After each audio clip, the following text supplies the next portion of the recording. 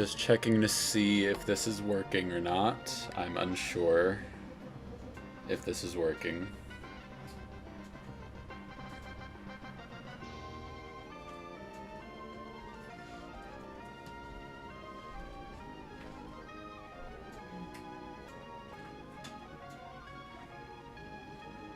Alright, it seems to be working. Alright. Apologies. Once again, technical difficulties are happening, but seems to be working at the moment. Welcome. Thank you for anyone joining. We're just getting started. So, unfortunately, there is bad news. In the last stream, we lost a very important Pokemon. We lost Callum, our boy. There was a fight with a Luxio, and unfortunately, Callum could not handle it. But we have to move forward, and we need to see where we're going next. We are in a new area. We're in Slateport City. So we have to look at the encounter table and see what's available in Slateport.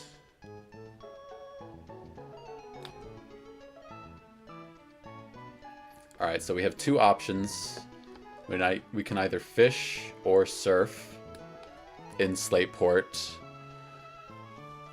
I'm thinking we probably want to wait to surf in Slateport because the encounters are better than fishing, and plus we already have a bunch of water types in the box.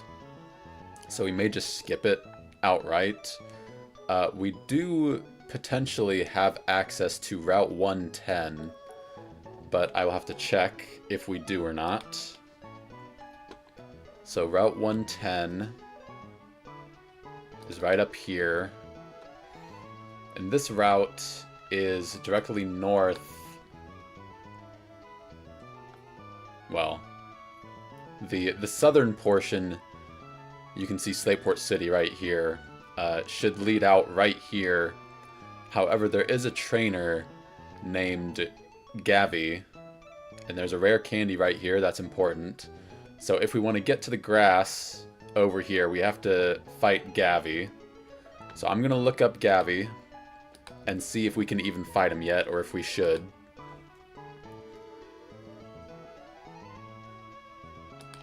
So we have to look up Gavi. Camper Gavi. Alright, so he's got a team of level 16s, it looks like. 16s and 17s, which we may not want to do right now because our level cap is 17, so it would be very, very dangerous to try and take this on right now, especially with how weak our box is looking, with both Bugs Bunnelby and Callum out of the picture.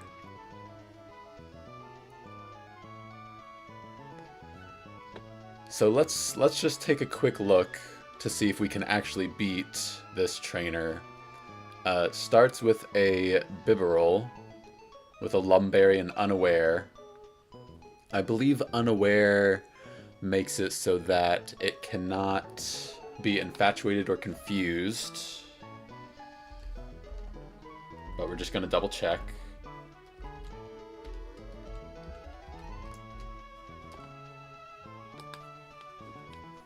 So it ignores any stat changes in the opponent. So if we try to boost our attack or boost our defense, it won't matter to Bibarel. It ignores it and does the same damage no matter what.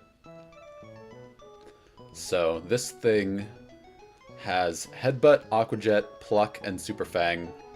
Super Fang just always does 50% of your HP, so it can pretty much always two-shot you no matter what. It's pretty fast at 35 speed. I think Freya is the only one who's faster. No, Freya would even be a speed tie with this. And we wouldn't want to lead Freya anyway, because she's weak to Aqua Jet. So we could potentially lead with Farfetch'd. Let's see if he can handle this. Unfortunately, Pluck does a lot of damage to Farfetch'd, and we're not doing enough back with Rock Smash, because crit Pluck could just take us out in one hit. So that's not a very good option. We could try Tortuga, we could try Yusuf. Yusuf doesn't take a lot of damage, except from Super Fang, which is unfortunate. And we don't do enough back with Smackdown. So I'm going to look up Super Fang, and I'm going to make sure this does what I think it does. So Super Fang always takes off half of the opponent's HP. So theoretically this move should never reduce your HP to 0, because it just does half your current HP and not half your max HP. So we could potentially get 2 hits of Smackdown on this Bibarel, because it's doing 50% health, which would take us to 23. We could put an Oran Berry on Yusuf, heal back up to 33. Do a Smackdown, and then half of 33 is 16. Although, if we're at 33, it still wants to do Super Fang, and if it does Super Fang again and takes us to 16, it is now pretty much guaranteed to always do Aqua Jet, which crit does 32.6%. So crit Aqua Jet can actually never kill us, because we are at 35%. So Yusuf can potentially get 2 Smackdowns, which will be a minimum of 46.4% to Bibarel. And then we would have to switch on a Aqua Jet, because that would take us down to, with a crit, 32.6. That would take us down to like 2% health, so we'd be at literally 1 HP. And then it's random move, unfortunately. I would really want Aqua Jet on a switch, but unfortunately with a crit wouldn't quite get us there. If it does not crit us and it only does 21%,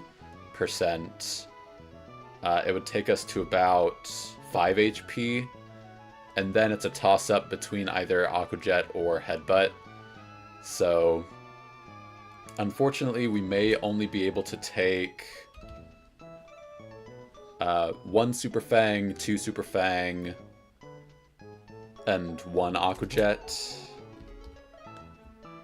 because 2 Super Fangs takes us down to 16 HP, and then it's always going for Aqua Jet. So we would get 2 Smackdowns no matter what, because first turn Super Fang takes us to 23 HP, Oran Berry takes us to 33 HP. Next Super Fang takes us to 16 HP, and that's pretty much always guaranteed. Not always, there's a 5% chance for Super Fang, and less than 1% for Headbutt. But that would be the best opportunity for us to switch into someone like Steenie, who could come in on an Aqua Jet, hopefully, and only take 31% from a crit. The issue is that we are slower, so Pluck could then just take us out no matter what. And Steenie doesn't quite do enough with Razor Leaf. Let's take a look at Torben, the Spheal. Torben barely does any damage. It's negligible damage. And this thing does so much back to us. We could try Piplup. Piplup also does pretty much negligible damage. Pluck doesn't really do anything, and it's doing too much back to us. So we may just have to wait on this fight, just because nothing on our team really does enough to this. Nothing is faster, and the only thing we have to resist this is Yusuf, the Tortuga, so we may just have to wait on this. So I'm gonna pause on this for now, because we've not got past the Bibarel with anything, because everything is slower. I don't think it would be worth it to fish in Slateport, so we may just have to suck it up and do something else first. So looking up Slateport here, there's nothing we can really do in Slateport other than there's a market over here. We can go look and see what they have. We have to deliver the package right here, and then once we do that, all these aqua grunts will move, or they should move into the museum, and then there's a fight in the museum that we could try to plan for. So first what I'm going to do is I'm going to run around Slateport for a bit and see what we can find, if there's anything helpful. So that's what we're going to do. Before I forget, I'm going to buy more Pokeballs, because we are almost out. We can buy Great Balls, which are more expensive but have a better catch rate. I'm not sure if it would be better to go for Great Balls, since we're still at pretty low level. We're not even at level 20 yet, so Pokeballs might be the better, it's at least more cost-effective option. Let's see if there's anything we can sell first. I don't think we've sold anything. We do have a Stardust. We can get 1500 from a Stardust. We never want to sell these heart scales, because these are very important. We could sell these healing items, but I'm not sure I want to do that. We don't want to sell either of these. I'm not sure there's anything else we want to sell. Yeah, as you can see, we only have 5 Pokeballs left. 1 Dive Ball that we're going to save for later. Yeah, so we got a little bit of extra money from the Stardust. We got 1500. So 5 Pokeballs. Let's just get 15 Pokeballs, because that's the same amount as we just got from the Stardust. So now we have 20 Pokeballs in our bag. And we could also pay for like 10 Great Balls. That's 3,000. Yeah, we'll get 10 Great Balls just in case. Because every time you get, well, I guess every time you get 10 or more Pokeballs, they give you a Premier Ball, which is basically just an extra Pokeball that you can have. Let's see, this house is the Pokefan Club. I don't think there's any trainers in here. I'm gonna check and see, just in case, so I don't get surprised by a fight.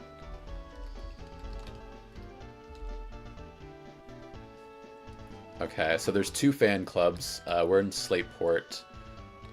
Doesn't look like anyone in here is a trainer, so we should be free to go in here and talk to people. And I'm just being paranoid by checking the building before we go in.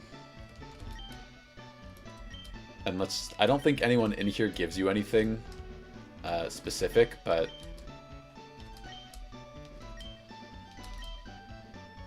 you might be able to get something from this reporter, but I'm unsure how he would do it. There might be a specific set of words you can say to get a specific item, but that's not something I would know about. So we're just talking to all the NPCs here, see if they give us anything. This is the chairman. He's telling us about contests. I don't think those are really important. I don't think we can really get anything meaningful from contests. Alright.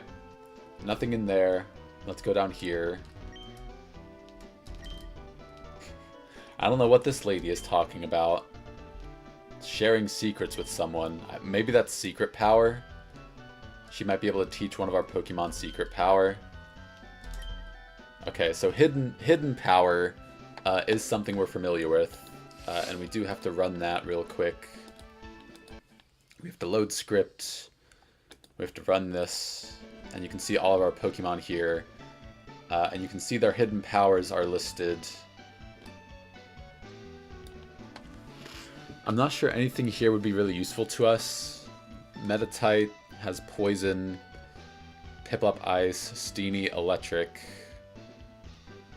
Tortuga grass. Ponyta rock. Dwebble grass. Spheal has fire. That could be useful against grass types. Carvana has flying, also useful against grass types. Pidgey has hidden power steel.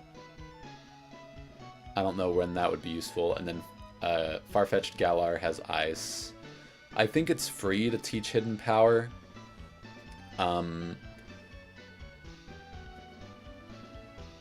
We could theoretically do this, but I'm not really going to mess with it right now. This is something we can do once we start planning for fights. Alright, so this person is offering bricks. This is just for secret bases. I don't think any of this matters. And secret bases are just little bases you can make in the world in specific places. But I don't think they give you anything. Alright, let's see if these people give us anything. The Energy Guru. Okay, so this is where the good healing items are. They are... This heals any status problem, and these heal us 60 and 120 respectively. We unfortunately just spent a lot of our money on Pokeballs, so we can't really afford much of this right now.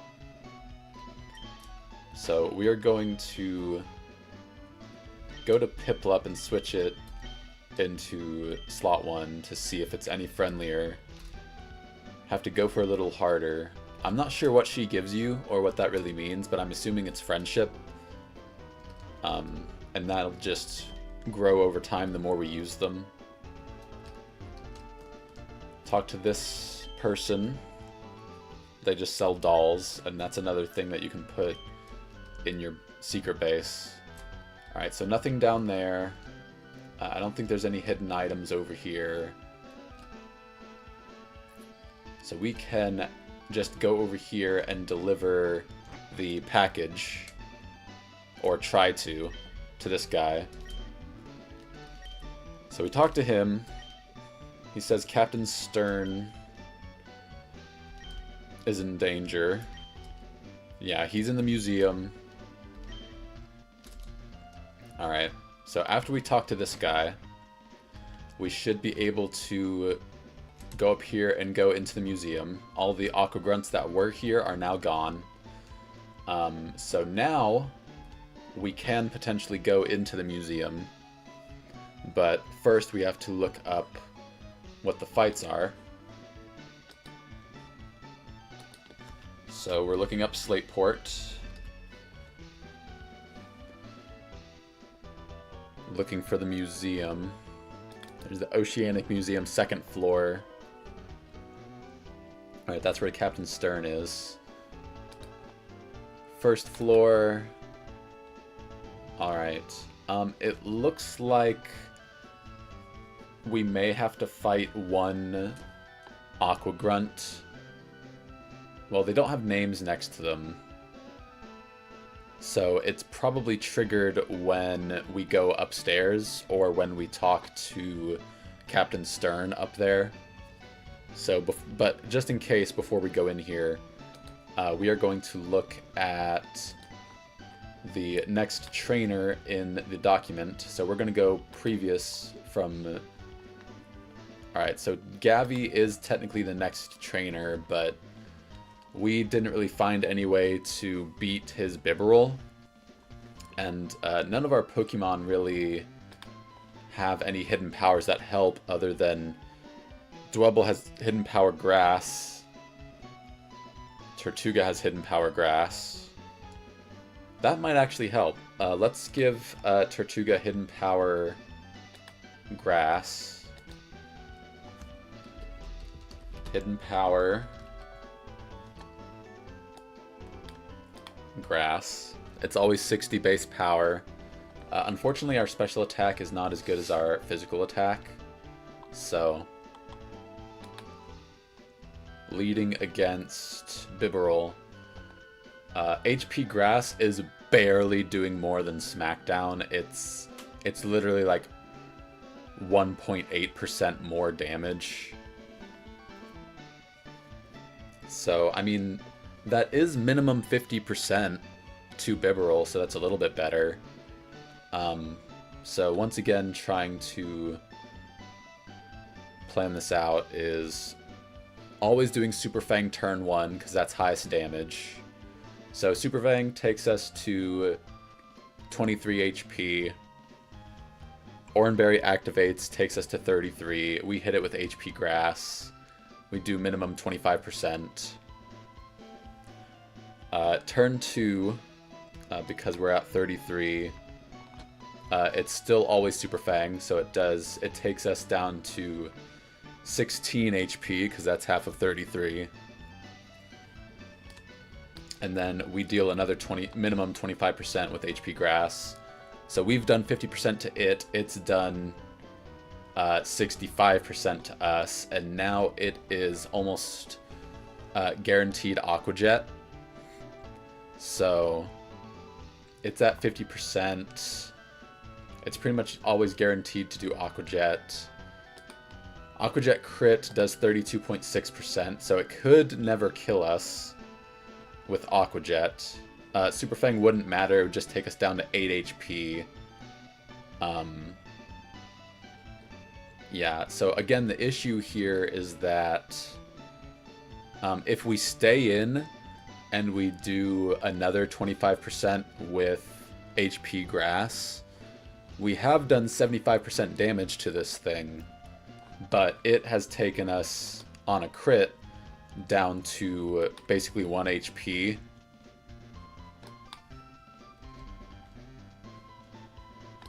One HP is 2%, yeah. If it doesn't crit, and it gets a high roll, that's 21%. So it would take us down to 14%, which is 6 HP. Yeah, it's 6 HP, rounding down. So then it's a 50-50 between Aqua Jet and Headbutt. So those are better odds. Unfortunately, we did just lose Callum, so we cannot intimidate this to lower its damage. But 50-50 between Aqua Jet and Headbutt, I guess, is okay. Let's see if Frederick can survive anything. So Rough Skin, the ability Rough Skin, deals damage every time your opponent uses a physical move. So if we switch in Frederick, it deals 1/8 of their max HP. So this Bibarel will be taking 56 divided by 8 is 7, I believe. Let's just bring up a calculator. Alright, so 56 divided by 8 is 7 HP.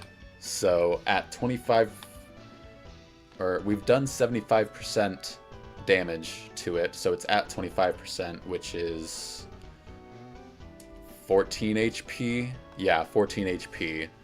So unfortunately, we would have to get 2 ticks or potentially 1 tick of Rough Skin on the switch in, which we would get from either Headbutt or Aqua Jet. So unfortunately, switching this thing in to a Headbutt will just always take it out, no matter what. So really what we would want to do is, this wouldn't really work because there's a 50-50 chance we'd be switching in on Headbutt. So if it's basically a coin toss, but assuming we win the coin toss and it's Aqua Jet, Aqua Jet crit never takes us out, it does 60%. Rough Skin activates, takes it to 7 HP, and then Aqua Jet does 10%. Yeah, so Aqua Jet would never take it out, even if we get lucky, and it does not click Headbutt on the switch. So, and if we don't get lucky and it clicks Headbutt, then it just takes out Frederick, and then it's at 7 HP. So, can Yusuf do anything? Alright, so Aqua Jet is 8.9%, which would take it down to 17%, which is what, 11? 10 HP?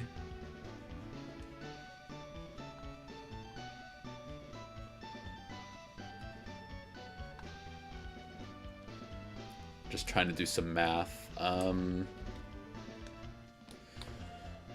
Alright, so assuming we've done 25% or 75%, that would take it to 14 HP. And then Aqua Jet would be 8.9%, which is minus 5, minus 3, 17% is what it would be at. So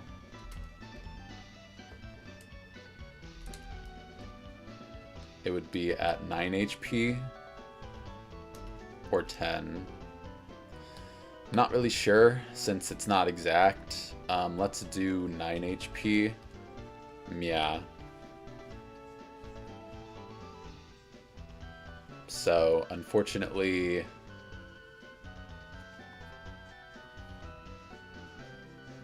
we wouldn't be able to take it out. We would, again, if we... So here's the thing. If we're at 1 HP, it's random move. It's Headbutt, Aqua Jet, or Pluck.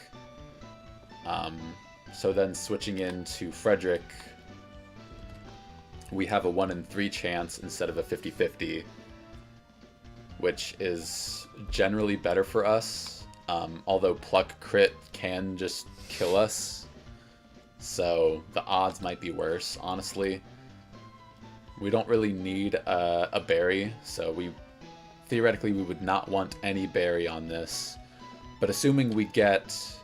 Okay, so if we get hit by either Aqua Jet or Pluck on the switch, and there's a 66.6% chance that we do, if Yusuf is at 1 HP, which he always will be, which we just calculated.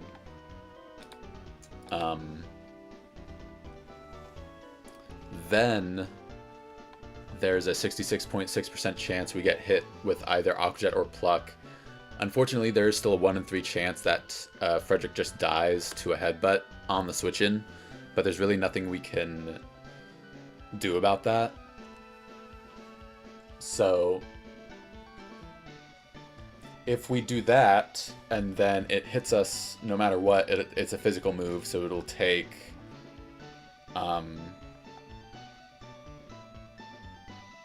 7 HP, and that takes us to 2 health, and then that's 4%, so Aqua Jet always kills. So, starting from the top, we lead with Yusuf. we can always do 2 smackdowns, and that takes it to 46%. Or no, we always do Hidden Power Grass. And 2 hits always takes it to 50%. Because it does just a little bit more damage. So we're down to 16 HP, and it's down to 28 HP. And then from here, it's always Aqua Jet. Aqua Jet crit can never take out Yusiv. It takes us down to 1 HP if it max roll crits. I don't know if Pluck is encouraged if we hold a berry. It shouldn't be, but we're gonna put a berry on just in case. Looking for Oranberry. So this would already be used. Yeah, and Pluck is never incentivized. So we've already used our Oranberry here. We are still slower. So then we would have to do another HP Grass to deal 75% total damage, which takes it to 14 HP. And Aqua Jet crit never takes us out. It always leaves us with 1 HP. Because 35% minus 32% is 1 HP. Or is 35 minus 32 is 3%. So yeah, 1 HP. And then here it's a 1 in 3 chance. They're all the same to take out Yusiv. So here we would basically have to get lucky on switching to Frederick. Because there would be a 66.6% chance that we get either Aqua Jet or Pluck. And then a 33% chance we get Headbutt. The only downside is that Headbutt always kills Frederick from full HP no matter what. You can see here it does 120%. So if we switch into Frederick and it does click Headbutt, we lose Frederick.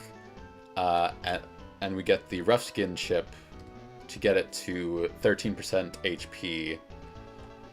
And then the only other option we have maybe is Steenie, who Pluck crit can always just take us out no matter what.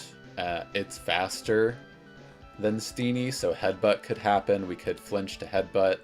Crit Headbutt can kill us. But what we would have to do is we would have to put Steenie in with no berry so that when it uses Pluck it does not get health back. And then Razor Leaf always takes it out if we do not get crit. So Razor Leaf does 32%.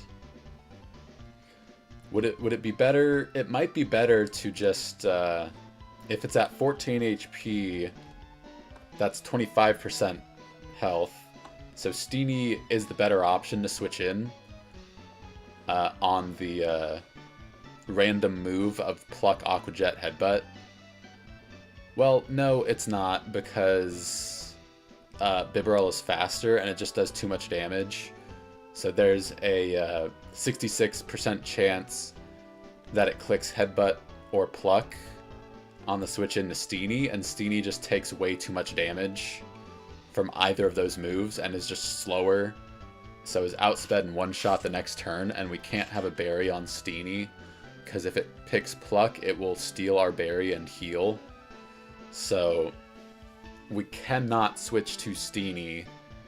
And Freya's a speed tie, unfortunately, so yeah, it's just outsped and killed with 2 Aqua Jets or 2 Headbutts.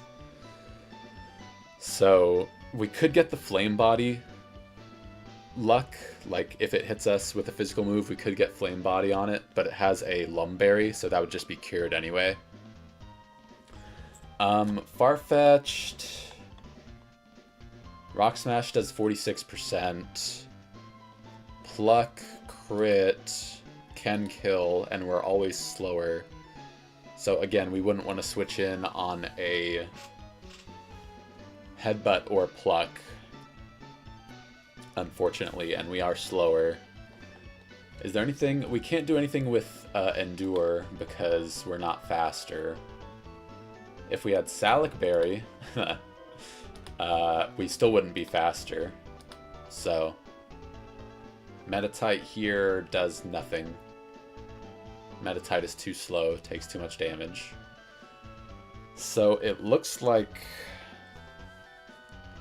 we basically have to risk Frederick for any chance of taking this thing out, because everything else is outsped in one shot, except for Freya, who can theoretically get a win on a speed tie. It is plus speed, so it might just be outright faster and we're minus speed.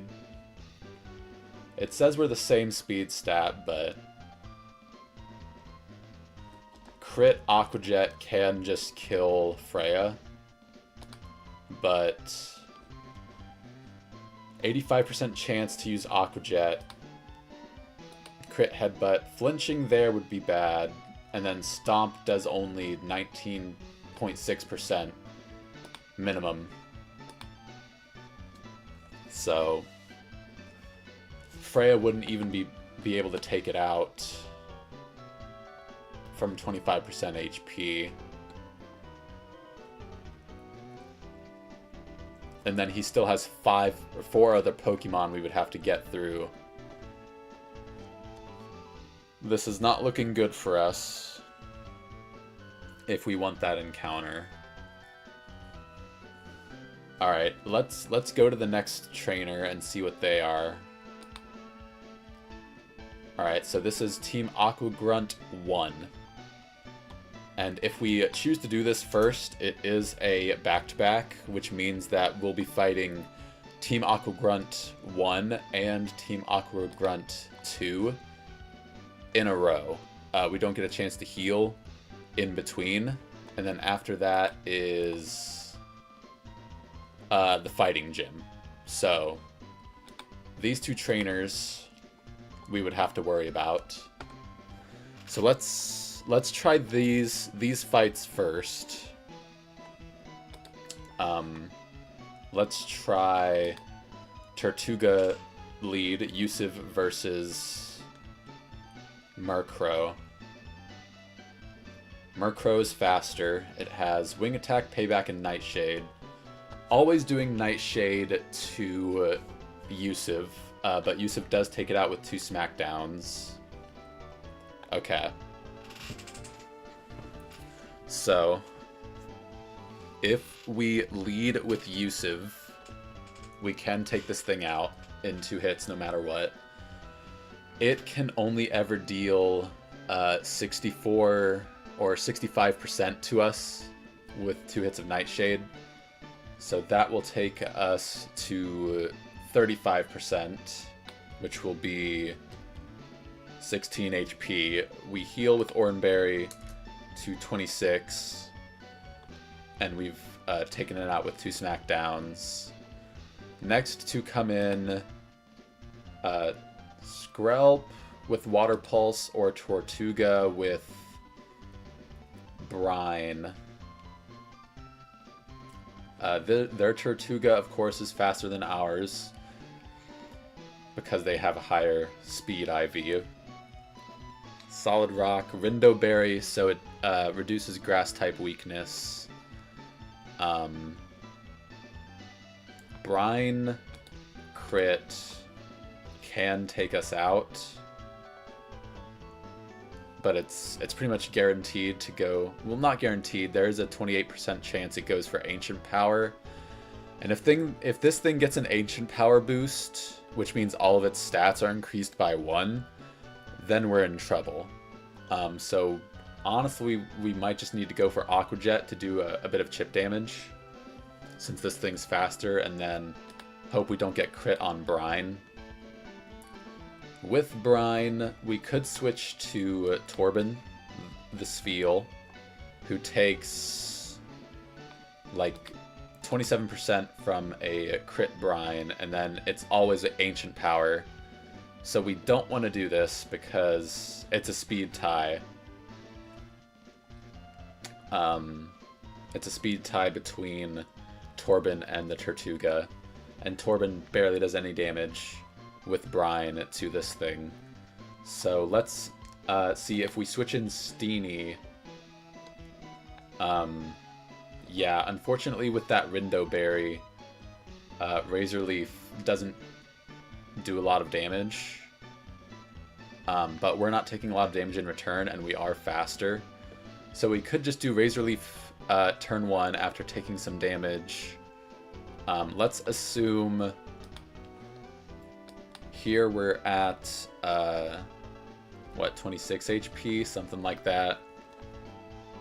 Yeah. Let's assume we switch in on an Ancient Power with Steenie at full HP. Ancient Power crit does deal 50%, so our Oranberry would activate, we would be at 34, and then it gets the Ancient Power boost to all of its stats. Let's just assume this is what happens. Worst case scenario. We are still faster after one Ancient Power boost. Razor Leaf takes off the Rindo Berry. And then, so 18 plus 37, unfortunately, is not doing nearly enough. And then High Roll Ancient Power at +1 can just take us out. So let's say we switch to Farfetch'd on a neutral Tortuga. Rock Smash does lower defense, but it's still not quite doing enough damage. We do have Pluck to steal anyone's berries if they have them. No berries on the first one except a Lumberry. That doesn't help us. And for some reason this never sees Ancient Power into Farfetch'd. It's always Brine. So, but if it gets the AP boost,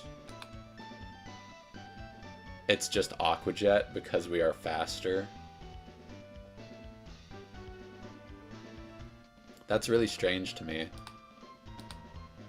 Oh, because I keep forgetting we're not a flying type. Alright, so we could make do with Farfetch'd against this Tortuga. So that would be Yusiv and Farfetch'd against the Tortuga and Murkrow. So starting again, we take 65%, so we're at 35%. 16 HP. We heal to 26 with Oranberry. We take out Murkrow. Assuming they bring in Tortuga, because it sees highest damage with Brine, and it's faster versus... Well, no, Water Pulse is more damage, so Skrelp probably comes in next, because Skrelp is faster and sees that it is not slower and is not two-shot by us, so it's probably always Skrelp next and using Water Pulse. Water Pulse crit can take us out, unfortunately. And then there's a chance for it to protect or toxic.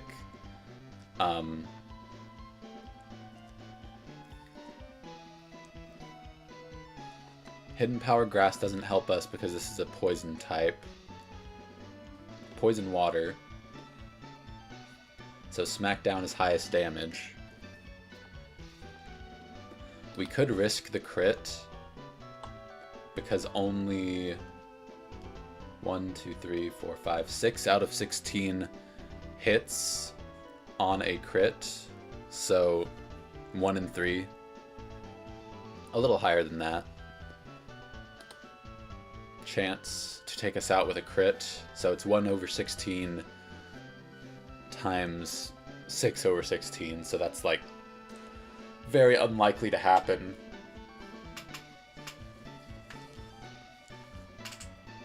So we could do that.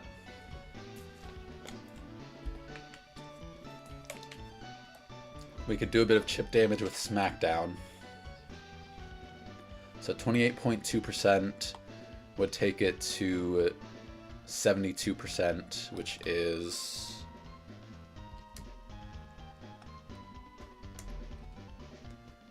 72% is 33 HP.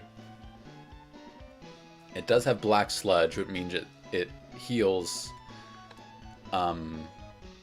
by 6 every turn, which is annoying. Or it should be 6, because 46 divided by 8 is about that much. Yeah, so 5.75 round up to 6. So we deal that much damage, then it heals 6 HP.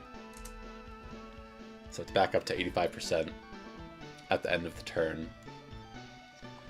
Then it's using Water Pulse, Toxic, or Protect. 41%, that would take us to 16%, which would be... yeah. Always guaranteed water Pulse. Steenie did have Hidden Power Electric, but that doesn't really help. It is a water type, so if we switch into Steenie on a Water Pulse, we are taking 27% on a crit, so that would take us to 73%.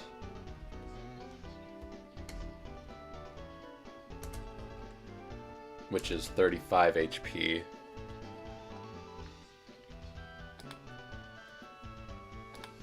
Assuming we do Hidden Power Electric on Steenie,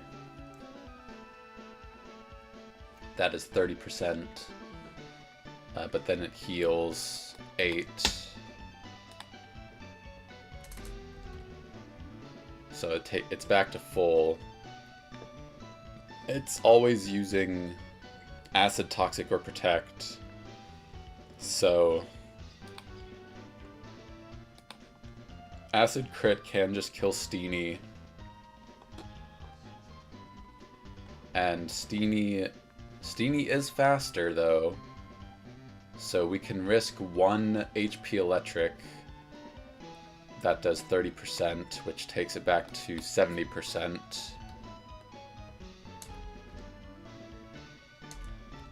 So it takes it to 32. I don't know if that's worth it, because then if we get hit once with Acid, we have to switch. So then it heals at the end of the turn, it heals 6 HP. Yeah, it's negligible damage. We have to switch on a another Acid or Toxic. Switch to Metatite. Let's see if Metatite does anything else. 39 HP. 39%. It heals 6. We are faster. It's always using Water Pulse, or most of the time.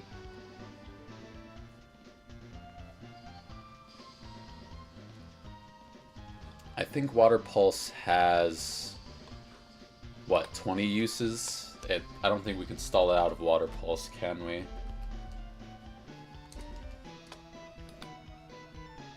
Yeah, it's got 20 uses, so we can never stall it.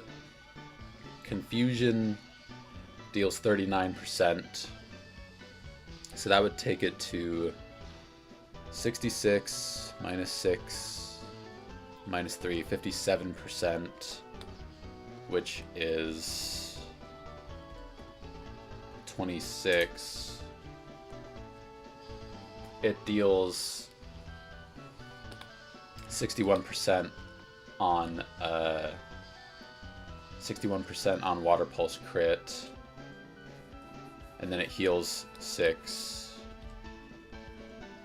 Then we deal another confusion, another 39%. That would take it down to 40 minus 9 is 31%, which is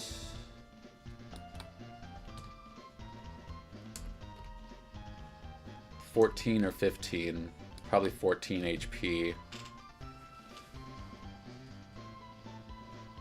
And then we have to switch again. And it heals 6.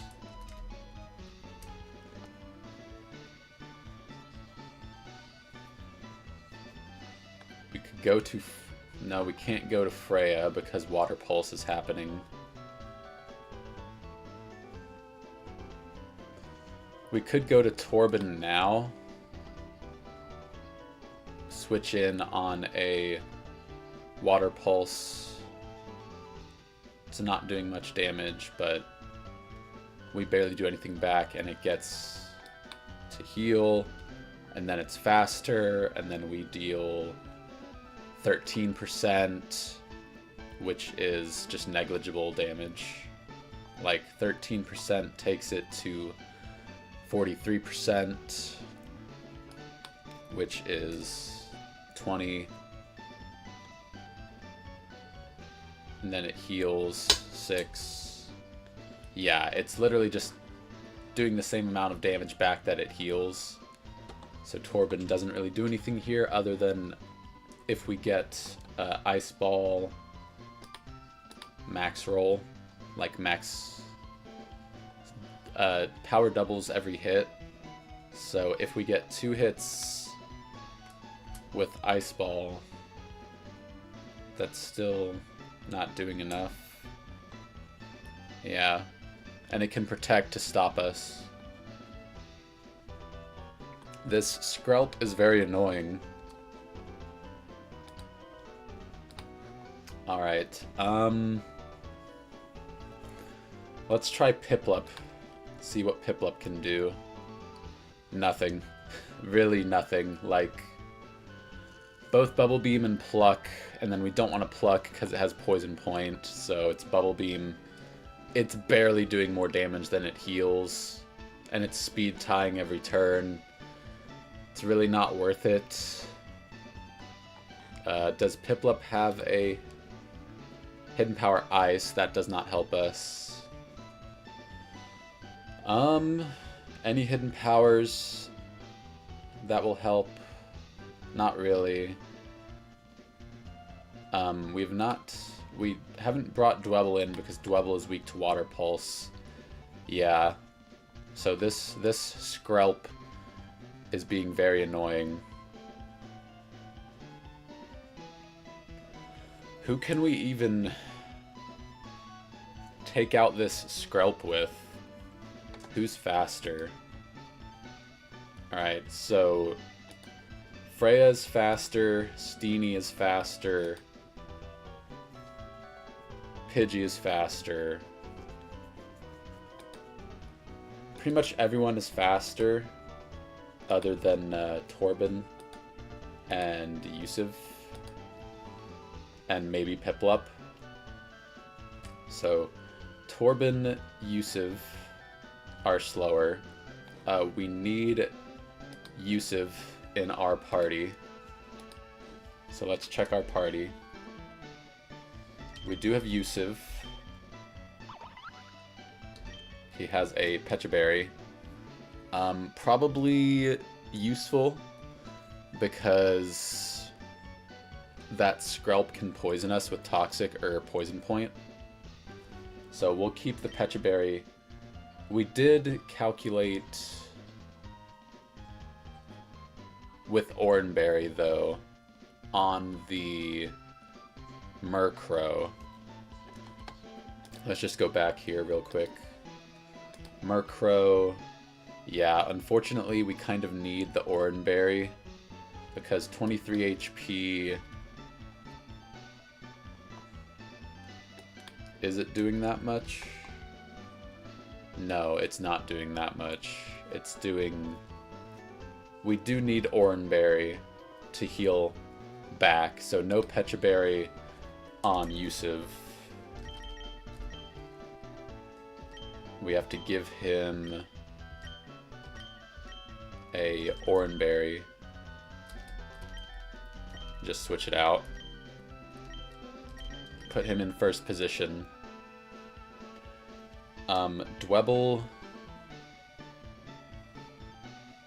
is faster.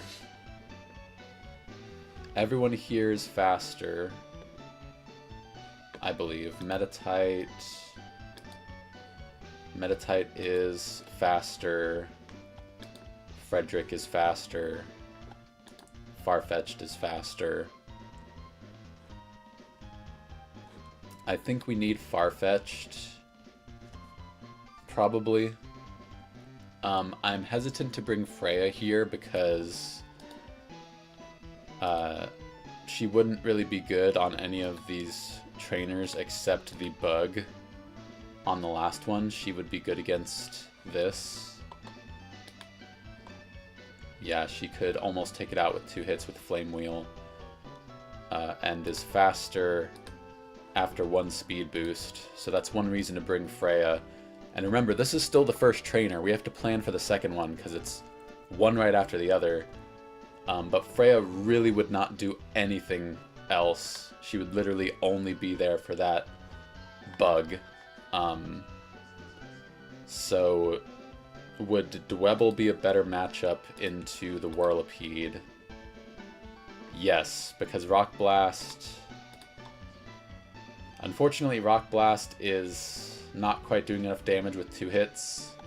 And then it's faster after 1 speed boost. And Pin Missile is doing a lot of damage to us. Let's assume 5-hit Pin Missile. It wants to click Rollout, though, against Dwebble. And again, Rollout doubles in power every turn.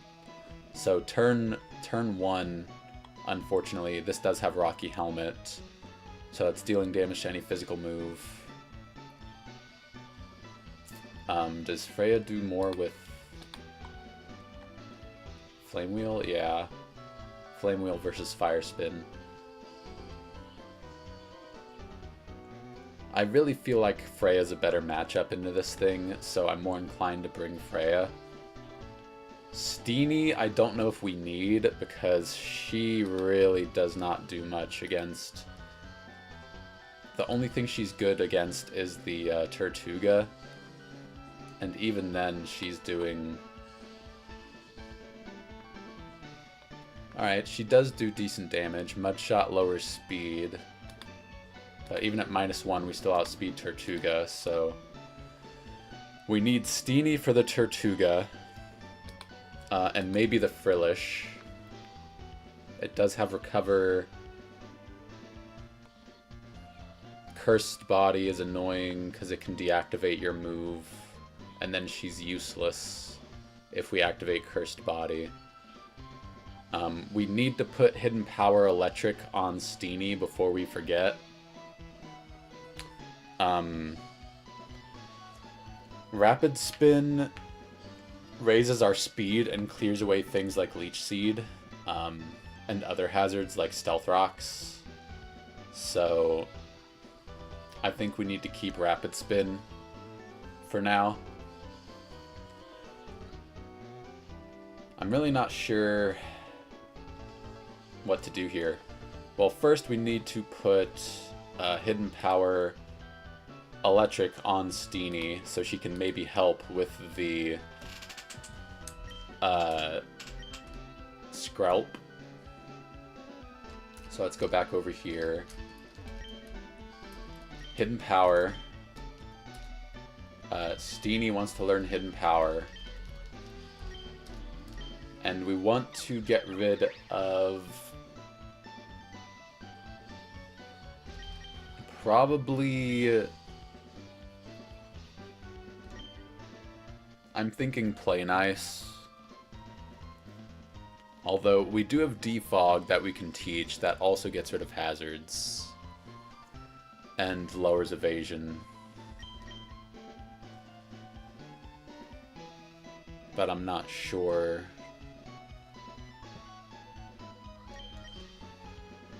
Defog does both. Defog, if I'm correct. Let's make sure.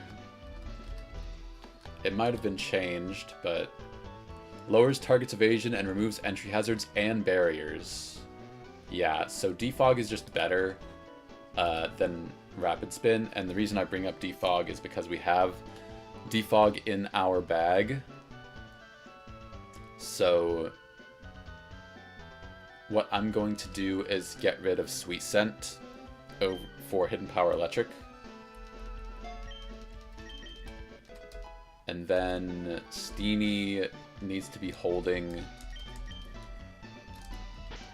a Oranberry, I believe. So we're just going to check. She is holding an Oranberry. Okay. So we also need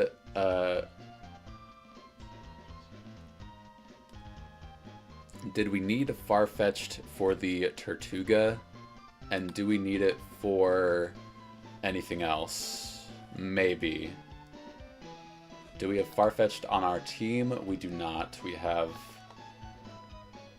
Hermina, Freya, Pablo. Okay, let's see. We absolutely need Yusuf for the lead Murkrow. But Yusuf will probably be too low to really help out anywhere else. Maybe on the Skrelp in an emergency, but switching in on a Water Pulse is not what we want to do with Yusuf. So Yusuf does have Aqua Jet, which can come in useful. So does Frederick, but Frederick is so frail that I don't think we really want to bring him, except for the Frillish. Frederick outspeeds. Does not take it out in one hit, unfortunately, and then Shockwave can just kill us in return. So that would be a risk.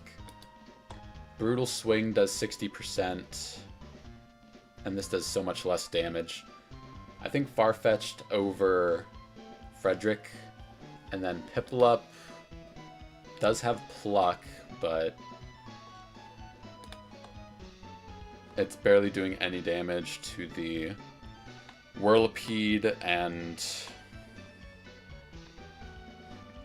does some damage to Tortuga, but I think Farfetch'd does do less, but can get defense drops. Yeah. Alright. I think it's Farfetch'd over Piplup. Probably. So let's get Farfetch'd out of the box.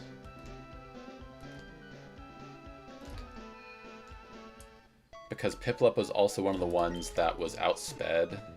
I don't know why I'm healing here, just habit. So we'll go over here.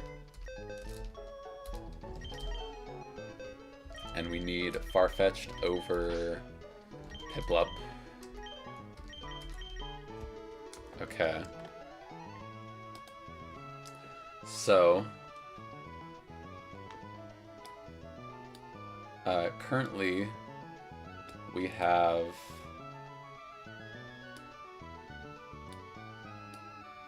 these 6 on our team, and these 4 in the box. So the question is, can we beat both with these 6? Really, I'm only bringing Dwebble for the Whirlipede because it's a fairly good matchup with Rock Blast.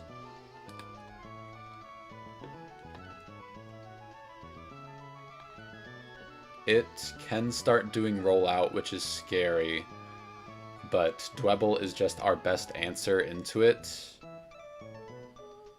Sturdy doesn't really matter, unfortunately, here.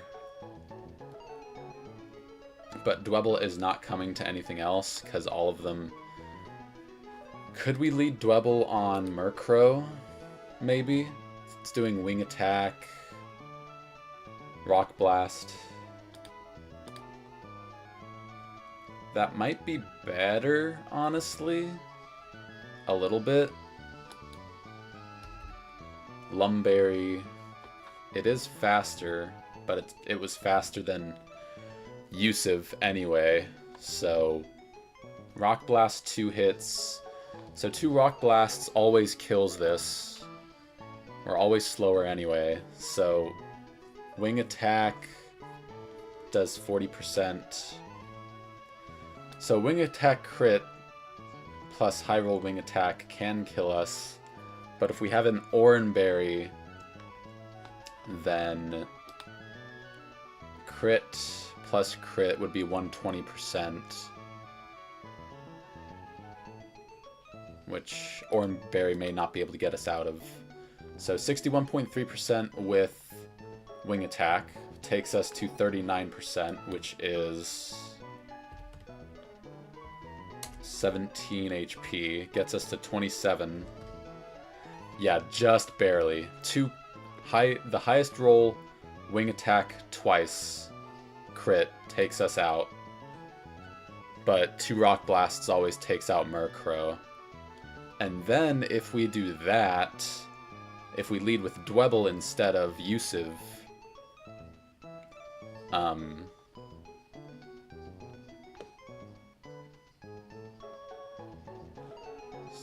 I don't know if that's smart because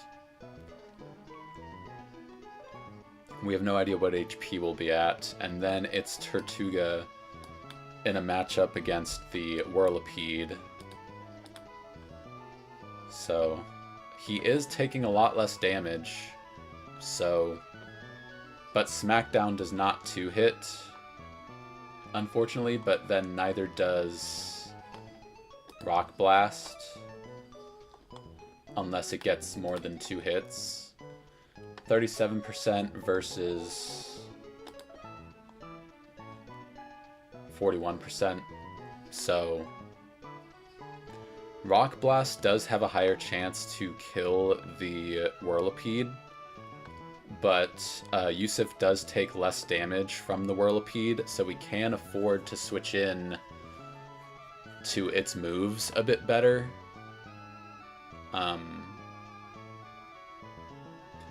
The other thing is that whoever we lead with in the first fight, it will also be out against this Marini.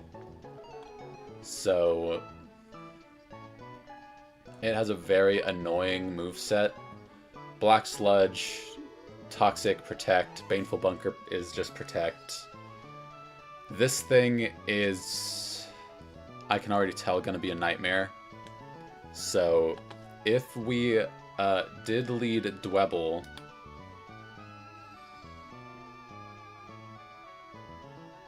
and we're at like super low HP, then there's really no telling what it'll do turn 1, unless we're like super low. There are some ways to guarantee Venoshock. Just trying to see what the cutoff is. 10 HP. Okay, so the cutoff is like 9 HP for it to always do Venoshock on turn 1. And we are faster, but Venoshock would always kill us, so it's probably lead with Yusuf, who would be at...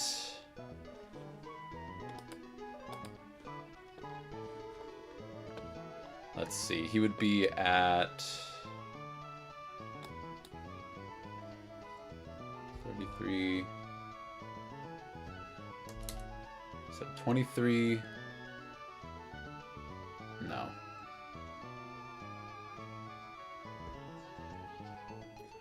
It would deal 64% or 65%. So we're at 35%.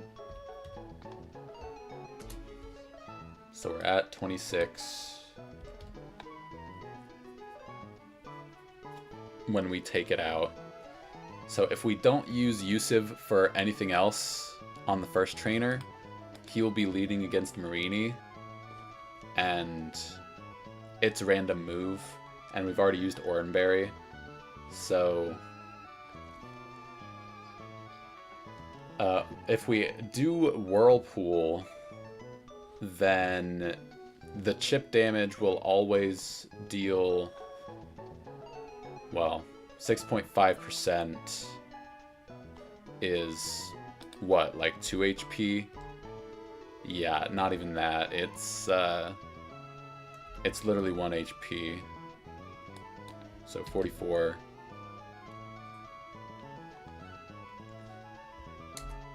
It's 3 HP every turn, whereas Black Sludge regains 1/8.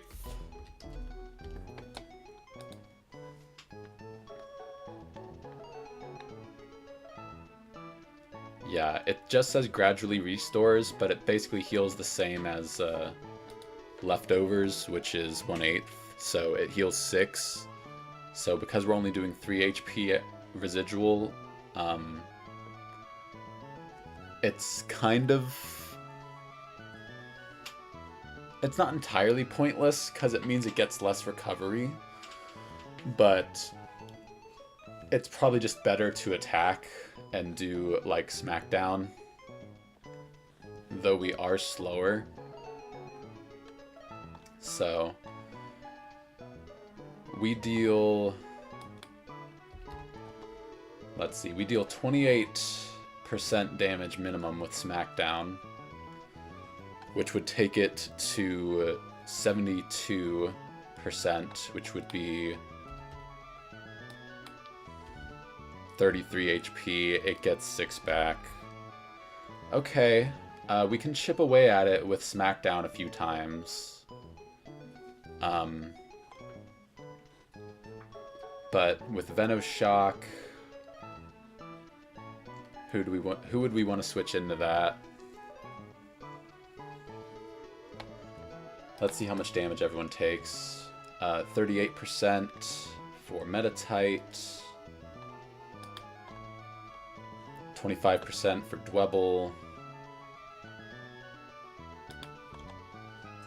31% for Farfetch'd. Steenie is a no. Steenie is just like 66%, and then Freya is 33%. So Dwebble actually takes the least amount of damage from Venoshock from this thing. So we can give Dwebble a Pecha Berry. Yes, we can give Dwebble a Pecha Berry because Dwebble does not help with any of the first 3. It's just Yusuf and then the others. So Dwebble can hold a Pecha Berry.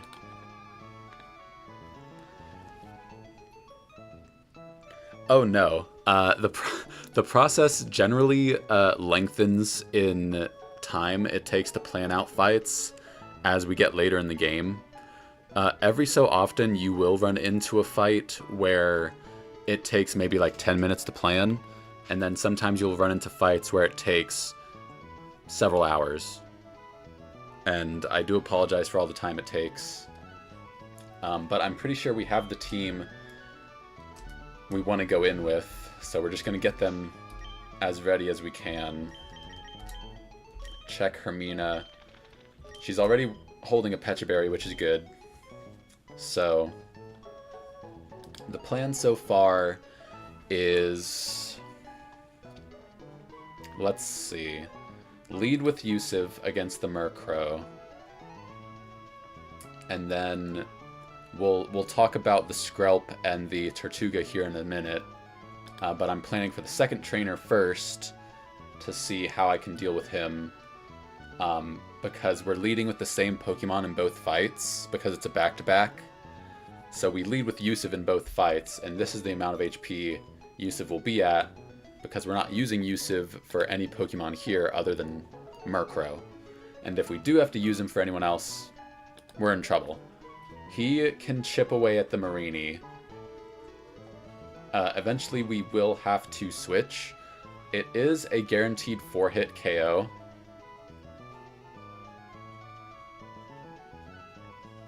I'm not sure why it says there's an 86.2%. If we low roll, I guess, maybe? I'm not sure. So, we should be able to 4-hit this.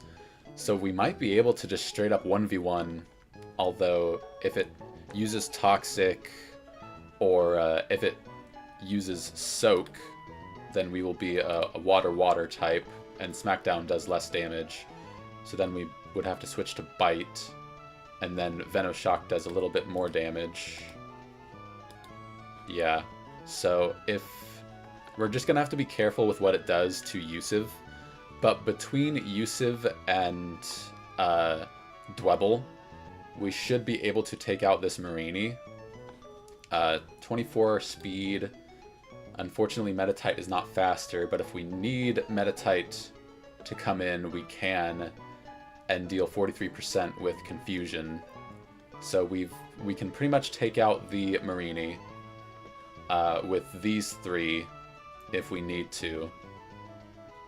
Preferably just Yusuf and Hermina. Maybe Metatite, potentially. Because we kind of need Dwebble for the Whirlipede here. We kind of need Dwebble to be healthy to counter it. So it's probably going to be Yusuf and Metatite on the Marini. And then this Frillish has Hex, Water Pulse, Shockwave, Recover, which is not good for us. We're probably going to need to counter this with... Let's try Farfetch'd. Farfetch'd does outspeed and 2-shot with Brutal Swing, but if Brutal Swing gets affected by Cursed Body, which means it deactivates your move for a couple turns, it could get dangerous, but we are barely taking any damage. I say barely, we're only taking 30 or so % damage from whatever this does. It can recover stall us, so we may need a little bit more oomph to take this out other than just Farfetch'd. Which is why we may need to bring Frederick for this Frillish, because Frederick with Bite just does it does so much damage, and we're faster. We just don't want to switch into this on a Shockwave.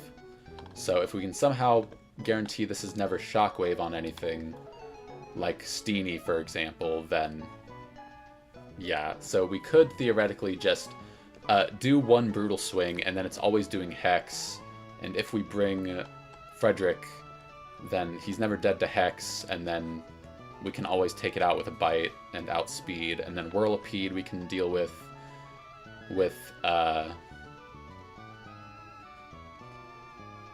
okay, so it seems like Steenie actually may not be needed here.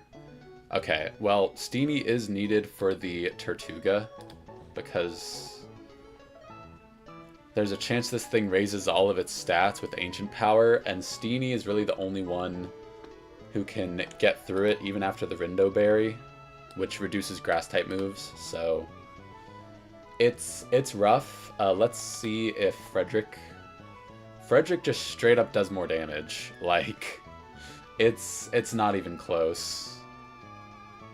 It does way more damage to us, unfortunately, so I don't know if the matchup would really work.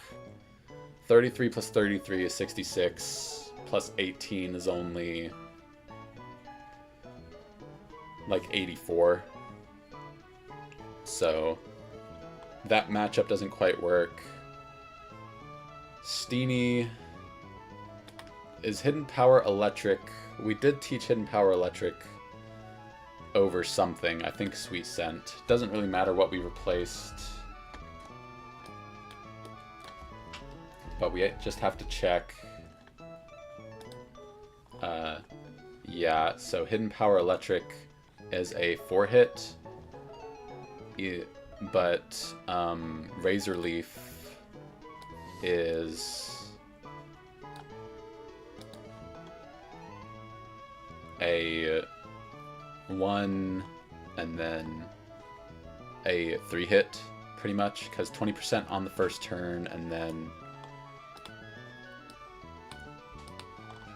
43%. So 40, 40, 20 is 3 hits versus 25 is 4 hits. So, and that's assuming it doesn't get any ancient power boosts. So we're kind of risking that. After 1, we are still faster after 1 speed boost, but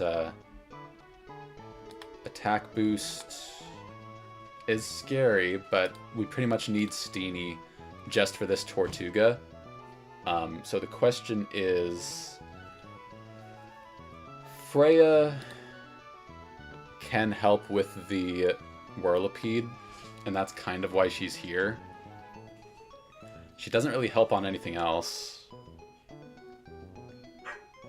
Steenie is never helping on the Whirlipede. And then we also need Metatite for the Skrelp, because Metatite has Confusion. Okay, let's see. We need Yusuf for the Murkrow. We need Steenie for the Tortuga. We know that much, so those two are locked on the team. We still need Yusuf to chip away the Marini. The Marini is 24 speed, so it is faster than Metatite, but Metatite can switch in on a Venoshock, and even 2 Venoshocks. So 2 Venoshock crits can take out Metatite, but Metatite can always take it out with Confusion if we deal enough chip damage with Yusuf. So let's check the damage. Yeah, so Frederick does a lot less damage to Marini, and it does way too much. So we kind of need Metatite for the Marini to help out Yusuf. Does Metatite help with the Skrelp? Kind of. We are faster, so that's why Metatite is here, is to help with the Skrelp. So we need Yusuf and Metatite and Steenie for these 3. And then Yusuf and Metatite for the Marini, and Dwebble to an extent. Dwebble for Marini and Whirlipede. And then we need Farfetch'd for the Frillish, potentially the Whirlipede.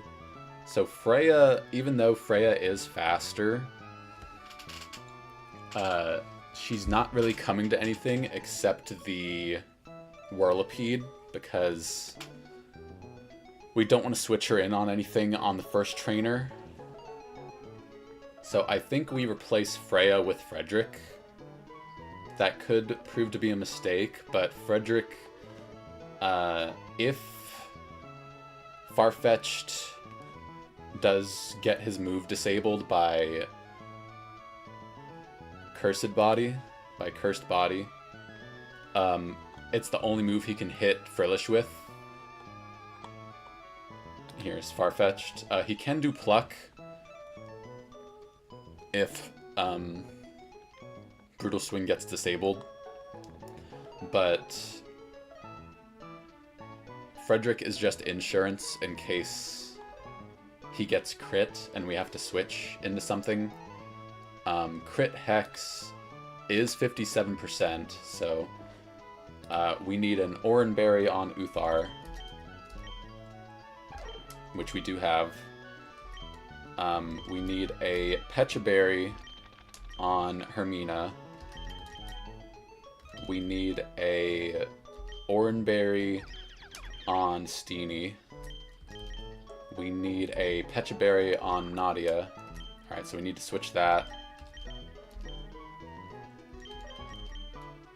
So we give a Pechaberry to Nadia. And then we replace Freya with Frederick.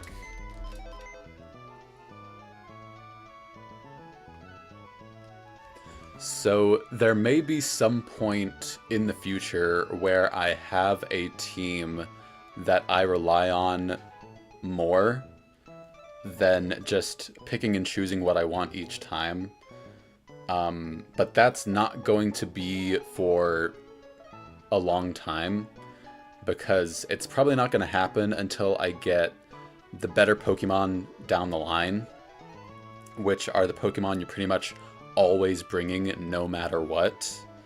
So up until that point, it's pretty much always going to be switching in and out, seeing what I use and when to use it. So what we want to do is we take Frederick, and even though Frederick is frail, he's here for one reason, and that is in case Uthar gets crit by the Frillish, because Frederick outspeeds and one-shots pretty much the Frillish, and also has access to Aqua Jet. So if we're ever in a situation where we need an emergency priority move, we have Aqua Jet. But I think this is the team we're going in with. Hopefully I prepared as best I could. I just want to double check. We have Frederick in, Freya out. We lead with Yusiv on Aqua Grunt 1 against Murkrow. We take Murkrow out with 2 Smackdowns, no matter what. Murkrow. We take out Murkrow with 2 Smackdowns. In comes probably Skrelp. And on Skrelp, it's either Water Pulse, Toxic, or Protect. So we can... We basically have to switch on Skrelp. So we switch to... We could switch to Steenie straight away. But we kind of need...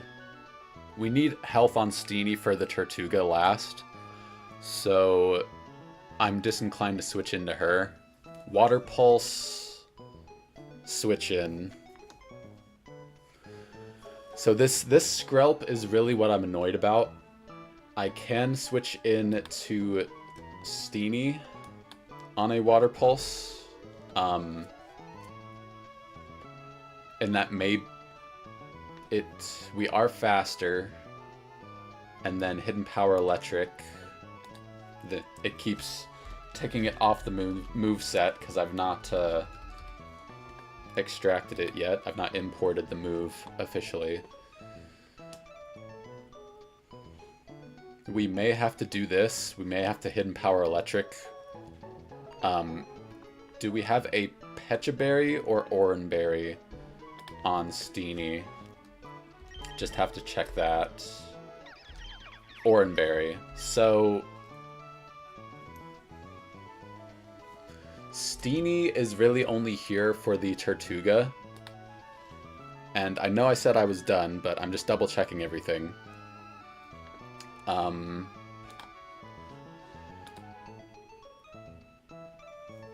We don't really need Steenie for any of the other Pokemon on the next trainer, so it might be more prudent to go Pecha Berry, so that if this Skrelp ever decides to click Toxic, we will cure it with the Pecha Berry. It's probably always clicking Acid though, so that's kind of... Water Pulse crit is 27 plus... So unfortunately, Water Pulse crit into Acid crit can take out Steenie, but there's really not much else we can switch into. But we also don't want to switch Steenie into any move from Tortuga, so we have Skrelp up. We don't want to switch into a Water Pulse. I believe what I said is we kind of had to... We have to keep Yusuf healthy for the next trainer because we lead with him.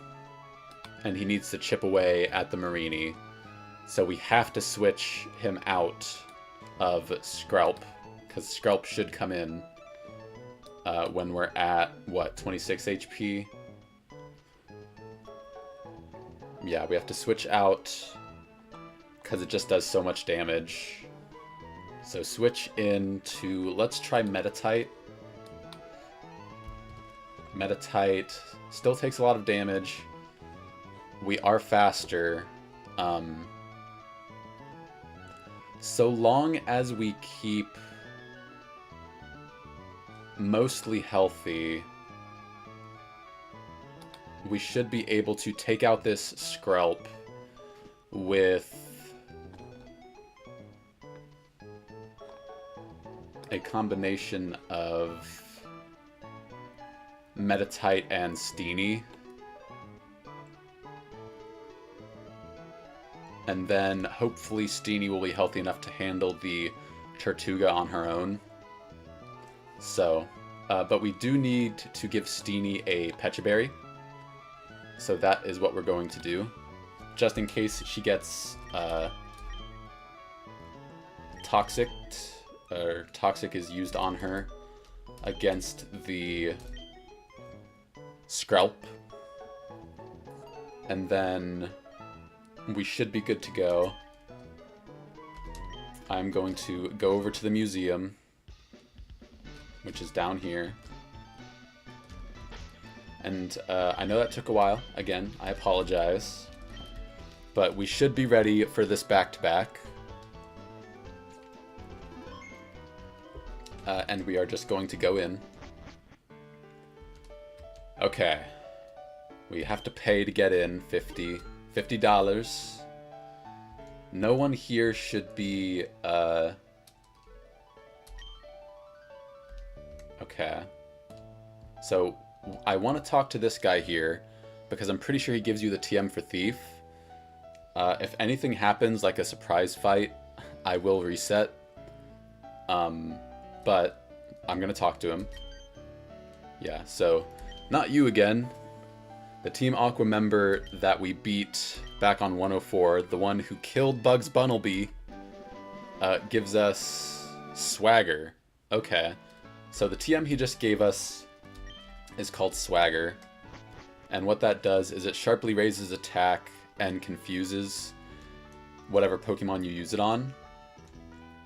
So that can come in handy later. I don't really like playing around confusion, but we'll see if it's useful later. Alright, so we save. We make sure that we are leading with Yusuf and just double checking items. Oranberry on Yusuf, Pecha Berry on Nadia and Steenie, Oranberry on Uthar, Pecha Berry on Hermina, Oranberry on Frederick. This doesn't really matter so much. Just gonna double check if anything else has Poison Point other than Skrelp, but none of them do, so we're good. Rocky Helmet, something we have to look out for, but we will get to that. Okay. I believe we're ready. We just go upstairs. And we are about to have our first back-to-back battle. Alright. Here they come. Alright. We're getting into the fight here. Here's the first trainer. Remember, we cannot heal between these two fights. We are as prepared as we can possibly be. Here comes Murkrow. Should always be using Nightshade. We just click Smackdown. There's Nightshade number 1. It takes us to, yeah, 31 HP. The next Nightshade... so Murkrow fell straight down. That doesn't matter here. Next Nightshade will take us down to 16 HP, I believe. Yes. Oranberry activates. Takes us to 26. And then Smackdown takes out Murkrow. Skrelp should come in next, I believe. Let's see. It is Skrelp. So we need to switch out here. And we are switching on kind of a random move. Because Skrelp has a 46% chance to use Water Pulse, but a 26% chance to use either Toxic or Protect. Probably not going to use Protect turn 1, so it's probably either Water Pulse or Toxic, because it is faster than us. So here we probably want to switch in to Metatite, because we are faster.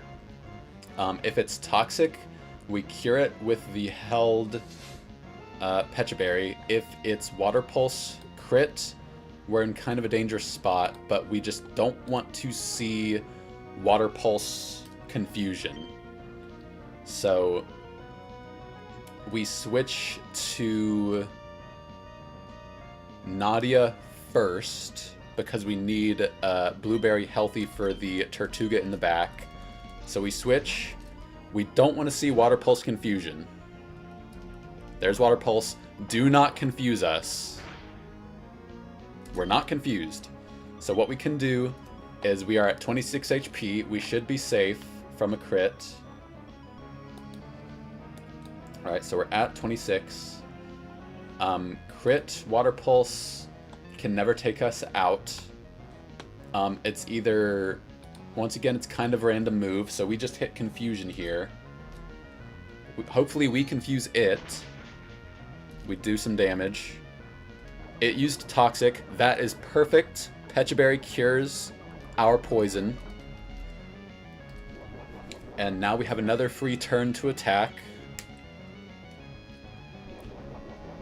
It heals itself with Black Sludge. That's fine.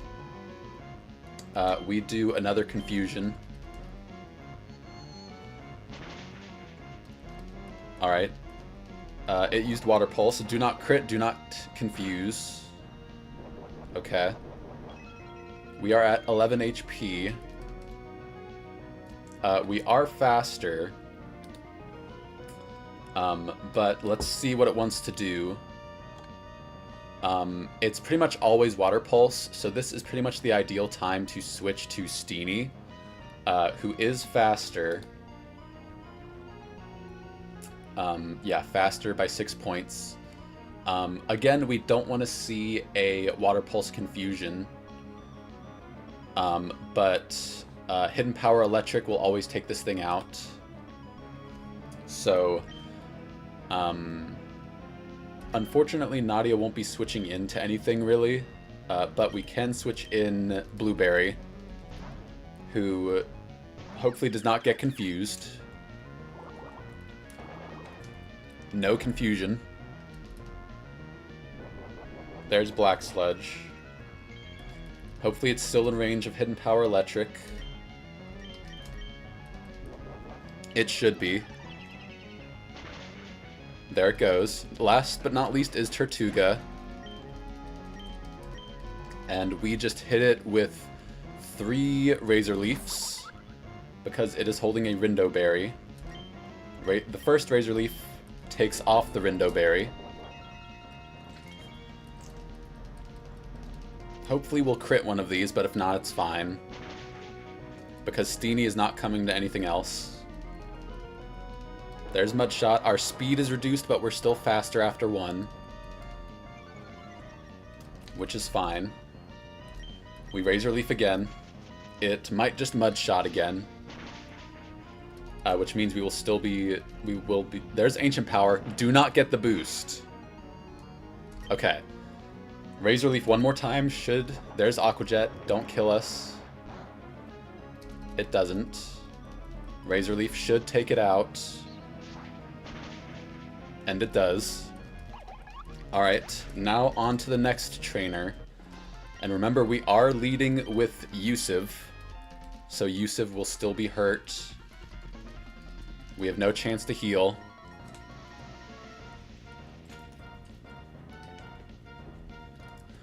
Team Aqua Grunt number 2 leads with Marini. Okay. So here, we start chipping away with Smackdown. Let me just make sure. We have Yusuf. He's at 26 versus Marini. Kind of random what it's going to use, but it doesn't do a lot of damage to us. Venoshock crit is 26%, so we are still safe even from 2 Venoshock crits. We've already used our berry on Murkrow, so if we get Toxicked, then we have to switch. If it uses Soak, we have to switch.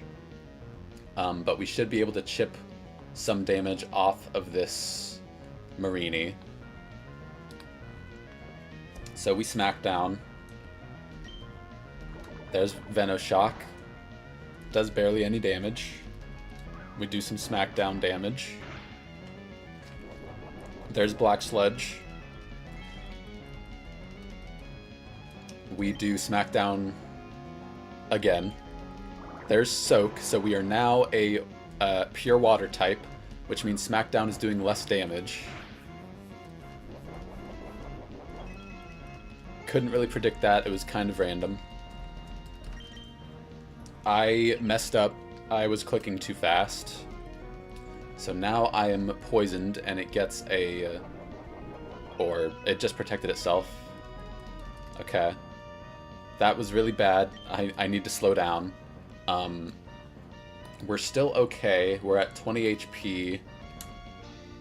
It can use Toxic. It's either Toxic or Venoshock this turn. We are a pure water type. So let's do that. 43% Venoshock crit can kill us. That was a mistake. I was going too fast. It's always using Venoshock here. So we could potentially switch. We cannot switch into Nadia. Nadia is too low. We could switch into Hermina. So let's try out Hermina. Takes 25%, 36% from a crit. Hermina does have a Pecha Berry still. Rock Blast does decent damage. Okay. We are faster than Marini. Okay. So Baneful Bunker just protects it. It doesn't do anything to us. I could have sworn it did something else, but I just want to check. Prevents any attacks from striking. If a contact move is made, the attacker becomes poisoned. Okay. So because Smackdown was not a contact move, it did not poison Yusuf. So what we're going to do here is, because Yusuf is dead to...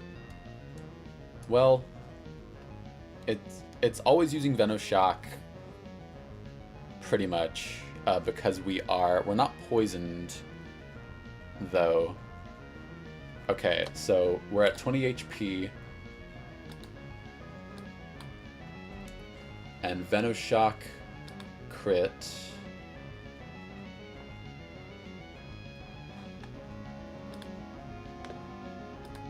we're a pure water type, right?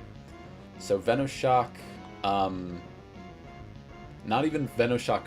Okay, so Venoshock crit, about only 3 rolls of crit will not kill us. So that's basically 1 in 3, but it's 1 in 16 to crit, and then 1 in 3. So it's pretty unlikely. Aqua Jet, and it just protected, so it can't protect. It could protect again. So I think what we want to do is we want to bite here, because bite is most damage, and then it's very unlikely to crit kill us. There is a chance, but I'm just trying to keep as much health on Hermina as possible. And I don't want to switch in on a Venoshock straight away. So I'm going to bite, and if it protects here, that's fine, because it's still using... well, okay. So if I bite and it uses protect, it will poison us, and we'll be poisoned for the rest of the battle. If we need to switch use of into that Whirlipede in the back, we won't be able to because we're poisoned. So it is very likely to Venoshock here. It's like 88%, so I think I will just switch into Hermina straight away. Yes, I will switch into Hermina. Should always be Venoshock. Please be Venoshock. Toxic, that's fine. Pecha Berry cures us. We are faster. And then we will Rock Blast, because this thing has no water moves. There's Black Sludge. It can protect this turn, which is annoying. We Rock Blast. It did not protect. 2 hits. We got a crit. Keep going. 3 hit. 4 hit. Come on. Oh, 2 crits in a row. Let's go, Hermina. Okay, Marini down. That was the best possible scenario. Okay, here comes Frillish. Frillish against Hermina. We are full HP, but it should always see Water Pulse. Yeah, it's always using Water Pulse. Okay, so this is where it gets a little bit dangerous, because Steenie is really, really low, unfortunately. So we go back. Steenie is too low to be switched in. So unfortunately, what we have to do here is... So we are faster than this thing. Water Pulse has a chance to kill Hermina. It is a... Okay, Water Pulse. It is a... Yeah, it's like a 4 out of... There's only a 25% chance it does not kill us. So, unfortunately, how much does Water Pulse do to Uthar? Okay, that's not too bad. Crit Water Pulse is 51%. We are faster than it. We have an Oran Berry. And then Hex Crit. So, Hex Crit or Water Pulse Crit could still take out Uthar after the fact, but we can do a lot of damage with Brutal Swing. So what we're going to do is, because Water Pulse is pretty much always happening, we switch into Uthar on the incoming Water Pulse.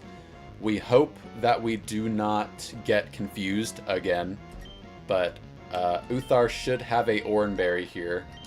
So we switch in Uthar on what should be a Water Pulse. Do not confuse us, please.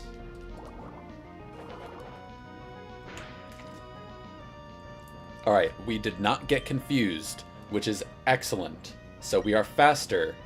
We can now Brutal Swing. This thing can take us out because we are at 32 HP.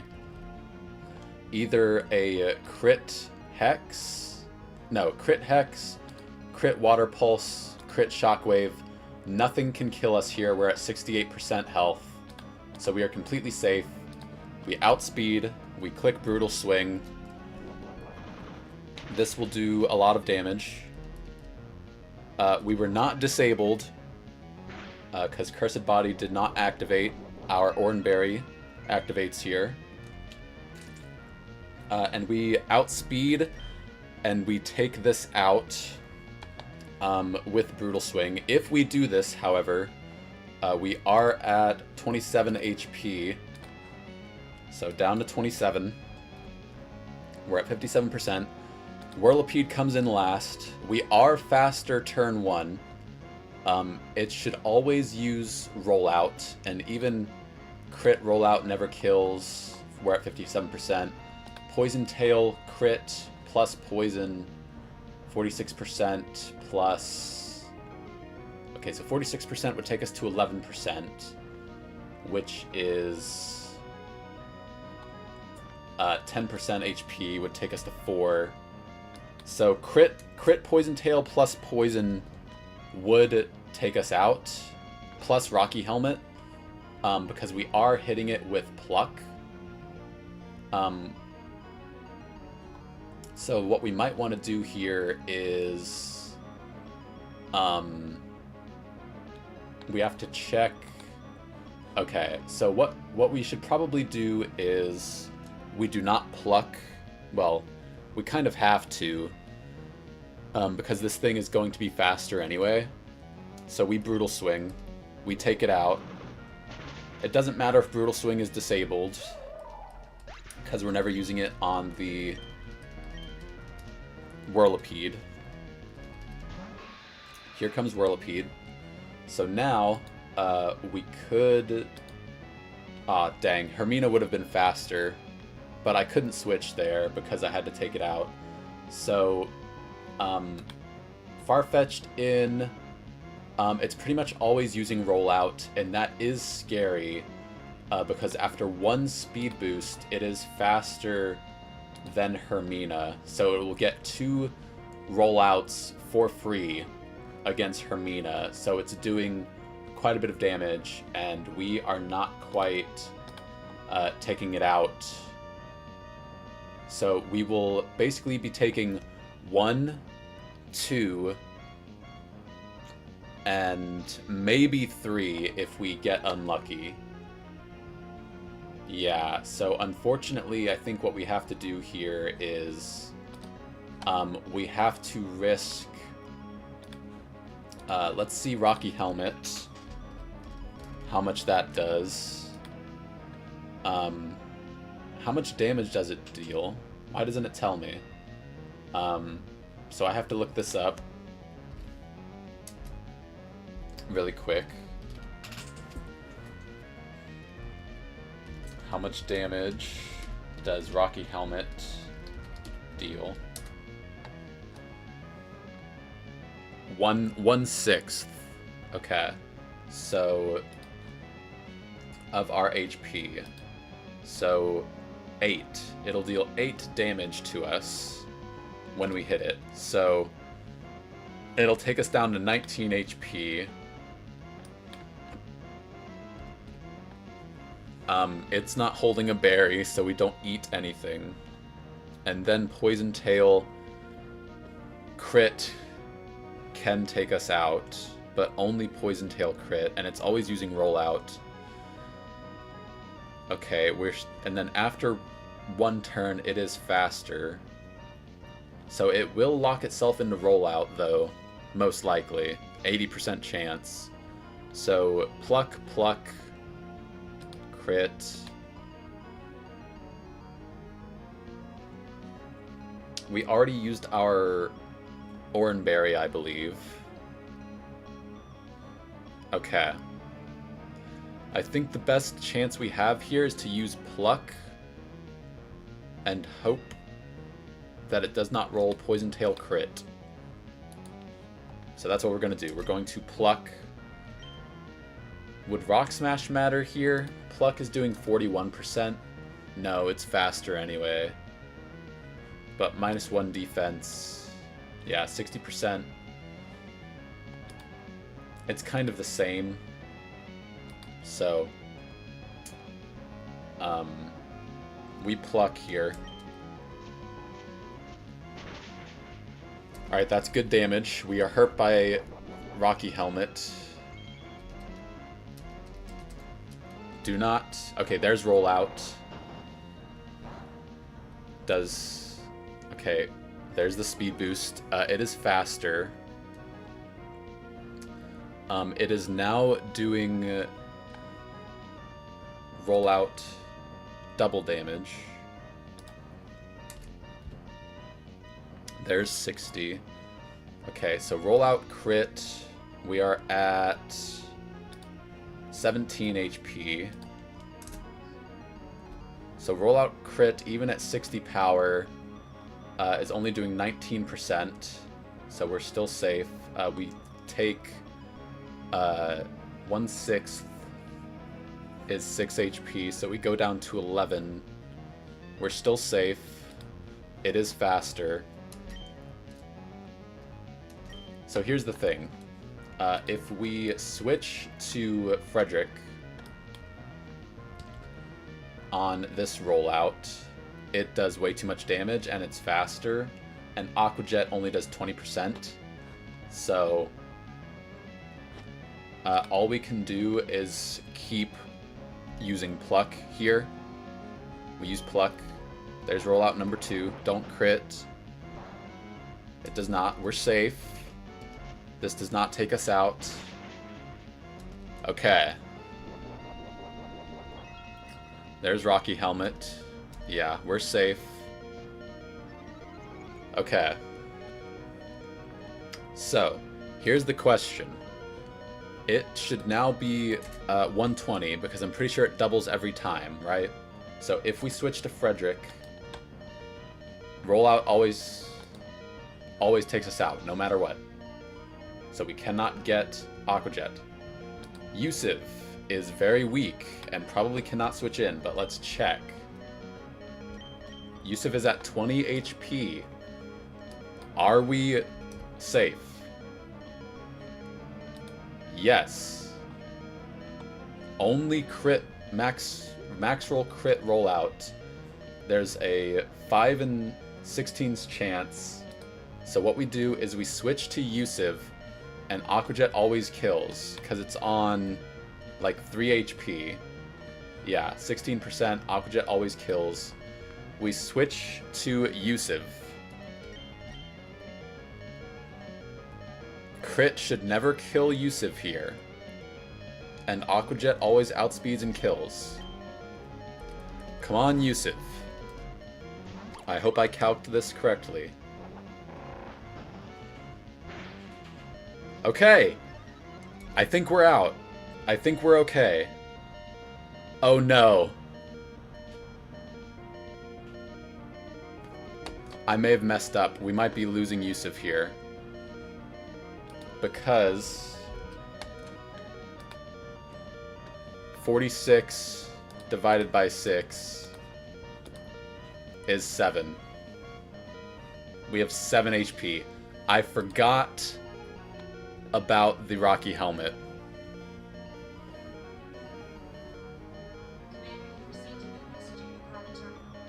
There's nothing else we can do here. Anyone else we switch into gets killed by rollout no matter what.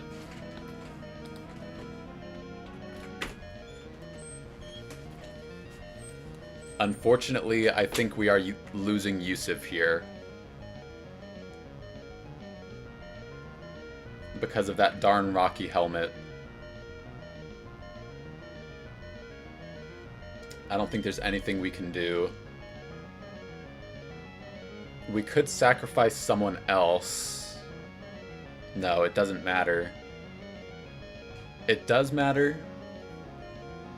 Okay. I'm trying to think on who we want to sacrifice here. I want to keep Yusuf alive. But no matter who we send out next, they will die.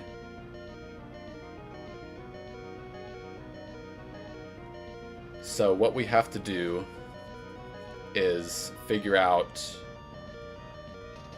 who we're sacrificing. After this is the fighting gym. So we could sacrifice Hermina. Hermina does have Sturdy. That is an option. But Sturdy doesn't really help us because it's only on 4 of 5 rollouts. That was number 3. And it rolls 5 times. That's really unfortunate. Because Hermina survives on 1 HP, but she is just... It's boosted its speed so much that it doesn't matter.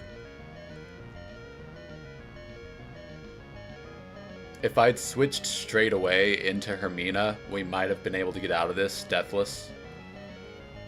Rough Skin would take it out, but then Frederick is gone.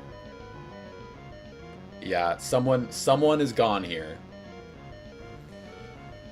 I'm just trying to figure out who I want it to be. I'm thinking maybe Blueberry. Blueberry might be the play here. Because while Blueberry may be useful on the rock gym that is after this, there is still a long way between here and there, and we have a bunch of water types that we can bring to the rock gym, so I'm not particularly worried if we... But she is our only grass type, is the thing. So water types will be annoying for us. Okay. We want to keep Nadia for the fighting gym, because she resists fighting moves, and she deals super effective damage back with confusion. Yeah, unfortunately, we were just... I don't think we did this correctly. I think we should have switched Hermina straight away into the first rollout, because I think Hermina could have survived 3 rollouts. Maybe not, but no one is faster. The only priority we have is on Frederick and Yusuf is too low.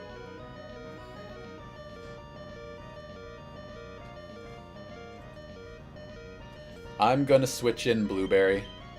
That's what I have to do. Blueberry will be taken out.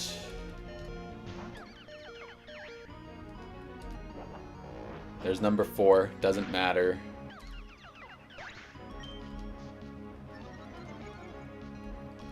And then we switch in Frederick. And Frederick will take out this Whirlipede with Aquajet. No matter what. I'm sorry, Blueberry. If I had done something different, you may have survived. But we're through with only 1 death, which I'm thankful for. This is their leader, Archie. He talks to us for a bit, but he doesn't really do anything. He should let us go here in a second. Alright. So we saved the captain, Captain Stern. Alright.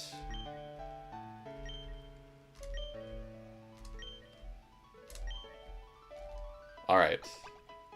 He heals our team. We do have to remember that Steenie fainted. let's check.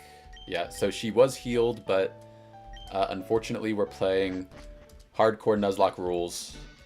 There's this guy again, he doesn't matter. His name is Scott. He's part of the Battle Frontier, which is post-game stuff. So we don't really have to worry about him. Pretty sure.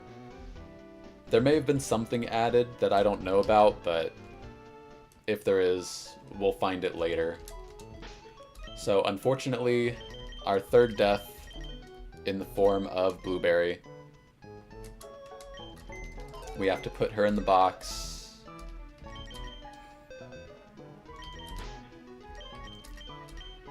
Thank you, Blueberry.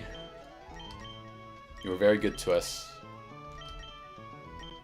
And now, we should be able to level up our Pokemon a little bit more. But first we're going to save.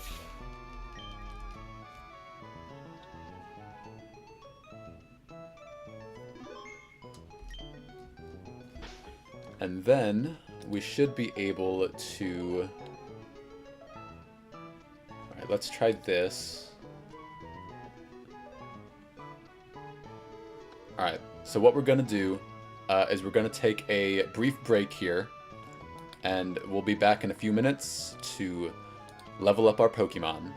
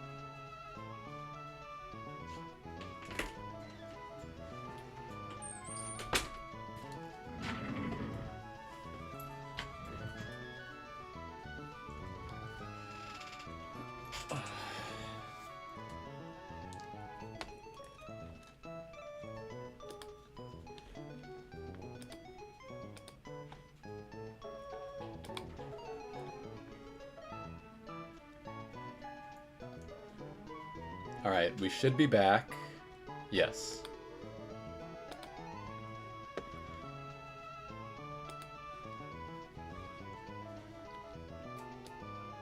Okay.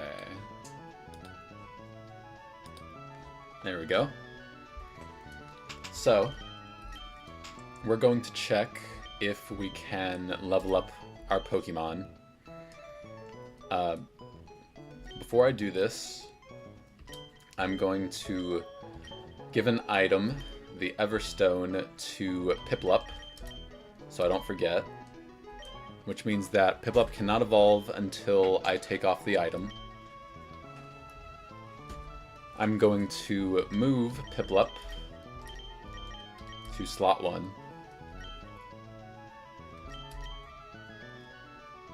And then we'll see if we can level him up. Alright, elevated to level 18. So the new level cap should be 20, but at level 19, he wants to learn Aqua Jet, which we will do. Alright, so what we're going to do is we're going to get rid of Bubble here, because Bubble is the same thing as Bubble Beam, just weaker. So we get rid of Bubble.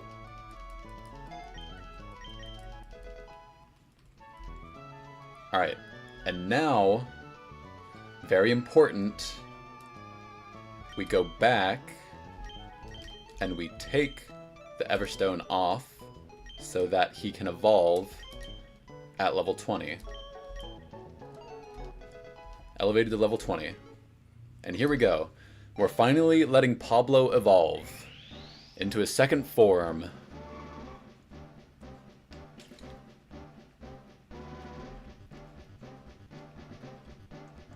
And the reason we delayed his evolution to level 20 is so that he could get Aqua Jet, which is a priority move, which means it always goes first most of the time.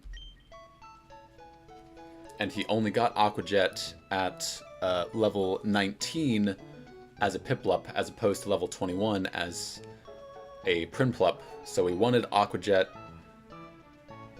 because the next level cap was 20, as we should not... Okay, I'm not sure why the level cap is higher than this. It should be...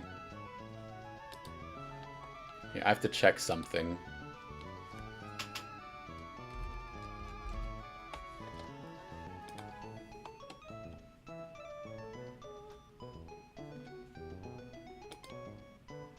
I'm just checking all of Brawly's Pokemon. Okay, so his Ace is level 21, which really, or I say Ace, but his last Pokemon is level 21, so let's see if we can evolve him now. No, okay. So, I kind of messed up. I didn't realize that the level cap was 21. So that means that we could have had a Prinplup this whole time, and we did not need to keep Piplup unevolved. That really hurts, because I did not know this. That is really unfortunate. Alright, well, now we know. We couldn't have leveled it up, or we could not have leveled it up to level 19 anyway, but we could have at least made it a Prinplup.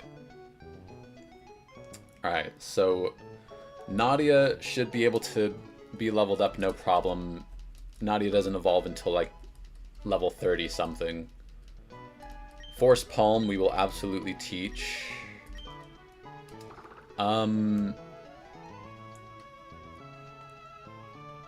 Again, I don't really know any situation where Endure would be useful here. Maybe somewhere down the line, but not right now. But that's the thing.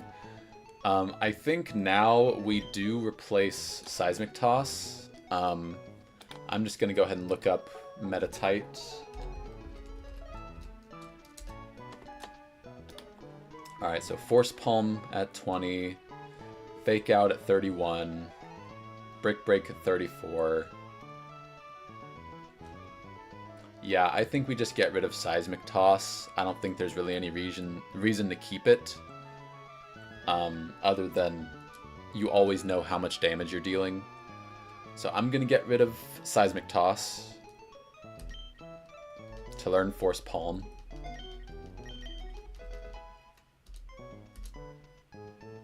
Level 21. Alright, Uthar should be the same. We'll see. Wants to learn Focus Energy. Should we get rid of Leer for Focus Energy? It raises the critical hit ratio, and it does learn high critical hit moves. So I think we get rid of Leer in favor of Focus Energy. Because we could do some critical hit strategies later. Yeah, he shouldn't evolve until later. Alright, now we have to check... Well, we know Hermina doesn't evolve until later. The only thing about Piplup that we might have wanted is that it learned Protect at like level 40, but I really don't think we want to keep it as a Piplup that long. So, we'll see if that comes back to bite us. Wants to learn Rock Tomb. Yes, we will learn Rock Tomb, thank you. Lowering special attack. That will be useful in the future. Rock Tomb always hits and always reduces speed. I think we just get rid of Block here and learn Rock Tomb, because we want to keep Feint Attack for hitting foes that try to use evasion strategies. So we're going to get rid of Block and learn Rock Tomb. It's a very good move to have. We level up Frederick. He shouldn't evolve yet. Wants to learn Poison Fang.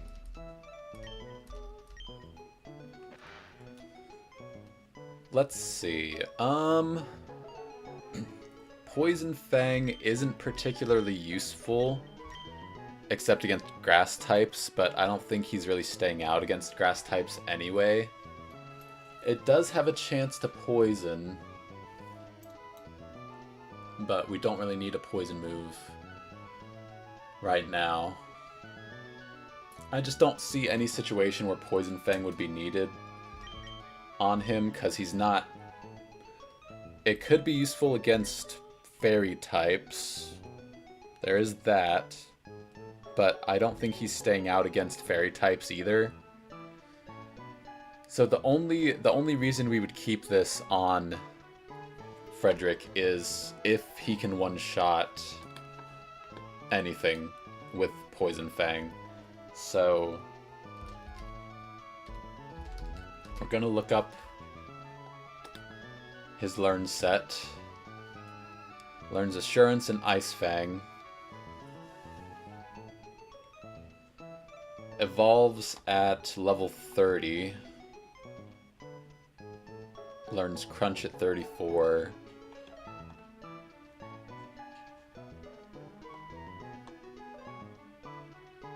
Okay, I really don't know if Poison Fang would be useful. We could get rid of Water Pulse, because we do have Prinplup now with Bubble Beam, so I think we'll just get rid of Water Pulse, because he's a physical attacker anyway, and we'll keep Poison Fang for now, just because it's potentially useful.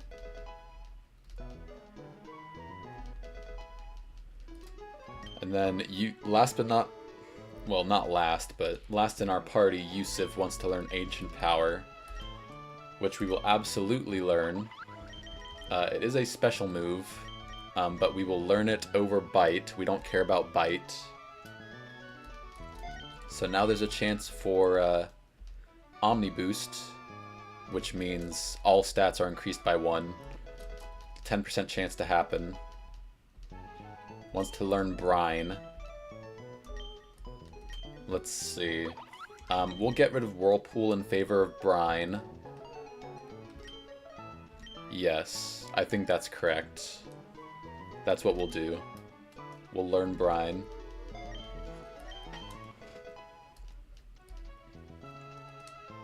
And now we have to go into our box and level up the rest of them. So Torben, Freya, and Periwinkle.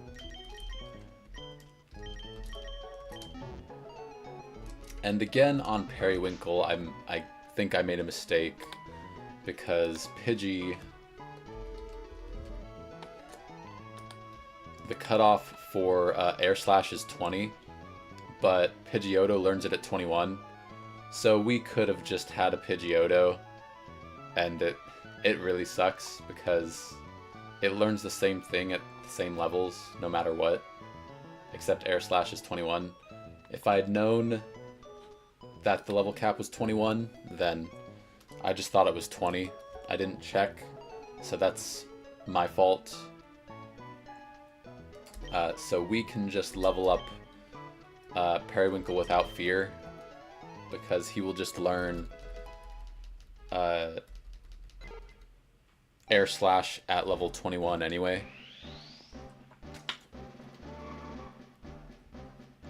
And we just looked. He learns all the same moves no matter what.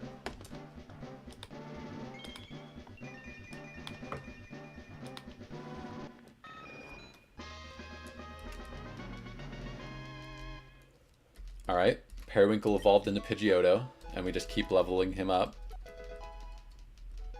21 should learn Air Slash. Excellent.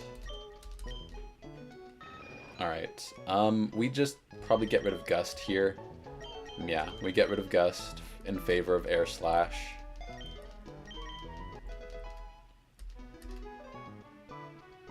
We level up. Let's look. I don't think Freya evolves yet, but we'll check.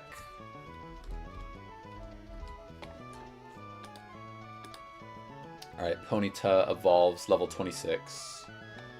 Alright, so we don't have to worry about it. She will learn Bounce, which is interesting.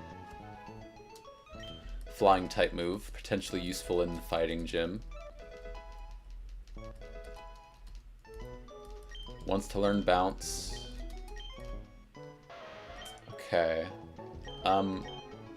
It is only 95% accurate, which is unfortunate. But I think we get rid of Tail Whip here, because we're starting to get to the point where lowering enemy stats is less useful than just attacking. There might be rare times where we do it, but I think we get rid of Tail Whip here and learn Bounce.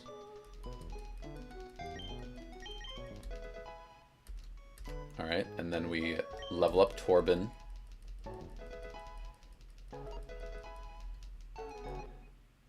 Okay, crap. I think that we're okay. Aurora Beam versus... Yeah, we're fine. Not that we're bringing him to the fighting gym anyway.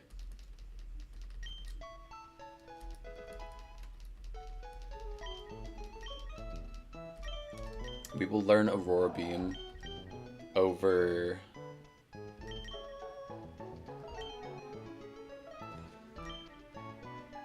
probably Powder Snow.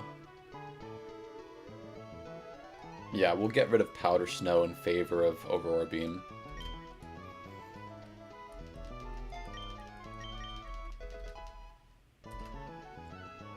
Okay. So we've leveled up all our Pokemon. We're going to save.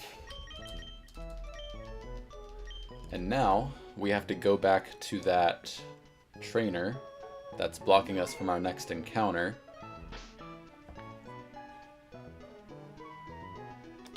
This man, Gavi, right here, in order to get our encounter from the grass over here on Route 110, we have to beat Gavi. So we're going to pull up Gavi and see if we can beat him now. But first, we have to do this.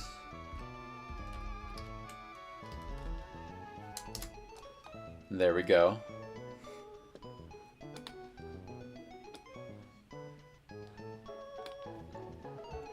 We copy and paste.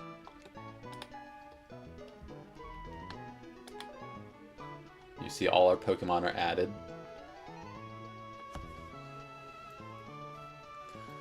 Alright. Gavi.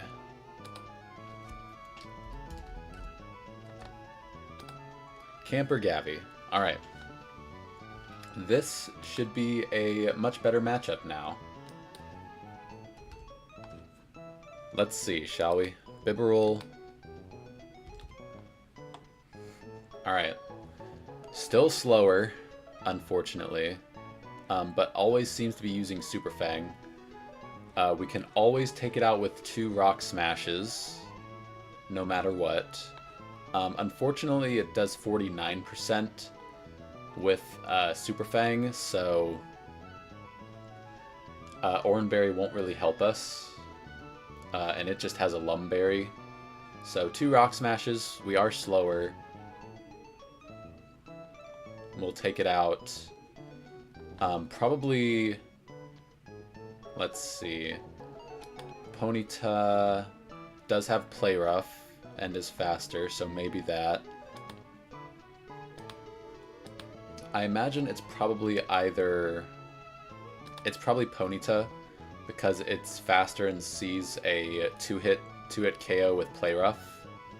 So Play Rough is a Fairy type move. So what we can do...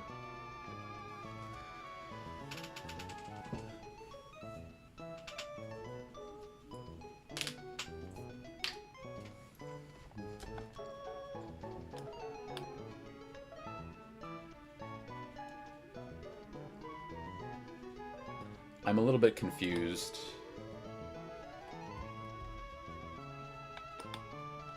Okay, so I guess what I...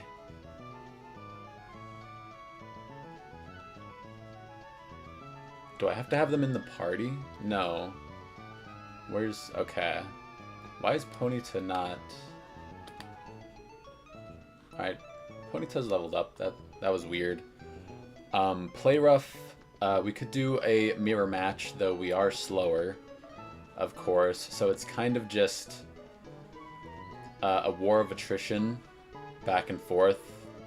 It's always using double kick, though, so we can kind of just... We could just go back and forth, switch into the Play Rough, or we could go to Yusiv. Yeah, Yusiv is better because 2 Aqua Jets just takes it out. Play Rough does 35% on a crit. Flame Body is kind of annoying because that means our attack is halved. So like -2. I mean, we can still just take it out with a Ancient Power or a Brine. Either way. So we can do that. We switch in to Yusiv on a Play Rough, and then it's probably Electric next because it sees Shockwave as highest damage, or Mega Drain even. So we can switch into Electric. Let's do Ponyta, Freya. Yeah, Mega Drain does no damage. It has a Citrus Berry, unfortunately. So, that'll heal it. Flame Wheel, 1 to probably a 4-hit. And then Shockwaves and Super Fangs are doing a lot, so... We kind of need something else. Does Steenie do any better? Kind of, not really. Why is Steenie not leveled up? Did we lose Steenie? What did I do? I have to check. Where's my Pokemon? Alright, all my Pokemon are leveled up. I swear I just imported everything. Yeah, we sacrificed Steenie, was the thing, so we no longer have Steenie in the calcs.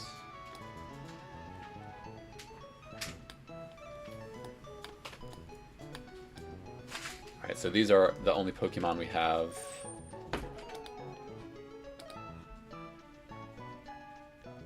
Okay. Let me just double check and make sure. 3 in the box. We will need Yusiv.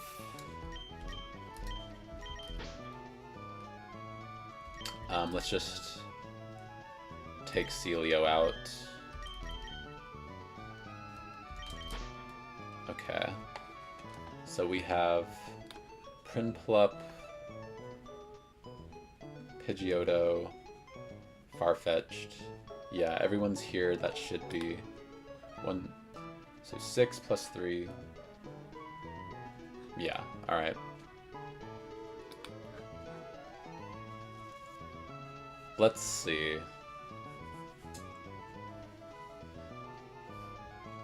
Man, electric types are really annoying to deal with.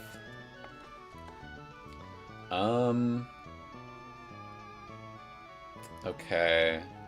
So Farfetch'd for Bibarel, Yusiv for Ponyta. Oh, it might be... Pardon me. It might be Sunflora Energy Ball, because it's faster and sees a one-hit, versus Electric, which is... yeah. It's definitely Sunflora next, and is always doing Energy Ball. So we switch in Freya on an Energy Ball, which can drop special defense, so if we get -1, there is a chance it can only take us out with high roll and then crit, but we are faster. It has Chlorophyll, but nothing can set up Sun, except... yeah, nothing can set up the Sun, so we're always faster than Sunflora.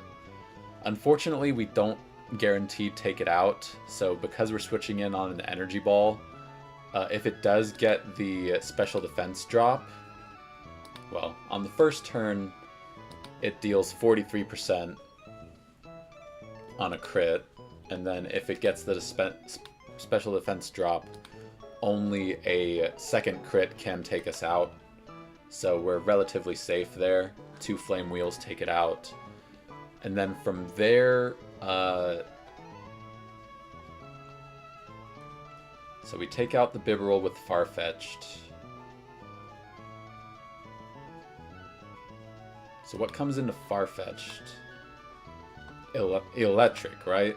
No. What comes into... I'm not sure. So faster. It has to be faster. Right, Ponyta, because of Play Rough. Because it's faster. I don't think anything else does more damage. No. It should always be Ponyta, then we switch to Tortuga, we take out Ponyta, then it's Sunflora. Would Dwebble be better? No, absolutely not. Freya is the way to go against... I mean, we could go Pidgeotto. That's a little bit better, honestly. Air Slash. It's still a 2-hit, so it doesn't really matter. And we are completely safe, even after a... So crit does 40%, and then if its special defense drop is 60%, so it's the same either way. So...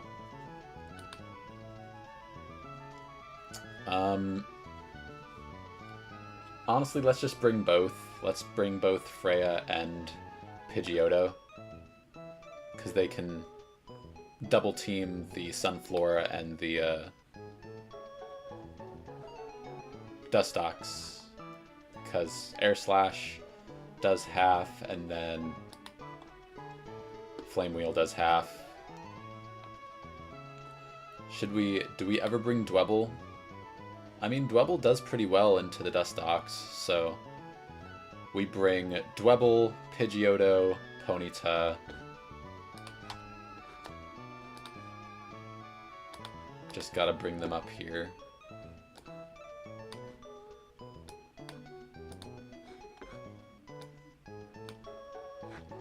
Alright, so Dwebble, Ponyta, Pidgeotto.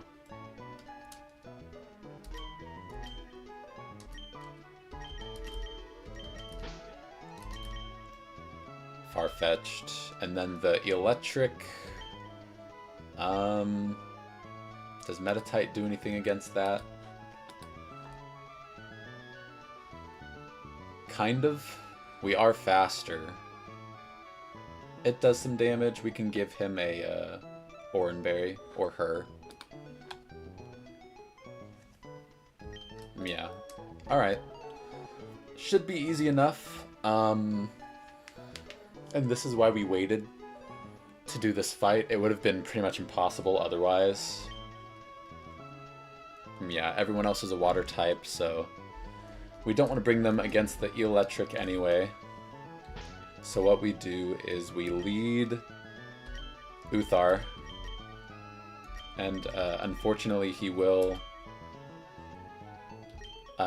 be very low because of 2 Super Fangs. But we give him a Oranberry. We switch Yusuf into the Ponyta, give him an Oranberry. Periwinkle also has an Oranberry, should be fine. Give Freya an Oranberry. Should just be Oranberries all around. I mean, Toxic from the Dustox is a little annoying, so maybe Pecha Berries on Freya and Periwinkle. So we'll do that. They're not taking a lot of damage from the Sunflora anyway. And then Nadia, we will give a Oranberry.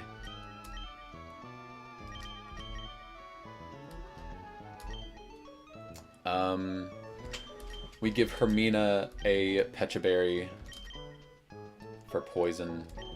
And then, just because Freya has lower health, I'll change hers back to Oranberry. Alright.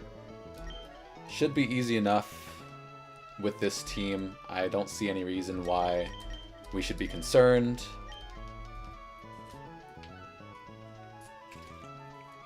So planning for this fight did take a lot less time because we waited.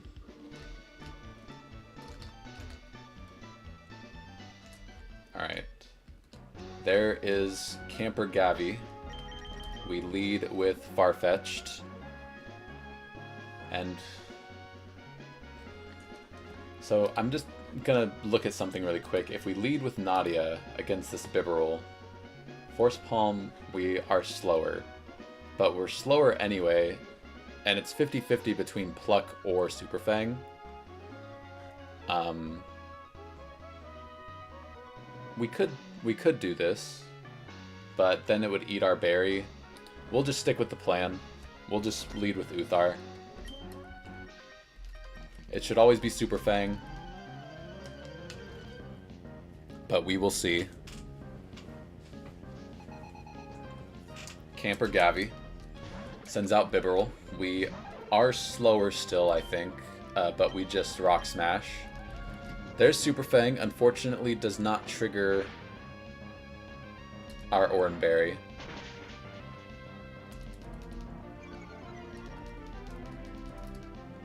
So something I forgot to check is that because we're at 28 HP and slower,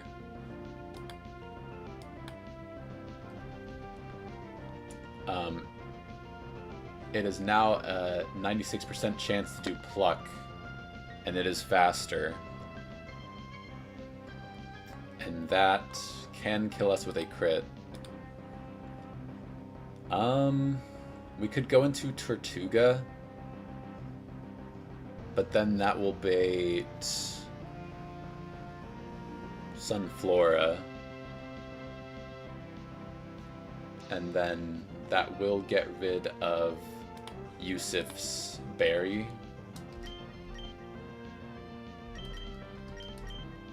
Which he has a Oran. I don't think that really matters. It will heal the Bibarel for 10. So the Bibarel, I have to look and see its health. is pretty low, actually. It's at like 18 health, maybe 20.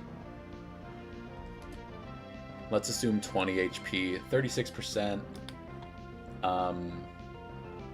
It will heal to 30 if we switch.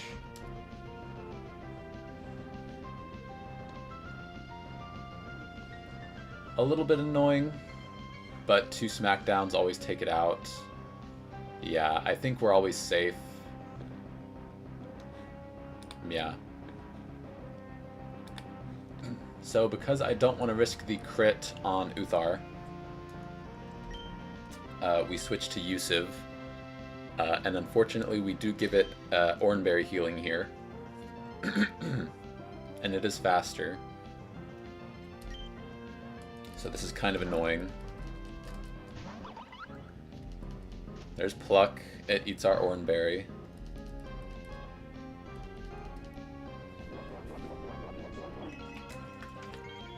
Kind of forgot that we were slower and crit killed. So now we do 2 smackdowns. Should always kill. There's Super Fang.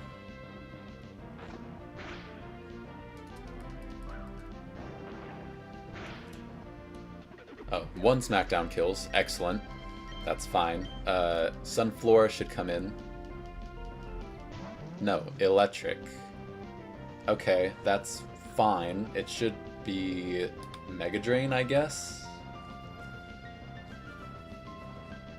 We are at 25 HP.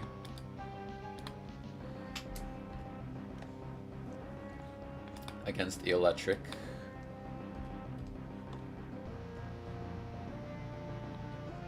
Yeah, it's pretty much always using Mega Drain. So we go to... We could go to Hermina. How much does Hermina take from a Mega Drain? A bit too much for my taste, so unfortunately we do have to switch in Freya here.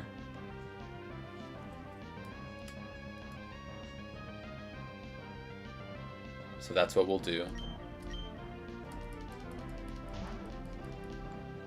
Switch in Freya on a Mega Drain. Or Shockwave, that too. That's unfortunate. Of course we get crit the first turn in. This is really annoying now. Okay, so we got crit by Shockwave. What was the chance of that happening?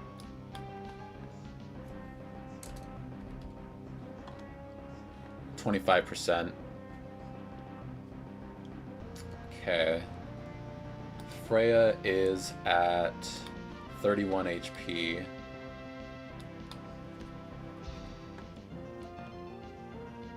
We are at 58%. It's pretty much always Shockwave.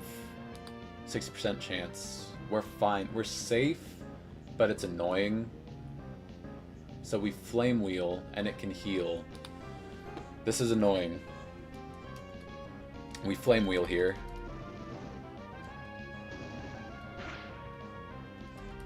It uses Shockwave again.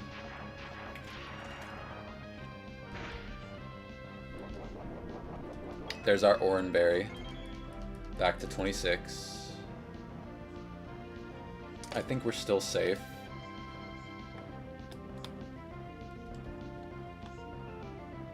Yeah, it's either Shockwave or Toxic. We fight, we Flame Wheel.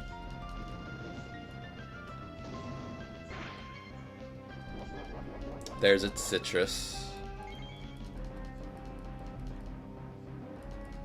There's Toxic. That's annoying. So the way Toxic works is the first turn it does 1/16, then 1/8, then 1/4, so on and so forth. So it did 3 damage. Next turn it'll do 6. So how much? Flame Wheel is only doing 35%. And that's more than 35%. That's like closer to 40. So we're at 23. We're at 43%. Shockwave crit can take us out. Or just Shockwave is 33%, takes us to 10%, which is what, 5? Yeah, and then Poison can take us out. Well, 1/8. We're still kind of safe to do a Flame Wheel. But, we could switch. We're never getting Toxic here, so we could switch on a Shockwave. Maybe to Uthar, who is at 28 HP. So, assuming we switch to Uthar, 28. We have not used our berry. Assuming we switch on a Shockwave, Shockwave crit can never kill us. And then we are faster. Rock Smash and Brutal Swing do the same amount. Shockwave crit is 43%. That'll take us to 8%, which is 4 HP. It's like 5. So we would heal to 14, which is 25%. So Shockwave could take us out still. This seemed so easy when I was going in. I forgot the Bibarel could eat our berry. Okay, Shockwave. Let's see if Nadia or Hermina can take a Shockwave. Do Hermina first. No. Not really. We are faster. But Shockwave is just too much damage. Nadia probably isn't any better. A little. Not bad. And then Force Palm is doing decent damage. I think we switch in Nadia here, who has a Oranberry. So we switch in Nadia. We are kind of having to steer a little bit. Don't crit us, please. It did not. We Force Palm here. It used Toxic. That's fine. We are faster. So we always take this thing out. Use Force Palm again. I'm not sure what's coming in next. Probably Dustox, if I had to guess. I guess I should have stocked more Pecha Berries. Ponyta. Okay. So Ponyta sees probably Play Rough highest damage. Nadia is at 25. Ponyta. Yeah, it's always going for Play Rough. So we switch to Yusuf, who is at how much? 25 HP.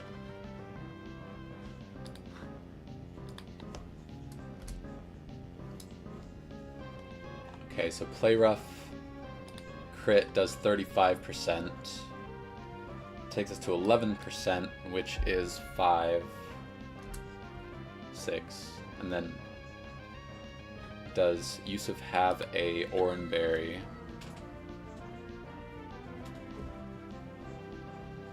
Let's see. He has no berry.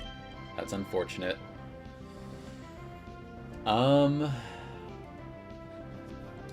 Who else can we switch into? Hermina, maybe? But then Flame Wheel does too much, right? Yeah.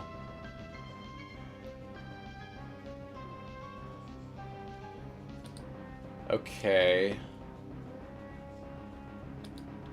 Nadia is... yeah, everything is slower. Play Rough always takes out Nadia. From... yeah, like Play Rough plus Poison always takes out Nadia. Looking at Hermina, Play Rough crit is only 46%. And Rock Blast does not quite take it out, unfortunately. So Play Rough crit is 46% plus either... I mean, we can survive, and then Rock Tomb does not... It does make us faster. So that's what we do. We switch in Hermina on Play Rough. And then we Rock Tomb. Don't get the attack drop. Alright. We Rock Tomb. Don't crit, don't burn. Alright, there's Rock Tomb, it's slower. Left on 1 HP, of course. Oranberry? Citrus. That's fine. Because Rock Tomb always kills and we're always faster. Next is probably Sunflora.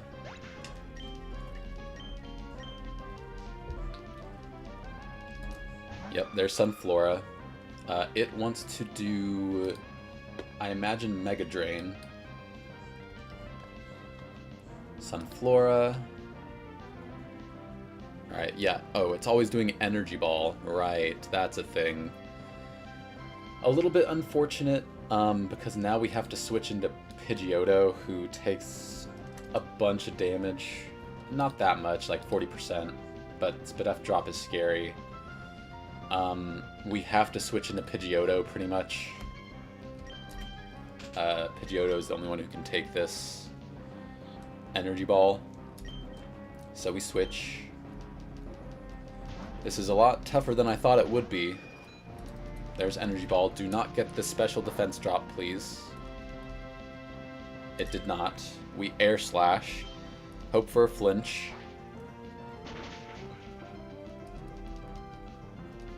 No flinch. There's Leech Seed. That does not matter. It kind of matters, because Dustox comes out next. But we are able to take it out with another Air Slash. Dustox is last. Unfortunately, comes out and gets another tick of Leech Seed. I believe. No. Okay, so we're at 39 HP. Pardon me. 39 HP. We are affected by Leech Seed. Dustox is out. We are faster. Shield Dust protects it from flinching, unfortunately. It's kind of random. Here's the thing. We two-shot it with Air Slash. I don't think it can ever... With Leech Seed and Black Sludge recovery... Black Sludge... I think we already looked this up. Yeah. So I have to look this up. How much does Black Sludge heal? 1/16, and then I have to look up Leech Seed.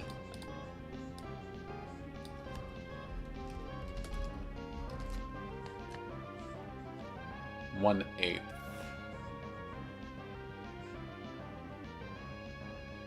I believe.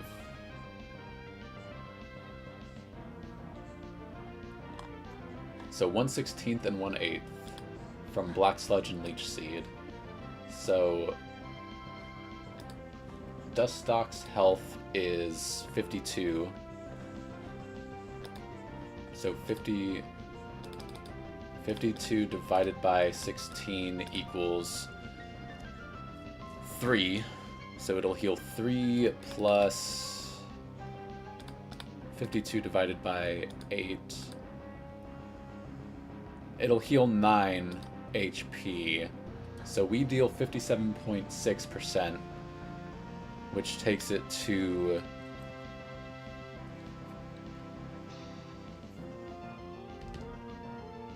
No. Alright, so we deal 57. So that takes it to 43. 57.6. So we take it to 22 HP. And then it heals 9. Which is... Let's do 32. Damn. If it's 31... It's still just out of range. That's really unfortunate. And then we take... 1/8. So... We're taking 7 damage, so 32. And then we could get trapped. But we out-damage it enough. Even with Venom Shock crit, I think we are safe. It can Roost stall us and trap us with Infestation. And we really need Pidgeotto for the fighting gym. But we cannot really switch here into anything. We could switch to Hermina. Hermina's at 24. Does a lot of damage. Barely takes anything. Yeah, I think this is the play, because we don't want Leech Seed doing damage. Does... She still has a berry. I think it's Pecha. To avoid Toxic, yeah. I think we switch to Hermina to get rid of Leech Seed.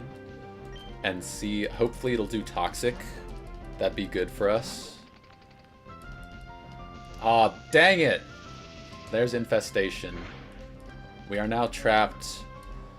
And unfortunately, I think this is the end of Hermina. Because now, Hermina is Speed Tide. So, we have to Rock Blast and hope for 4 hits. Because 3 hits never KOs. Dang it. I was really hoping not to lose anything on this. I thought I planned it so well. We have to hope we win the speed tie.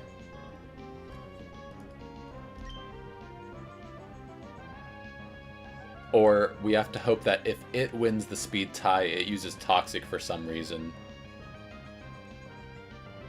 Rock Blast here. It used Toxic. We might have a chance. Pecha Berry. Rock Blast needs to hit 4 times. We just need some luck here. Please. There's 2 hits. There's 3 hits.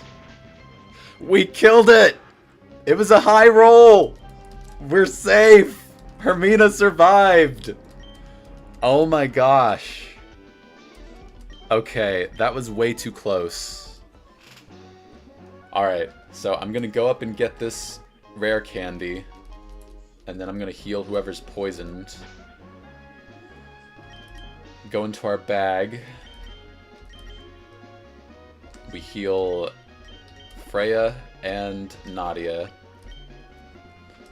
And then we are going to go back and heal our team.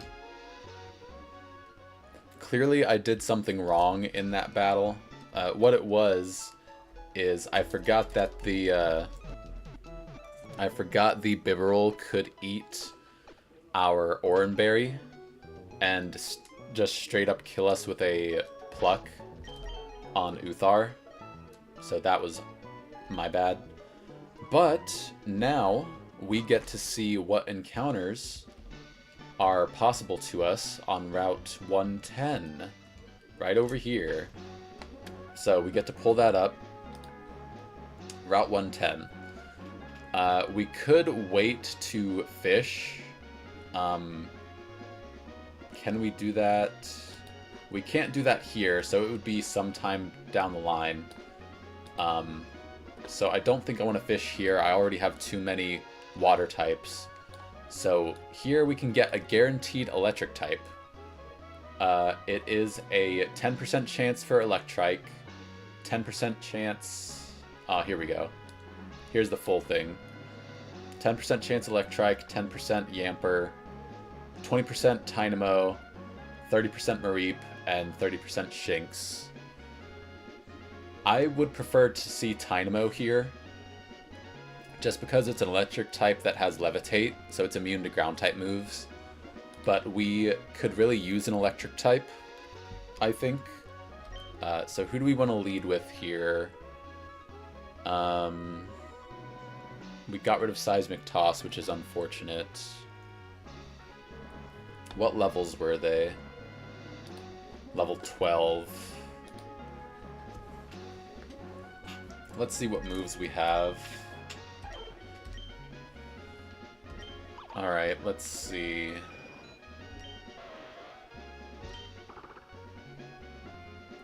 We could go Nadia or Hermina. Struggle Bug isn't that strong. Alright. We will lead with Hermina. And we're just gonna run in the grass here. And we'll see what we get. Hopefully it's Tynamo. Is Repellent turned on?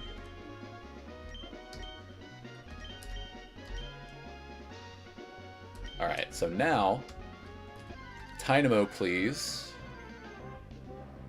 We got Electrike. I suppose that's fine. I don't think Struggle Bug ever kills this. What does Electrike get? Let's see.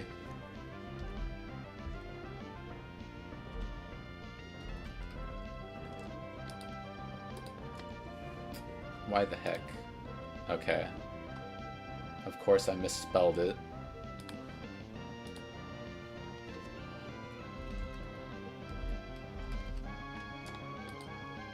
There we go. Level 12. So it has Quick Attack, Leer, Odor Sleuth, and Thunder Wave. Yeah, it's not doing anything to Hermina. I really don't want to kill this. I don't think Struggle Bug would. But Electrike is not particularly strong either. Let's just throw a Pokeball and see what happens. This is also the only Pokemon I'll have that has a status move in Thunder Wave. We'll just keep throwing Pokeballs. If we use too many, then we'll try attacking. That's 2 Pokeballs used. We are now paralyzed. 3 Pokeballs. Hopefully we catch it. And we will need a nickname for a female Electrike. So 4 Pokeballs used. Please get in the ball. It's not wanting to.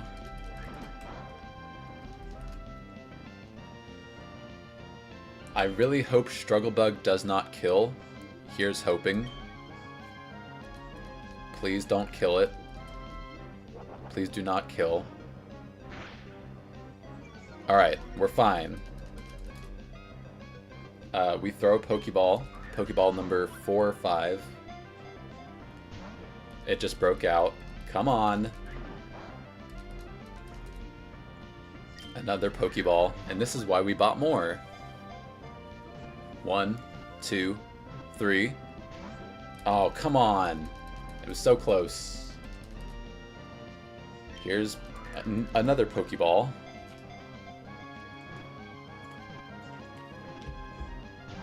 Oh, come on. Get in the ball. How many have we used?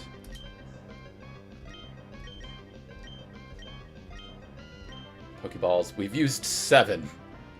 You know what? We're using a Great Ball. No, we have to keep using Pokeballs. I'm gonna keep using Pokeballs. There we go. Finally. Very stubborn. Alright. Any nicknames for a female Electrike?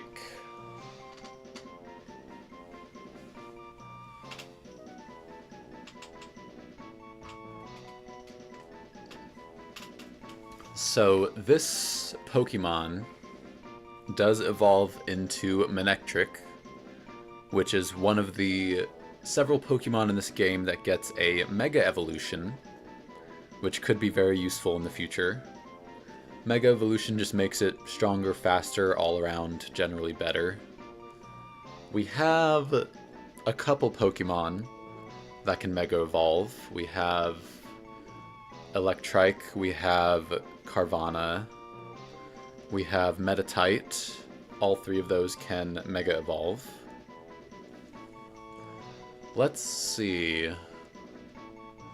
Nickname for female Electrike.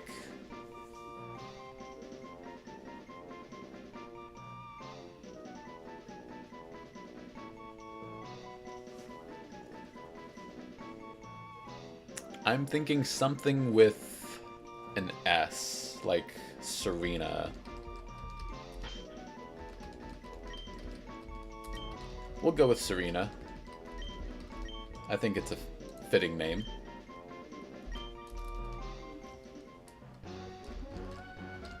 So we have Serena the Electrike, and I believe she was sent to the box.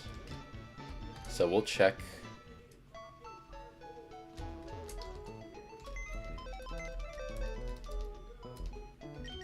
Alright, Serena. Quiet Nature. That's increased special attack, lowered speed, which kind of sucks because you want high speed on this Pokemon. The IVs are okay. 3 special attack sucks. Everything else is kind of middle of the road except 30 HP is nice.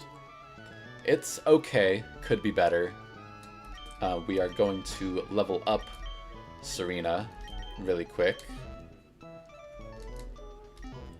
But first we're going to check what moves she learns. Evolves at level 26. So we'll get nothing really important other than Shockwave. That's really the only notable thing. So we can just level her up without fear.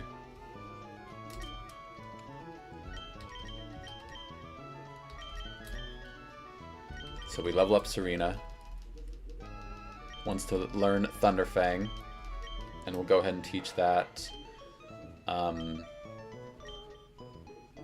We don't really need Odor Sleuth. That does negate evasiveness, though. So we'll get rid of Leer. Again, Defog does the same thing, but no one knows it right now. And then we will want to learn Shockwave as well. So we'll have to make it. There's Bite.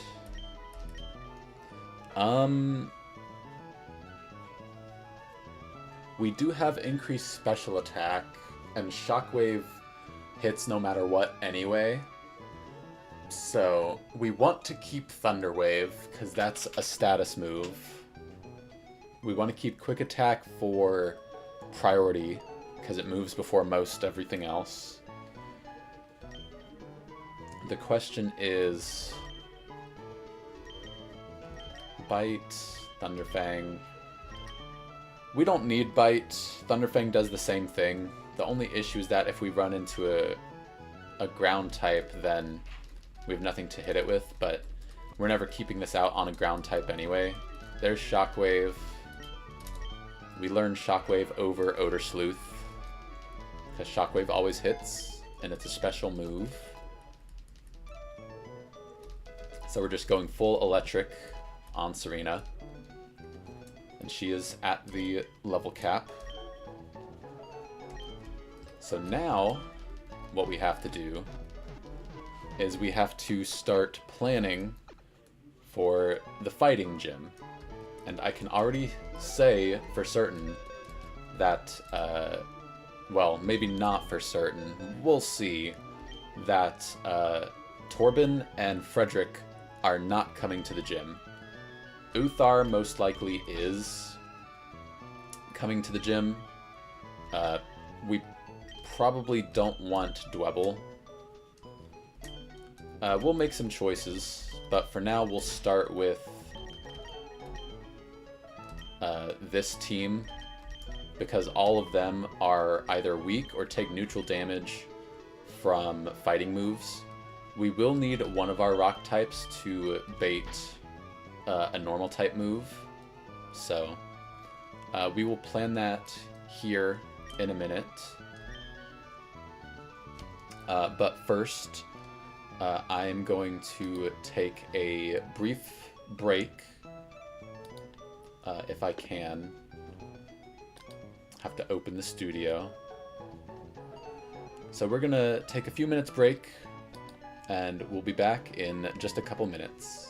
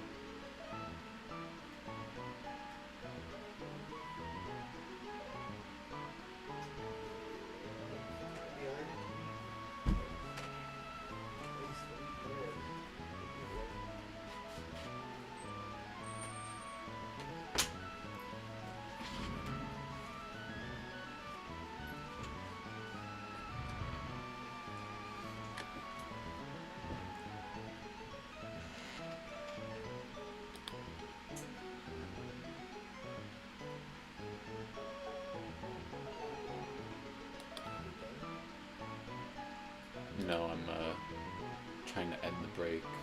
There we go. And we are back. So, first, what we have to do is we have to open this, see what the next trainer is. Keep going. Alright. Battle Girl Laura is who we're looking for next. So we have to pull up the photos of all the maps. Go back to Dewford. There's the gym. And as you can see, this is the entrance, and this is most likely Battle Girl Laura, because she's the first one you can technically fight, and then we have to go around this way, and we want to make sure that we do not fight these people at the same time, because if we stand right here, that's what will happen. So we fight Battle Girl Laura first. So we need to figure out how to beat Battle Girl Laura. Our whole team should be in here except for Serena. So we have to add her.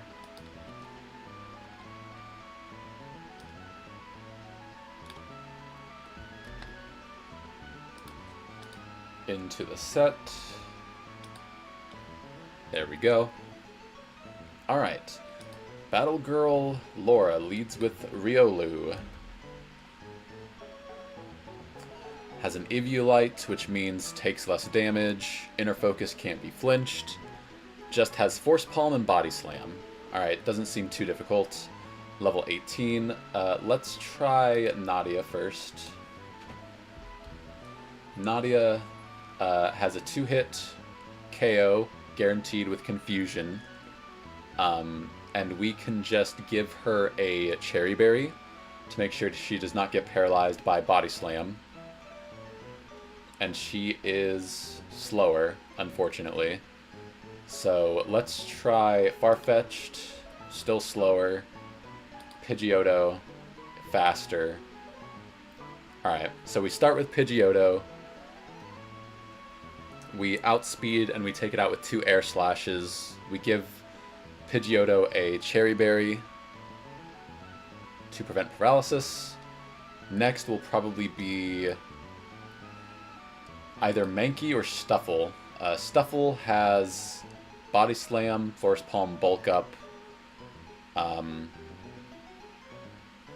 Unfortunately, we will have to take a Body Slam from this if it comes out next, unless it chooses to Bulk Up, but that won't matter. So there is a chance it paralyzes us, because we cannot take it out in one hit. It also has a Citrus Berry, so it only activates when it goes below 25%. So long as we don't high roll, we won't activate Citrus Berry, but it's kind of a chance to happen. We could Air Cutter, but if we crit, then yeah. We could Air Cutter to not guarantee no Citrus, but just better chance of no Citrus. Whereas Air Slash is like 50% to trigger Citrus.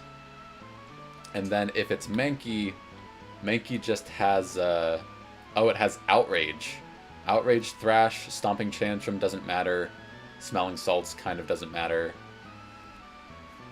Okay, so we can kind of just do not whatever we want, but mostly kind of just wing it. Because we have... If we need to do some switches though, Prinplup has Pluck. That's doing a lot of damage. Thrash and Outrage crits are a little bit scary. What we could do is we could lead, or if we need to, we can switch to Prinplup on the Stuffle and eat its Citrus Berry, but it takes so little damage because of Fluffy. But we should be fine. I don't think there's really any issues here. Dwebble takes some damage from the fighting moves. Force Palm does some damage back. Has Sturdy. I think we'll be okay. The only thing we really need to worry about is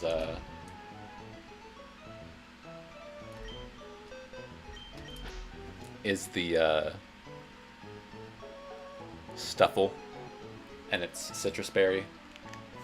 So this team should be fine for the first trainer. So let's just go with that. We don't need anyone else yet.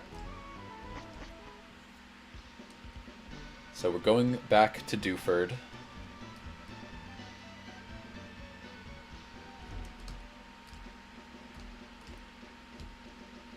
And we should be able to take out this first trainer pretty easily. Gosh darn it.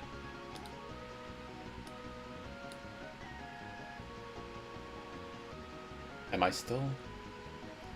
No. Okay. My gosh, go away. There we go.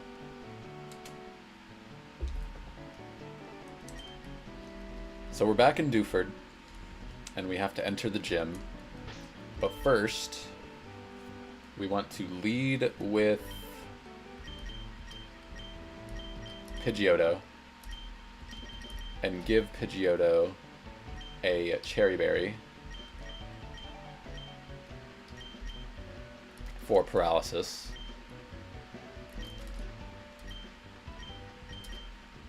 Same for Uthar.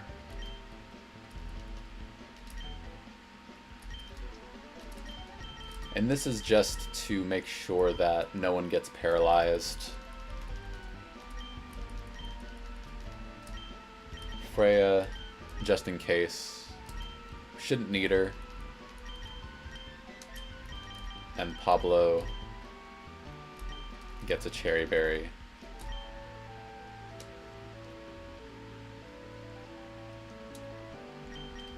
We'll give Serena an Orin. I don't think she'll need it. Alright. We're gonna save, just in case. And then we're going to enter the gym.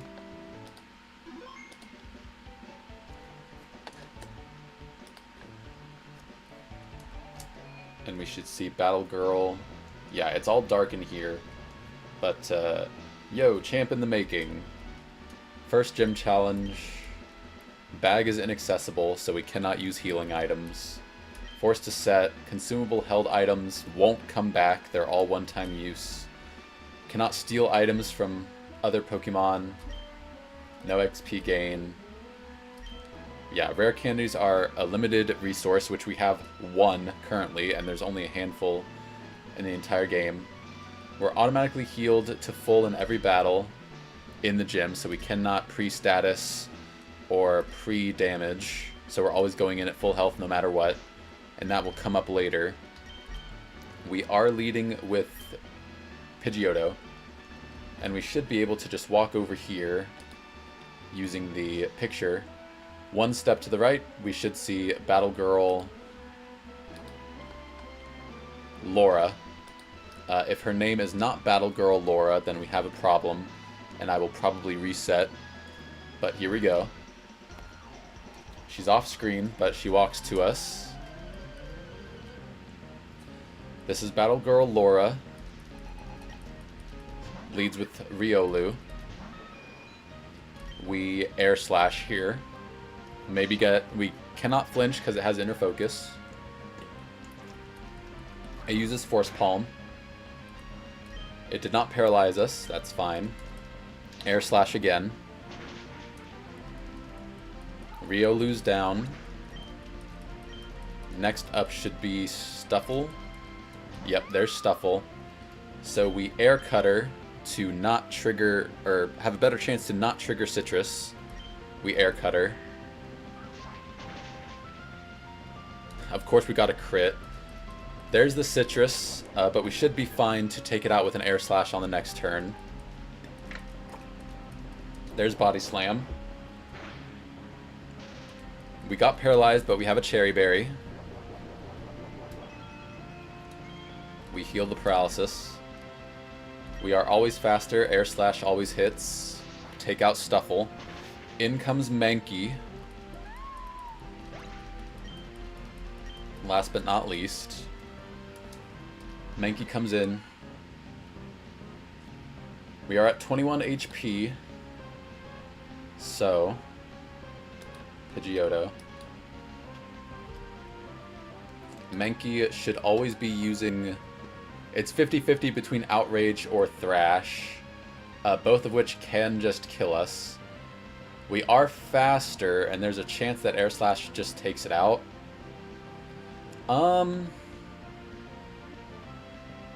Outrage and Thrash always take us out no matter what. And there's a 2.3% chance that we do not take out Mankey. So what I want to do is maybe switch in Prinplup here, who takes either 51% from Outrage or Thrash crit. But 2 plucks, we are slower. Defiant is fine. We don't growl it. Pluck plus Aqua Jet takes it out, so we should be safe to switch to Piplup. because crit never takes us out. Switch in Piplup. Should be Outrage or Thrash. There's Thrash. Alright. We pluck here. We are slower. There's Thrash again. We eat its Lumberry. Doesn't really matter. Mankey's confused. That also doesn't matter because we Aqua Jet and take it out. And that is the first trainer down. And this is why we waited to get Aqua Jet on Prinplup, because otherwise we would have had to switch again because we were slower. So we go back to the Poke Center and we heal our team. We did use one Cherry Berry and one Oran. Mostly we have to be careful of how many Cherry Berries we use because we'll need them later for the Electric Gym. And we are kind of going through them pretty quickly right now. Alright, so we go over to the box just in case we need any of them. Move Pokemon. And then we look up the next trainer, which is Sailor Brendan. And we should see Sailor Brendan right here. So we'll walk straight across and we will trigger Sailor Brendan, but not this lady right here. We don't trigger her. Sailor Brendan only has 2 Pokemon. He has Farfetch'd, Galar, and a Heracross. So leading Farfetch'd, he has Quick Attack, Dual Wing Beat, Knock Off, and Rock Smash.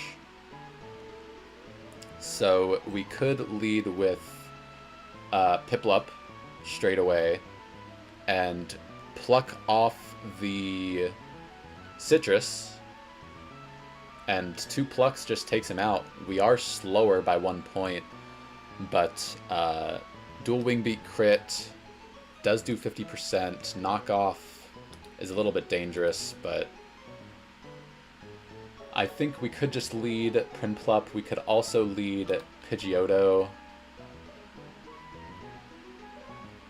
Here's the thing.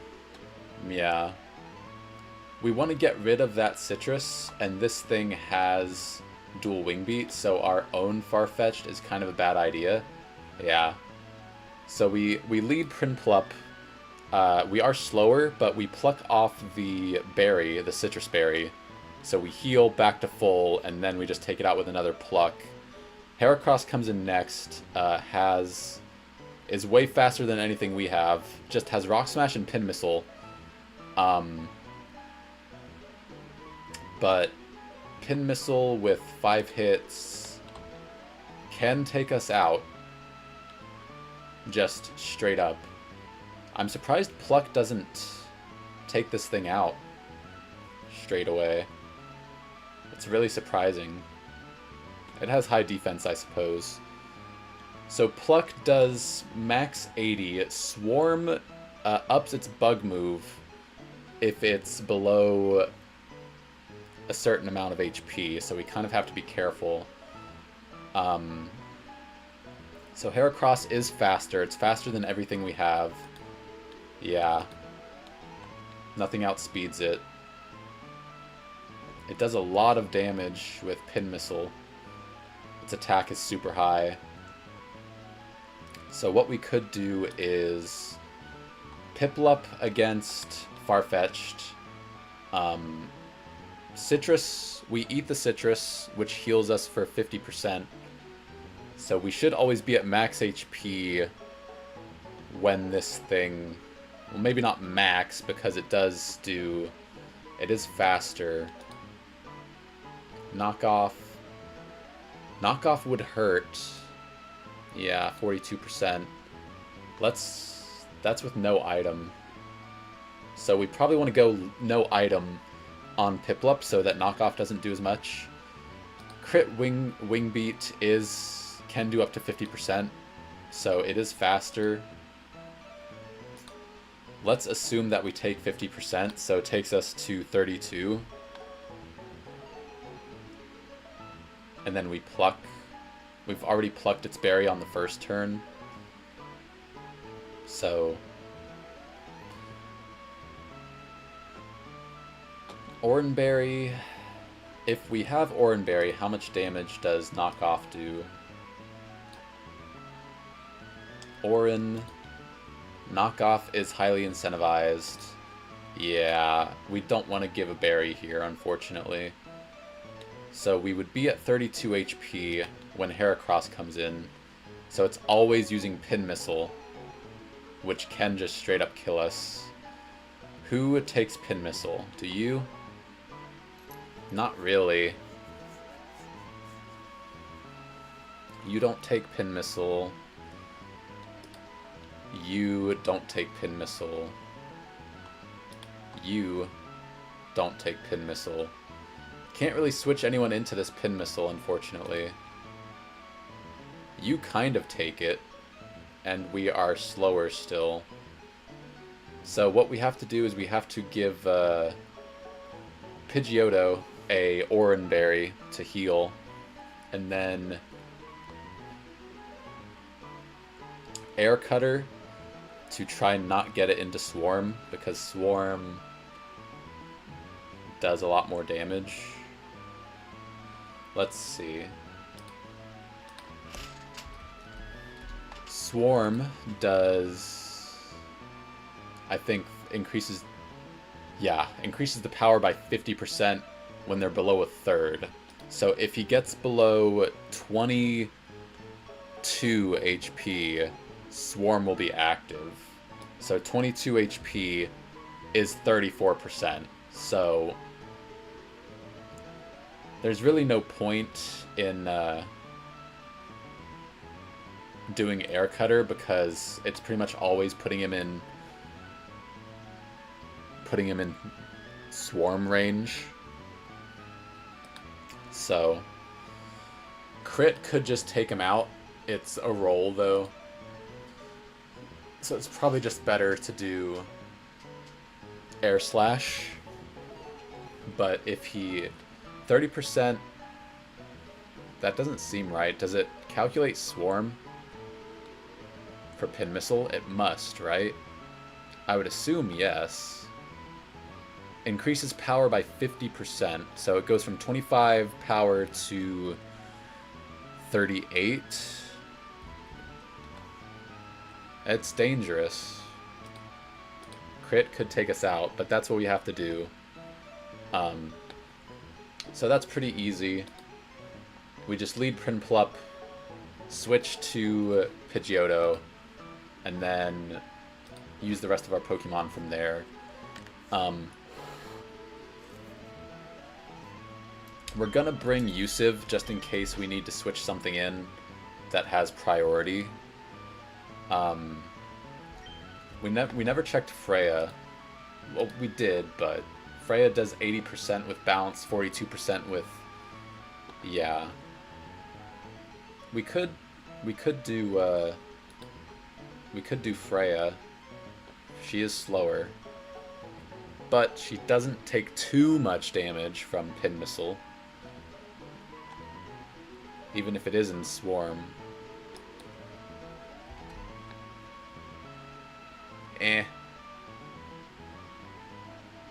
It may not be worth it, but we can bring Freya just in case. What ability? It has Swarm. So I think we switch out Metatite, because Metatite is never coming to this fight. Alright. So what we do is we lead with Pidgeotto. And we do... Or no, we lead with Piplup, right? To pluck off the Citrus Berry. Yeah. And we don't want Piplup to have anything. So we take Piplup's item because of knockoff. And then once Farfetch'd is gone, Heracross comes in, and you have a Cherry Berry, so we're going to give you a Oranberry. And we will give Freya a Oranberry.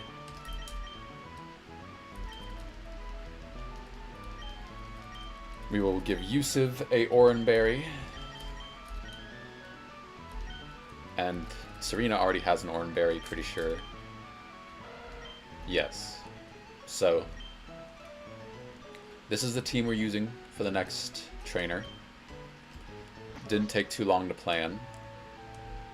Go back into the gym. And we just go directly here, one step up. And right down there is where the next trainer is. We check our party. We want to lead Piplup because Sailor Brendan has a Farfetch'd with a Citrus Berry. So we lead Piplup and we go in. This should be Sailor Brendan. Hopefully it is. Yes. Alright, Farfetch'd out first. We are slower, but we just pluck to get back to full HP. There's dual wing beat. That's fine. We pluck to eat its citrus. And then we pluck again to take it out, always guaranteed. Not full health quite, but there's another dual wing beat. Takes us to 36 HP on a crit, which is unfortunate. We pluck again, we take it out. We crit, we didn't need that. Here comes Heracross. Alright, there's Heracross. So we are at 36 HP on Piplup. So it should always be using Pin Missile. Crit, yeah. High roll and all rolls of crit can kill us. Kind of depends what it rolls, but we kind of want to just switch to Pidgeotto here, but okay, so the odds of Pin Missile killing are, well, per hit. So it's 12 per hit. So if he gets 3 hits, that's 36. So there's only a 1 in 4. There's a 25% chance that it does not kill us with 3-hit Pin Missile. So 3-hit, 4-hit, 5-hit, and all rolls of crit kill Piplup. So we cannot stay in here, we have to switch. We want to switch into Pidgeotto, because Pidgeotto takes the least amount of damage from Pin Missile. And then we do a ton back with Air Slash. We are slower, unfortunately, but that's kind of just what we have to live with. And then we have two Pokemon with priority. So we switch in to Pidgeotto on the incoming Pin Missile. Hopefully not Rock Smash. Yep, Pin Missile. Hopefully it's only 2 hits. Please only be 2. 3, please stop. 4. Of course he gets the 5-hit. Activates our Oranberry, but that's bad for us. So we have to attack with Air Slash here. We have no other choice. We attack with Air Slash. There's Rock Smash, lower our defense. So after this, we will have to switch. Air Slash does a ton of damage. It is now in Swarm, which is bad, because we are at 19 HP on Pidgeotto, and it is at probably like 8 HP. 9. Let's try 10. 10. It's probably lower than 10 HP, but we'll assume it's at 15%. It is wanting to do -1 defense. It's 50-50 between Pin Missile or Rock Smash. So if we switch back into Piplup, who is at 36 HP. Unfortunately, crit Rock Smash never kills, but we are slower, so it doesn't really matter. Pin Missile is now doing a ton of damage. Pin Missile always kills us no matter what, because it's in Swarm. So we're probably losing someone here, I have to say, because we're switching into a Pin Missile like twice. Except for if we switch in Freya on the Pin Missile. It's 50-50 Pin Missile Rock Smash, unfortunately. So if we switch in on a Rock Smash, then yeah. It's at 15%, so if we switch in Yusuf, Aqua Jet always does 18%. Okay, so we have a pretty high chance of survival with Yusuf, but we have to risk a crit, high roll crit, for 3 hits. Yeah. So it's basically half. It's like 50% to kill with high roll crit, but it has to crit to kill. Crit Rock Smash doesn't matter because we're always outspeeding with Aqua Jet. So we switch in Yusuf here, pretty much what we have to do, because it's in Swarm. We switch to Yusuf. We hope for low hits. No crits. That's 1. Berry activates. It only hit twice, so we're okay. Aqua Jet always outspeeds and kills here. Good job, Yusuf, but that was scary.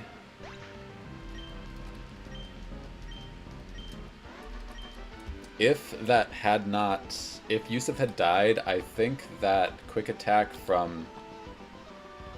Yeah, Quick Attack only does 7%, so that was a mistake on my part. Should have brought Frederick for higher damage with Aqua Jet. But luckily we were not punished, so we go back and we have to plan for the next fight.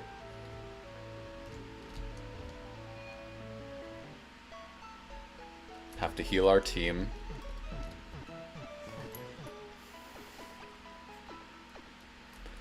I'm probably just going to replace Serena with Frederick, maybe. Alright, next trainer will be Battle Girl Lilith, who is right here. Alright. Oh, good. Okay, so we start with a Flame Orb Guts Makuhita, which is really not what you want to see, because what that means is basically after the first turn, this thing's attack is going to be boosted by 50% because of Guts. If it will... There we go. Yeah, raises attack by 50% if it's burned, which is what the Flame Orb does after the first turn no matter what. And it has Fake Out, so it'll get the Flame Orb to activate no matter what. Unless... Do we have Inner Focus? We do. Are we faster? Yes! Excellent. Do we have Knockoff? We don't have Knockoff. That really sucks. Okay. We can't knock off the Flame Orb, which is unfortunate.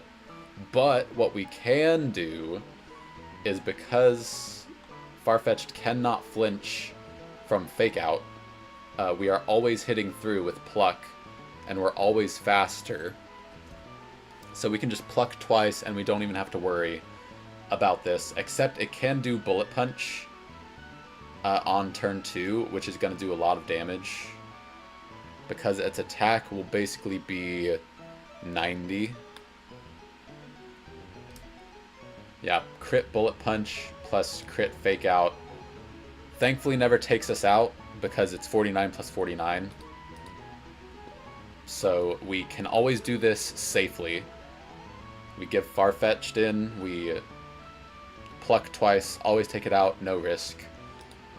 Mankey probably comes in next, or maybe Ledian. Ledian is faster.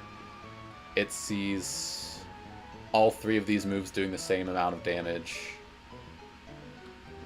Mankey sees Power Punch and Reversal, has a Focus Sash, of course. Defiant, have to worry about that. So we're probably switching out either way. Assuming it is Mankey next, we do have to worry about Power Up Punch because that increases its attack every time it's used. And Farfetch'd will probably be at too low health to really do anything about it. So let's say we switch into Pidgeotto on a Power Up Punch. It's doing like 40%. Increases attack by 1. It's faster still. Air Slash always takes this out. So we kind of have to bring in Pidgeotto no matter what. So 60% crit and 40% crit. So only the highest roll crit on Power Up Punch twice can take out Pidgeotto. So we have to use Pidgeotto on this Mankey to Air Slash because Air Slash always takes it out no matter what, but we are slower. Focus Sash, unfortunately, is what we have to deal with. So we cannot take it out in one hit. So that sucks. There's no way to get around that. We don't have dual Wing Beat on anybody. On Farfetch'd? No, we have Pluck. We could do Piplup. Piplup takes 32% versus 40% on the Switch. So Piplup is the better option because we're slower anyway and just takes out with 2 plucks. Yeah, so crit, Power Up Punch is 48 on +1. Yeah, so we use Piplup against the Mankey. And then on Ledian has Mach Punch, Ice Punch, Thunder Punch, Drain Punch. Is always using Thunder Punch on Prinplup. So we switch to... Who do we switch to? Freya, maybe? How does Freya take a Thunder Punch? Fairly well. We are slower. Iron Fist improves the damage by some. Like 30%. Muscle Band also improves damage. I think that's included in the calc, but we probably want to use Freya here because Freya has a chance to initiate Flame Body to burn it. So, alright. And we also have Pidgeotto and Dwebble, who, yeah, always kills it with Rock Tomb, but is slower. Honestly, could just switch in on a Thunder Punch and do Rock Tomb to kill it. So yeah, we need Dwebble, Prinplup,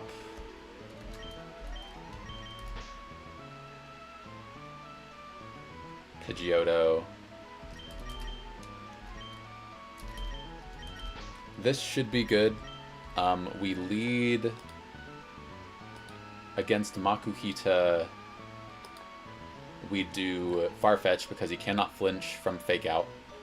And we do 2 plucks to take out Makuhita.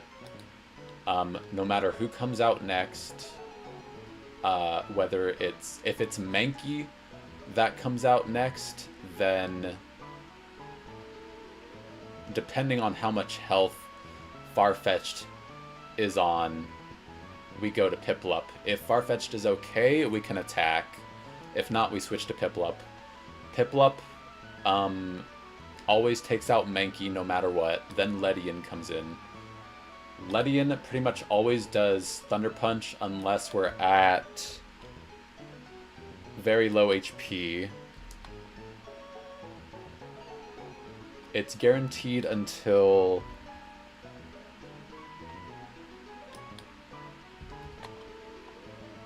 some HP here. It's guaranteed at 16. So 15 HP is when it's not guaranteed, but we don't really have to worry about that. Because we can then switch to Dwebble and just destroy the Ledian. So everyone gets Oran Berries. I don't think we really need any priority. Do we have Yusuf in the party? We do. So you get a Oran Berry. But we're leading with Uthar, who has an Oran Berry. You get an Oran Berry. Everybody gets an Oran Berry. Yusuf gets an Oran. Don't really think he'll need it. Because we have both Yusuf and Hermina for the Ledian, which is really overkill. But this should be fine. That Mankey is a little bit what I'm worried about. But we should be able to just go in and take care of it. Battle Girl Lilith is next. And she is right up here. Gonna save just in case.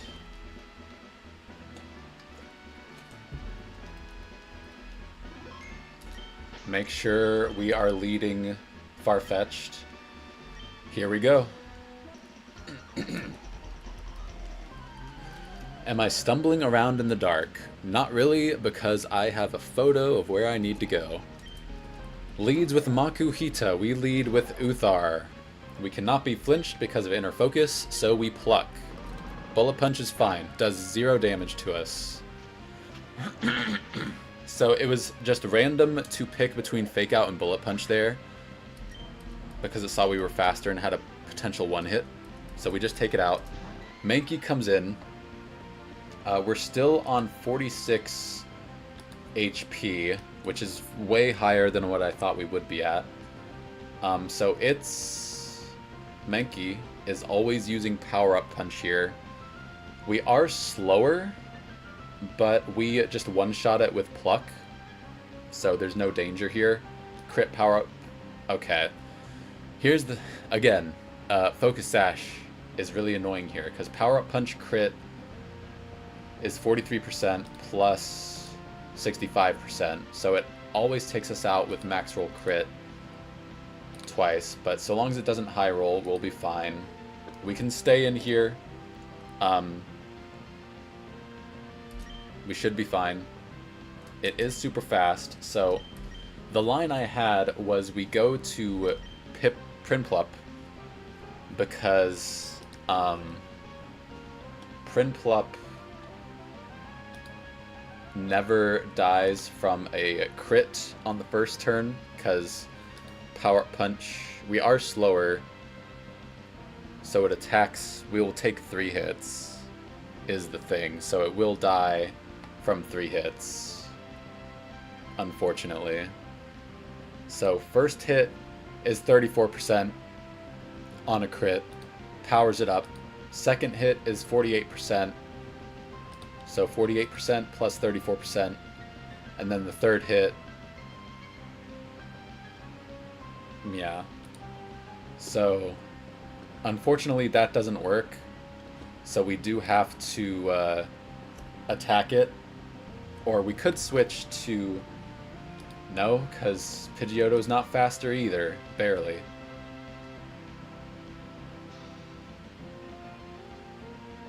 Okay. Yeah, 60% plus... Farfetch'd is not faster. We could switch in Yusuf. Yeah, that's what we'll do. So we just attack with Uthar. We pluck, take it down to its focus sash.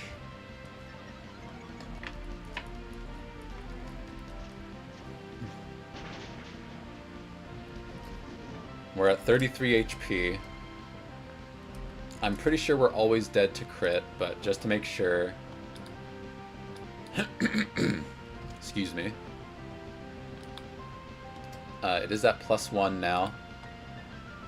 We are at 60%, so only high roll crit can kill Farfetch'd. But if we go to Yusuf, high roll crit is 61%, can never kill Yusuf. And Yusuf always kills with Aqua Jet, even at +1. So we switch to Yusuf. There's no risk. We Aqua Jet. Crap. I'm dead. Ugh. I made a mistake because it's at reversal. And now it's faster than everything. I can't believe that. I completely forgot that reversal was a thing. I don't... Did I bring anyone else? No, no one else has priority. This thing just outspeeds and one-shots everything with reversal. I can't believe that. Yeah, because that is so stupid.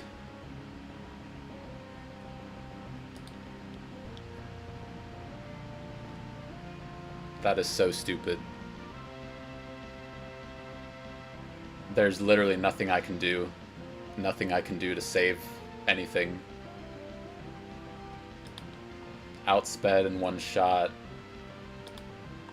Outsped in one shot. Yeah. I don't even have Metatite on my team. Piplup, Ponyta, Hermina.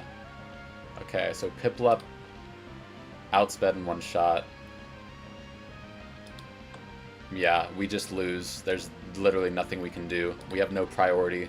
We just lost it because I didn't realize what I was doing. Well, it was a good first run. There's literally nothing I can do.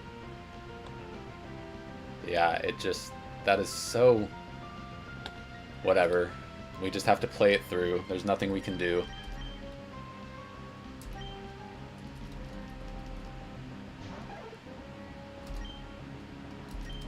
There's nothing we can do. It just outspeeds and one-shots everything.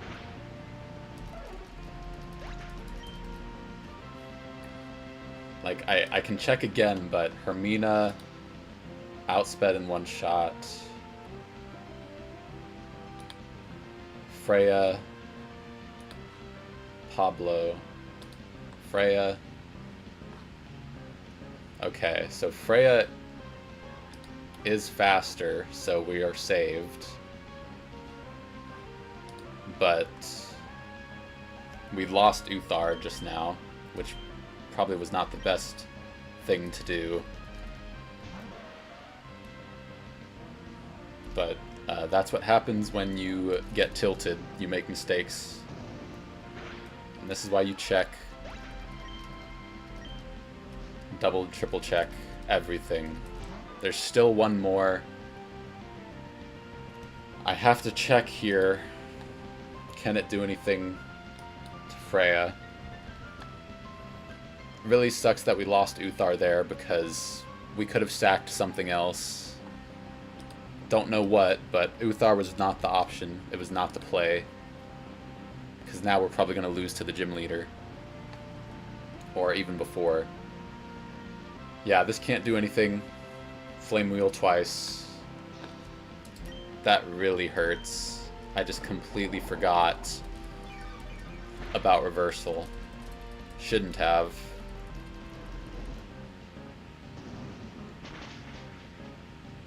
We should be safe here. Just gonna double check.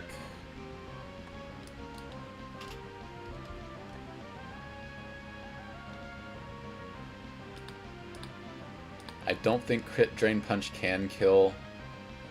Just hope it doesn't. It's faster. There's Thunder Punch. Our Oranberry activates.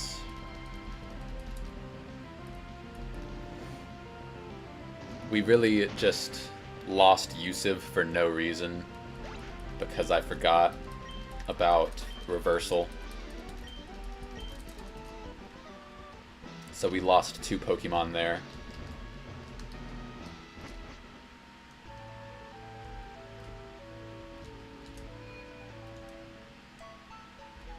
There may be some way around that, but I just didn't find it. And now we lost one of our best Pokemon into the fighting gym. Gosh darn it, come on. I have to remove the items first. Sorry, Uthar and Yusiv. I made a mistake, and it cost Yusiv his life. There may have been a way I could get around that reversal, but I just did not plan for it because I was stupid. Alright. 2 deaths. Really bad ones. And now we have a very bad team going in to the fighting gym. This is what we got. We just lost our best answer in Farfetch'd. So now we have to go to the next trainer, which is Black Belt Christian, who I assume is him or him. I don't know which is which. Christian and Tycho. I don't know which is which. It doesn't say on the picture. Because technically you can get to this guy first, because you can go around. But I don't know if this guy can see all the way here, so I don't know which is which. I'm going to assume the top guy is Christian.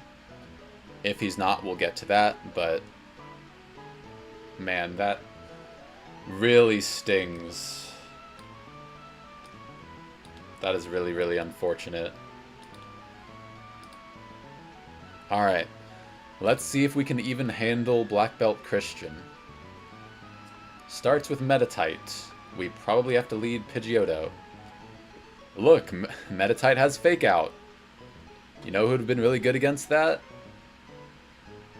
I'm upset. I'm not happy. Well, we just have to go through it. Koba Berry, is that flying? Probably weakens flying, right? Yep, weakens flying type. Does that activates even if you use Pluck, so it doesn't really help. Lead Pidgeotto. Fake Out turn 1. It has Rock Throw. That's so stupid. Gosh darn it. Okay. We're faster than it, but it doesn't matter because crit Fake Out plus crit Rock Throw just takes out Pidgeotto from 100%. Yeah. So there's no point in leading Pidgeotto. Let's try Piplup. Okay. Fake Out does 28%. Brick Break does too much. Let's do our own Metatite. Fake Out does 41%. Plus We survive Brick Break crit. Detect doesn't matter. Confusion is barely doing 28% though, but we can chip away at it. We are slower. Fake Out turn 1, 41%, plus Brick Break crit never kills, so we can chip it with Confusion, but then we're switching on Brick Break. No one really wants to switch into a Brick Break, because Pidgeotto takes way too much from it. Electrike takes way too much. Ponyta takes way too much. Dwebble. Pidgeotto is really the best option to switch in, 51% versus... Dwebble can kind of do some damage, but this is really starting to look rough. Yeah, we could switch into Piplup on a Brick Break, but we really don't want to. We might just want to lead Piplup, honestly. Yeah, lead Piplup and just do Bubble Beam. Bubble Beam guaranteed to hit. We're slower. Fake Out is 28%. Unfortunately, crit Brick Break is 76%, plus 28 is 96. Yeah, so crit Fake Out, crit Brick Break just kills Prinplup. But we don't really have an option. It's faster than everything. It does too much damage to Meditite. So we just have to lead Piplup, do Bubble Beams, hope we survive. Bring in one of these two, doesn't really matter which. Oh, geez. Okay, we've got Machoke, which has Bulk Up, Protect, Facade, and Vital Throw. I think this is going to be it. Like, we have to switch Piplup out on, like, if it bulks up, we are, like, dead in the water. We are faster, but... Switch to Meditite, maybe. Meditite just does so little damage. And Facade is doing so much. Only after +1, though. Neutral is not bad. It could see Vital Throw on Piplup. It depends how much damage Piplup takes from Brick Break Fake Out. Minimum, it takes 57%. More like 58. So, Oranberry takes us to 58%.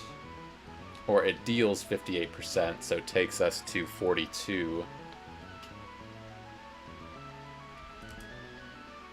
So 42% is 26 HP, 27. So Oranberry takes us to 37.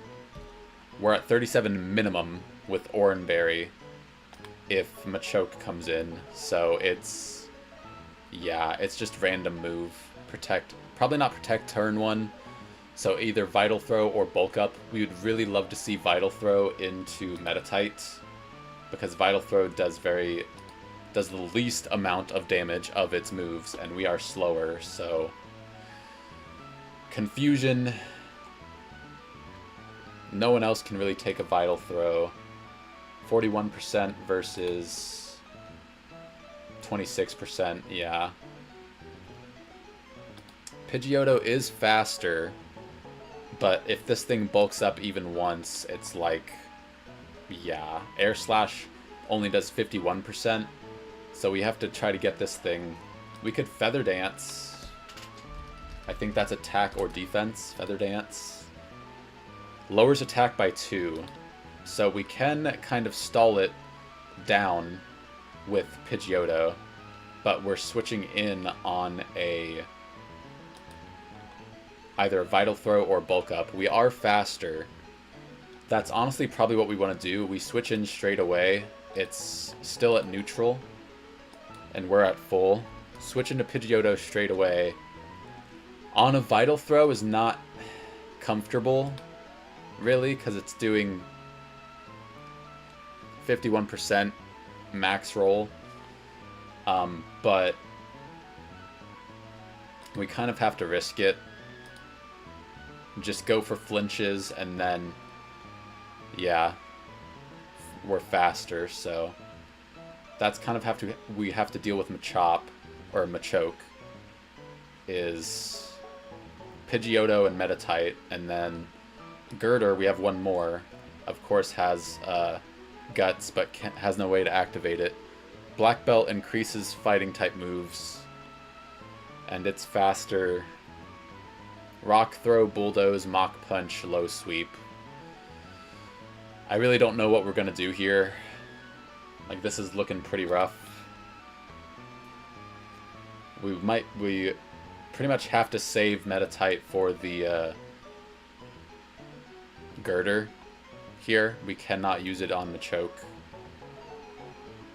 Maybe Dwebble. No. We're like doing 0 damage. Celio is 26 speed. Are you faster than Machoke? You're speed tied with both of them. Fantastic. Yeah, Vital Throw. We do more damage, but we're just speed tied, which is unfortunate. Carvana. Yeah, this is where Water Pulse probably would have been better. Let's see if it would have been.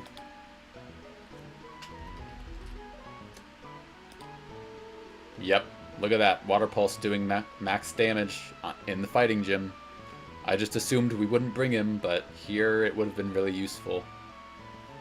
But we don't have it. We have Poison Fang. So that's another mistake.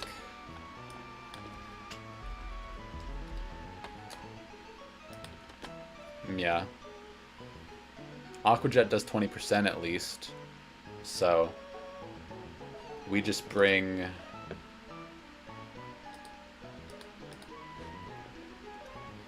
not Dwebble. Dwebble's doing nothing. Does Dwebble do anything against Metatite? Not really. No. Yeah, there's no point. Dwebble does nothing here. So we get Frederick out, because he at least has priority with Aqua Jet. And this is pretty much the team we have to go with. It's not looking pretty. Celio does nothing on this team. He's just too slow, and super effective moves against it. Alright, this is the team. Let's hope we get through. Alright. We give you an Oranberry. And give you an Oranberry. Pretty much everyone gets Oran berries. Cherry Berry, don't need that. Except for maybe like Force Palm against the enemy Metatite. Doesn't even have Force Palm. Yeah, so Oranberry is correct. It doesn't really matter what you two have, because you're just here for priority support. Serena can't really do anything, can she? Against any of these. She is not even... She's faster than Machoke and Girder. But they just do so much damage. Look at this. Really, she would only be here to come in and snipe a kill with Shockwave. Yeah. And we have to heal everybody. And I believe we lead with Prinplup on Metatite. Yeah. That's what we have to do. Because we need Pidgeotto healthy for Machoke and Girder. Yeah. So Pokemon We lead with Piplup and just do 2 bubble beams. Take the fake out.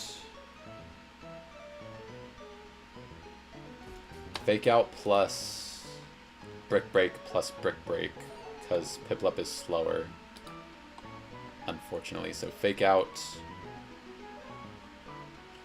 Fake out crit is 28%, plus Brick Break crit is 76. So we're slower anyway, so we would rather take fake out and 2 brick breaks instead of 3 brick breaks on a switch in, right? So we have to take the fake out and just hope that it doesn't crit, because if it does, we're gonna have to switch. Alright. And we have to hope that we fight the right guy. If it's not, I'm going to reset. I'm going to clause it. And what that means is that I invoke a clause before the battle, wherein if I talk to the wrong trainer and it's the wrong guy that I planned for, I can reset and go fight the correct person. So we have to run up over here. Alright.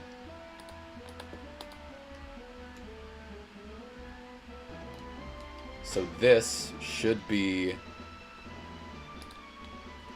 Black Belt Christian, because he was the next trainer after Lilith. So next trainer, Christian.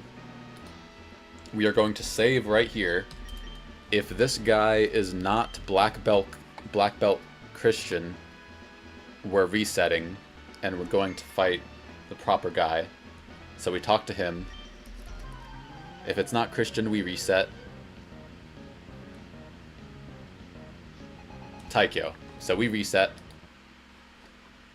because there was nothing in the pictures that said which one was which.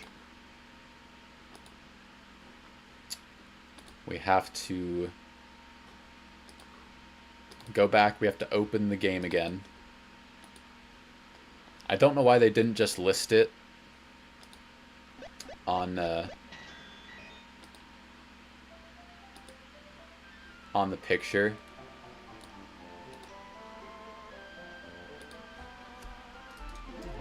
So now we know which one is Christian. Not him. So we go back down over here.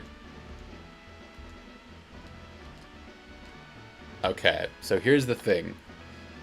You can see that the fight has not triggered yet. And in this photo, they are both standing equidistant. So that means that it will turn itself into a double battle. So we have to run back over here and talk to Christian this way instead of this way. So we have to run back.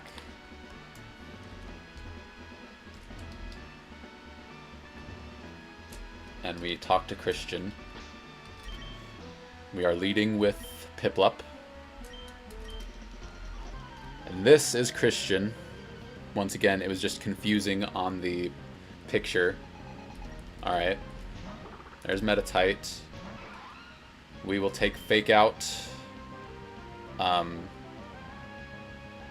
Fake Out goes before Aqua Jet, I believe. Just gonna make sure.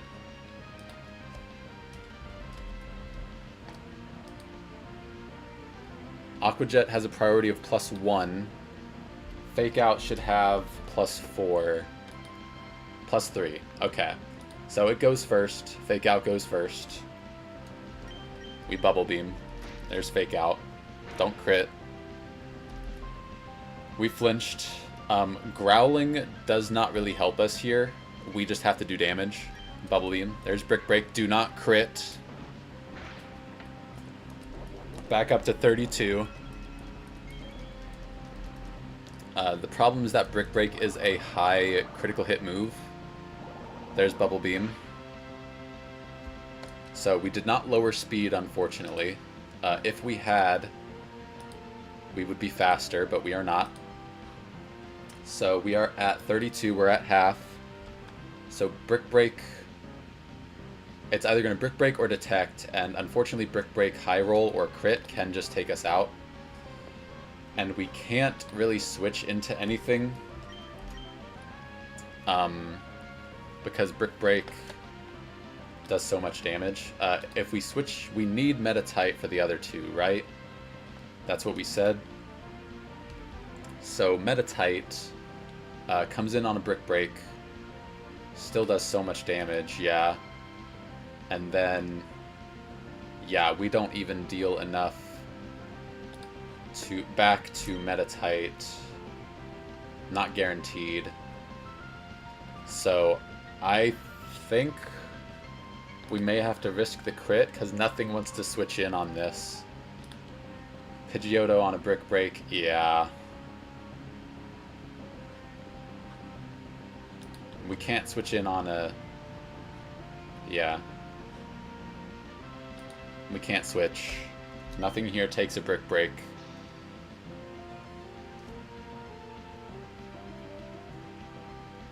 We could try to sacrifice Serena. Hope for either a static proc or she's not even faster. Yeah. Quick attack. 13% from quick attack. Plus 39% from Aqua Jet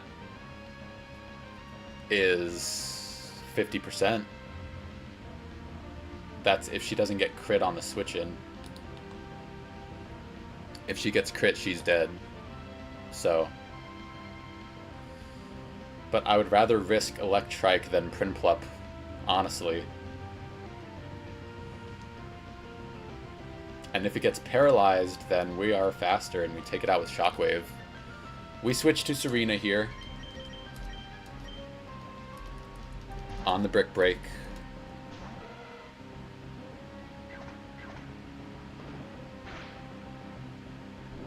No crit. No para. We are slower. 31 versus 36. That is unfortunate. We just have to quick attack.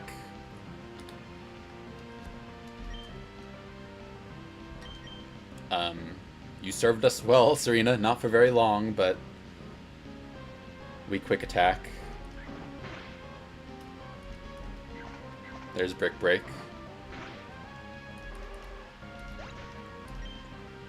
Okay. So, Freya may be faster. Let's check. Freya is faster. So she can come in and she can kill with Flame Wheel. And then that baits... I'm not really sure who. Look at highest damage. Vital Throw versus... Low Sweep. So 73%, 75%. Probably Bulldoze is what I imagine. Yeah, so it'll probably bait Bulldoze from Girder, which is actually perfect. So we switch into Freya, who's faster. And we take out Metatite with a Flame Wheel. Detect does not matter, it's just stalling. We Flame Wheel again. Next should be Girder and Bulldoze.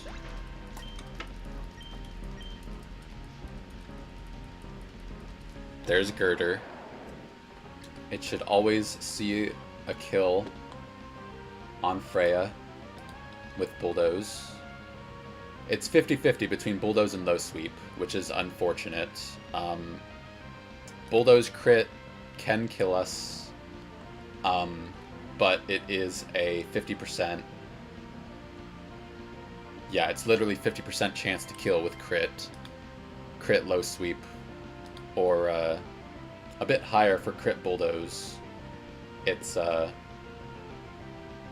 2, 3, 4, 5. It's 1 in 3, so it's 30% chance, or it's 60% chance to kill with Bulldoze crit, but it has to crit first. So, and we're faster. We don't want to activate its Guts ability because then its attack goes through the roof. We could miss with Bounce. We could Stomp and flinch it. But here's the thing. If it bulldozes and it does 75%, we are down to 15 HP. Yeah, like 13. And then Oranberry, we're at 43%. And then it's random between low sweep, bulldoze, or rock throw. That's really unfortunate because we wanted to guarantee bulldoze. But I assume it came in because it saw bulldoze as highest damage. And we're faster. So it's probably prioritizing bulldoze. If we switch in Pidgeotto, low sweep does a lot of damage, but it can never kill us. We are faster. I think we have to risk it being bulldoze. I think we bank on it being bulldoze. And we switch. Please be bulldoze. Not low sweep. Good. Okay. Now, we are at full HP. It always, pretty much always sees low sweep for some reason, which will lower our speed to -1, which would make us slower. Of course it would, but we air slash for a chance to flinch. So we air slash here. There's air slash. Flinch. No flinch. Low sweep, don't crit. Speed is lowered. We are now slower. Oranberry up to 37 HP. Alright, so we are at 37. It is faster now because we're at -1. So it's 97% chance to use low sweep again. We can switch to Piplup, Prinplup. No, we can't. Takes too much damage. Switch to Nadia on a low sweep. We would have been faster, unfortunately. Damn, okay. Low sweep, yeah. Reduce speed. Confusion does 46.8. Yeah, that'll more than take it out. I think that's what we have to do, even though we're slower. Yeah, because crit low sweep plus crit low sweep plus crit bulldoze does take us out, but we have to switch on what is like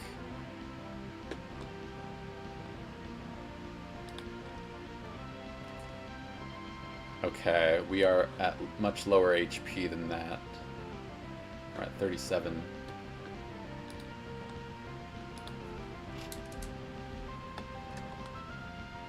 So it's pretty much always using low sweep, maybe rock throw, but that's a 1% chance. Rock throw would be good for us because Metatite resists rock throw, but it's probably going to be low sweep. This is the play. We switch to Metatite on the low sweep, and even though it makes us slower, we are still in a good enough position to do some damage. Let's do Freya real quick and see how Freya does. Way too much damage from low sweep, and then -1 speed. Still faster. Bounce can miss 25%.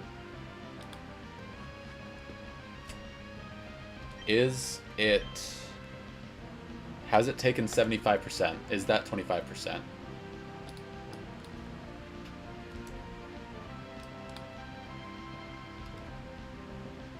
It's very close. If it's at 16 HP or lower, that's 25%. Flame Wheel always does 25%. Crit low sweep can just kill her, but she is faster after speed drop. But then Mach Punch. No, we can't. We cannot switch to Freya. Because if we burn this thing, its attack goes through the roof, and then it'll just Mach Punch and kill. So we have to switch to Nadia. We have to do this. Good luck.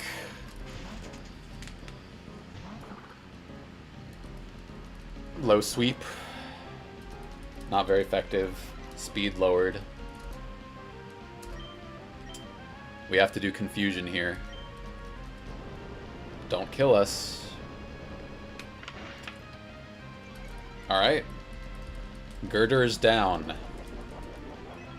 Should be down. Confusion should take it out.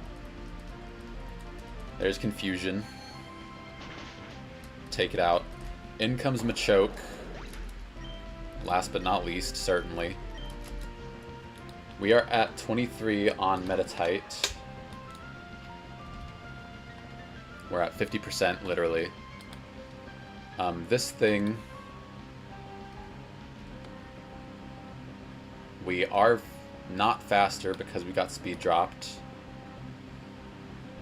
It is probably doing Facade or Bulk Up, 65%.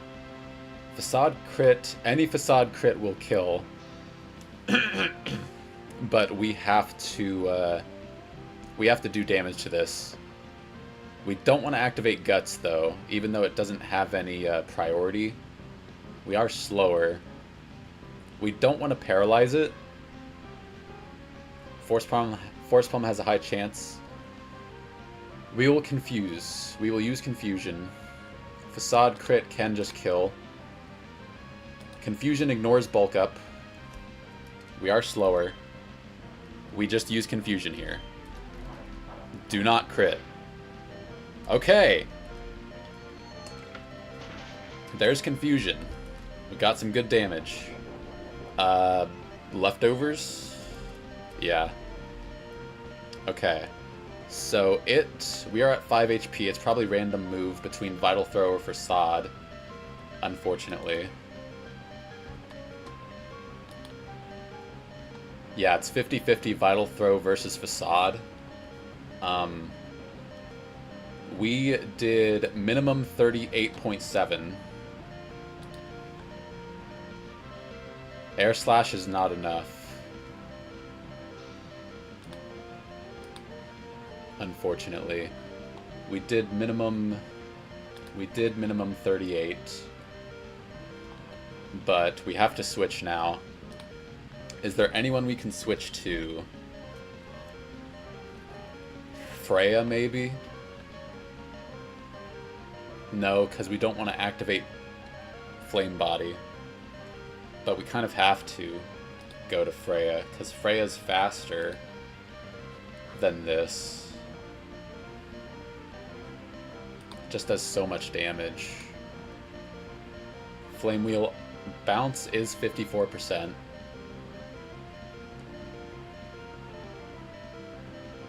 But we only did, again, 38.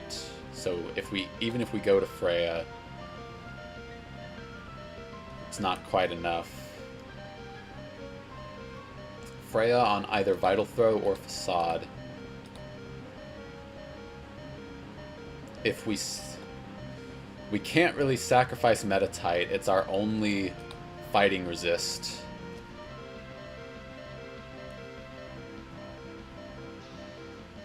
We have to go to Freya and hope that we don't get Flame Body on it. So we go to Freya.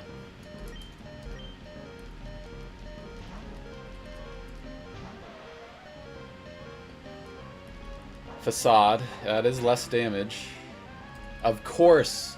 Of course! Why would it not get the crit? Okay, so Freya...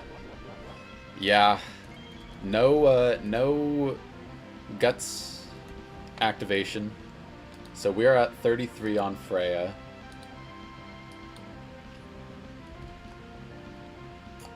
It's more likely to use Vital Throw or Protect.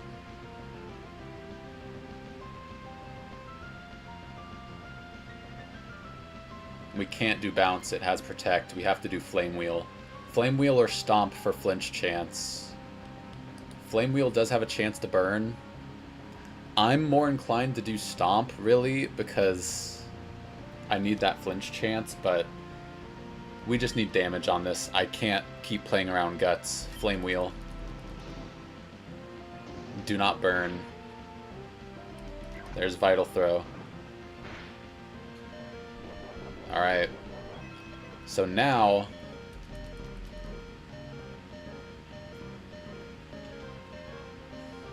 we're still faster. Flame Wheel does 30%. We cannot do bounce, it has protect. We cannot switch. We may be able to. It is at... it'll be below 50% if we switch to Pidgeotto. Air Slash can take it out, but Pidgeotto is at 37 HP. So Vital Throw crit takes it out. Facade crit does not. And Air Slash always takes it out. It can only kill Pidgeotto with a critical hit. Vital Throw. That's what we do. We switch to Pidgeotto. Pidgeotto is faster.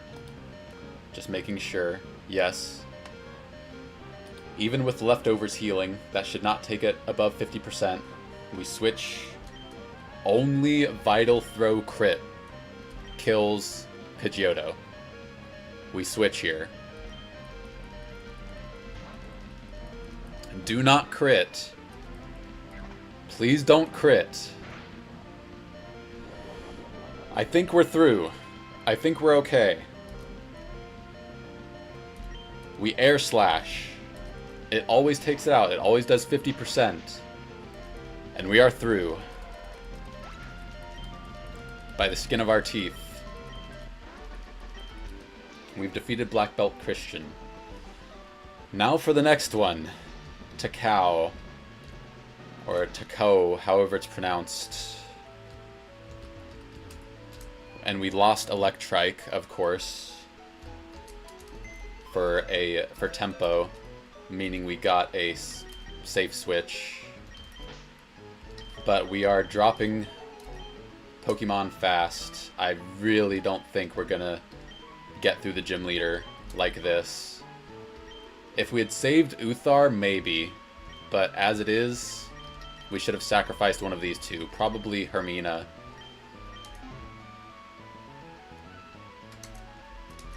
And, yeah. This is not looking good. We'll bring Hermina because she's at least neutral to fighting. Well, let's see. Takao is next. Leads with Breloom. Alright. That means we probably should lead with Freya against this Breloom, because she is faster. Toxic Orb. Poison Heal. That means it's regaining health every turn. A lot of health. Okay. Bad news is Wake Up Slap hurts. Good news is we can risk Bounce to take it out in one hit. If Bounce misses, we're in trouble. 2 Flame Wheels takes it out no matter what, but crit Wake Up Slap always kills Freya. So, we either have to... The crit chance is lower than the miss chance on Bounce, because Bounce is 95% accurate in this. Just double checking. Yeah, 95% accuracy means there's a 5% chance to miss. That is a higher chance than Breloom getting a crit, because Breloom getting a crit is 1 in 16, which is way, way lower than 5%. So theoretically, 2 Flame Wheels takes it out. But we could also save health on Freya by hitting the bounce, because after that, Mienfu or Lopunny, or Baniri. Probably Baniri comes in because it's faster. Yeah. I would assume Baniri comes in because of Fake Out. Triple Axle is bugged, but okay. 50, yeah, Fake Out damage. We'd probably just take that on Freya. So Fake Out crit is 45%. Would take us to 65%. So 34? Yeah, 34 HP from Fake Out crit. It is faster, and it's guaranteed to use Jump Kick. Jump Kick crit can kill us. Unless it's burned. If it's burned, then Jump Kick never kills. But if not, then there is a chance. By the way, I just figured out how to apply status. Hooray for me. So, what we're gonna do is we could lead Freya. Baniri probably comes in. Wide Lens increases accuracy, so Jump Kick probably always hits. Triple Axle probably always hits.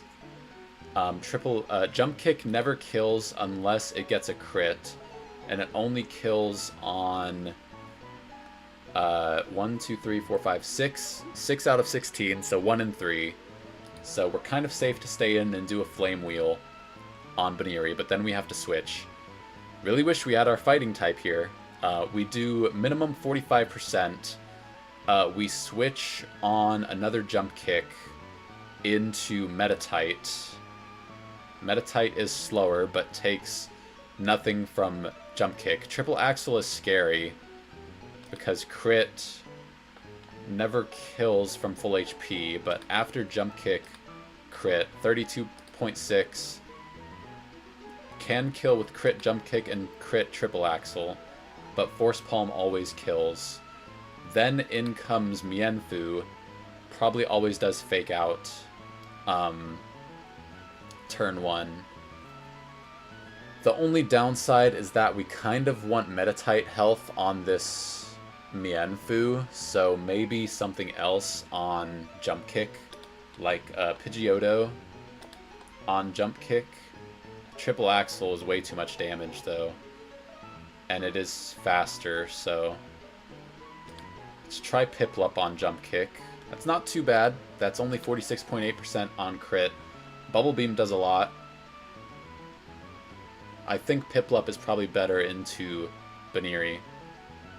So, 1, 2, 3, 4, 5. We literally have 7 Pokemon, and we're not bringing Celio. So, it's literally just what we've got in our party right now. Plus Dwebble. Because at least Dwebble takes neutral damage. And Celio stays in the box. Okay, we lead with Freya. Freya gets a Oran Berry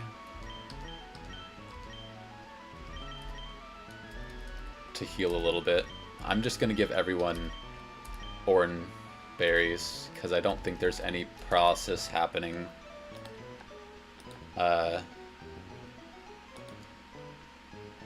There's sleep, but no paralysis, so we just give everyone Oran Berries.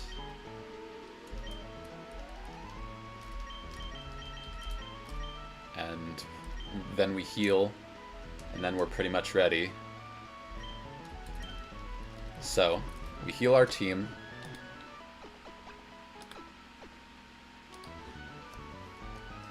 And we lead with Freya, and then the rest we can handle from there. That's really all we need to know. Prinplup pretty much handles Baniri, and then Metatite also does. So we're going up here. We've already fought Black Belt Christians, so Takao might be the last one. No, he's not. There's one more after Takao. There's one more. So we fight Black Belt Takao. We check and make sure Freya's in the lead, and we step out. Oh, he saw us from really far away. Yeah, so don't turn that into a double battle. Single battle. Takao leads with Breloom. So I want to save health here, so I'm going to try a bounce. We are faster.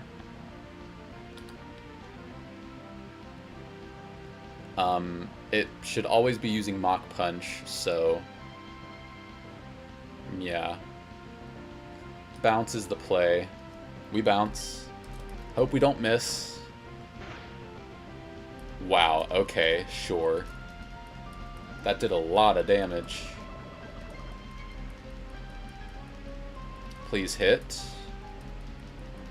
Good. Breloom down. Alright, next comes in Baniri. Yep, there's Baniri. So we are at 32 HP.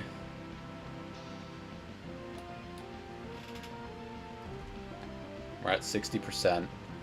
Baniri in. Probably Fake Out, I would assume. That's really annoying because, well, it says Jump Kick, but the AI likes to do Fake Out. It just has a higher score. So 45% crit Fake Out, never kills. So it's gonna Fake Out here. If for some reason Jump Kick crit, then high rolls. I'm sorry, Freya, but we just stay in to take the Fake Out. And we Flame Wheel. There's Fake Out. Flame Body. No Flame Body.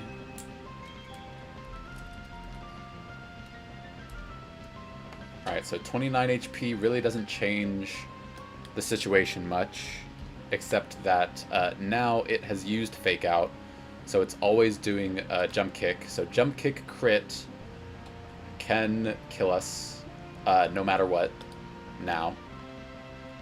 But that is a 1 in 16 chance. So we can get some good damage on this. So I'm going to risk the critical hit with Freya and do a Flame Wheel. Don't crit. Okay, also no burn. We did not get the Flame Body proc. So at 9 HP, is it random between triple axle? It might be. That's kind of good for us.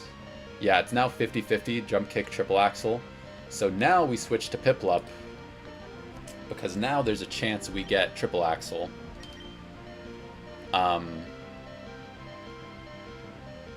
Or we could go to Nadia, but we need Nadia health on the Mienfu.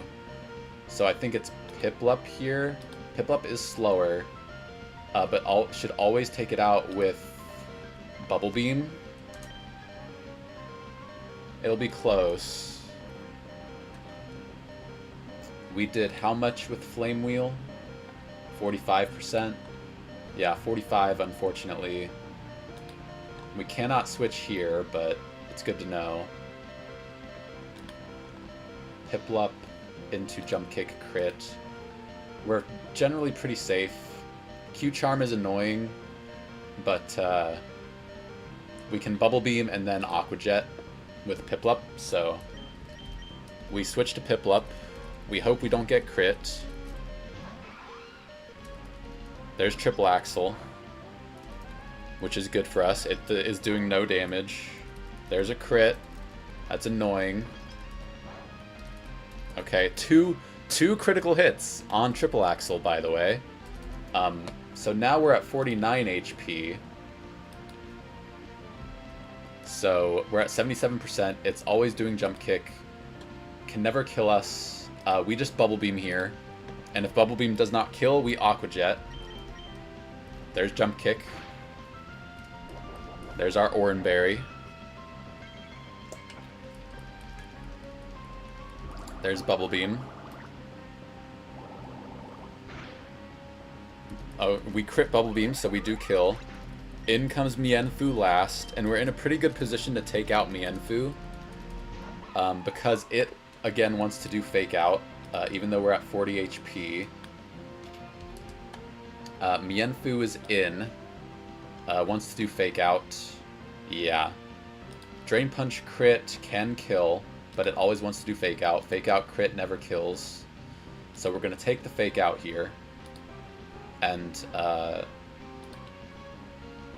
we'll Pluck just in case. It has no berry, but it doesn't matter. We Pluck, but it's going to Fake Out. Yep. Okay, 31 HP.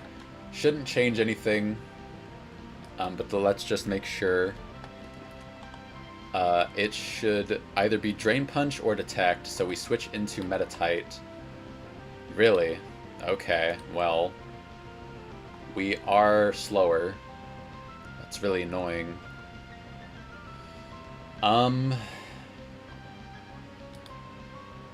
Drain Punch.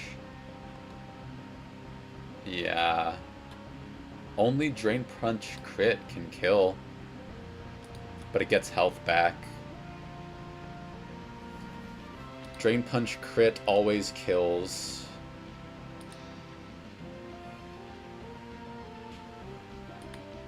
And it regains... So if we do Pluck, we do minimum 61%. And then it regains, like, half of that. So 61% takes it to 39. And then it heals, like, 30%. So it goes back to 69% HP. And then, yeah. I think we risk the crit here. Just so Metatite isn't taking so much... We can Aqua Jet. Aqua Jet does 30%. We just it'd heal that back with Drain Punch anyway.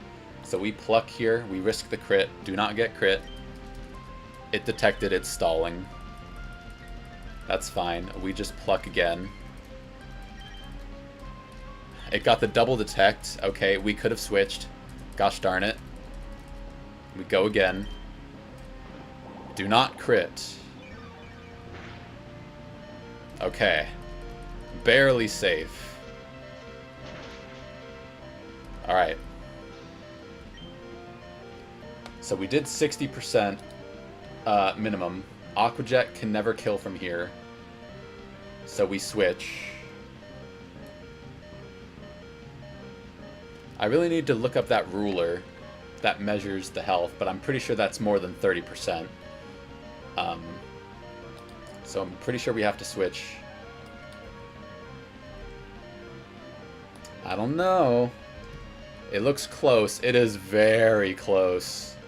Look at that. Look at this. I have no idea if that is 15 HP or not.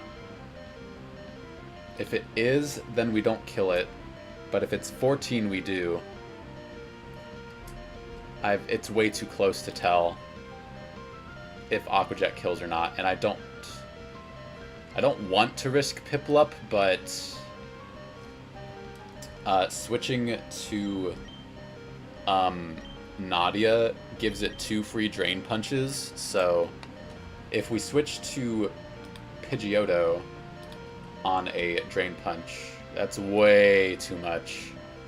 We deal 85% though, so it can only gain 55% back.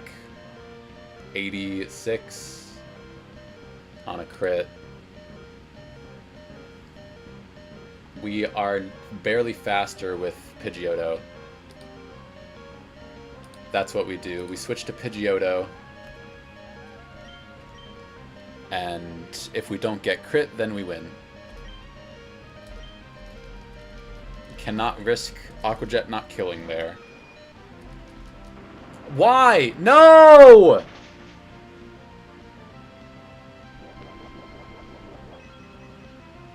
We're faster, right?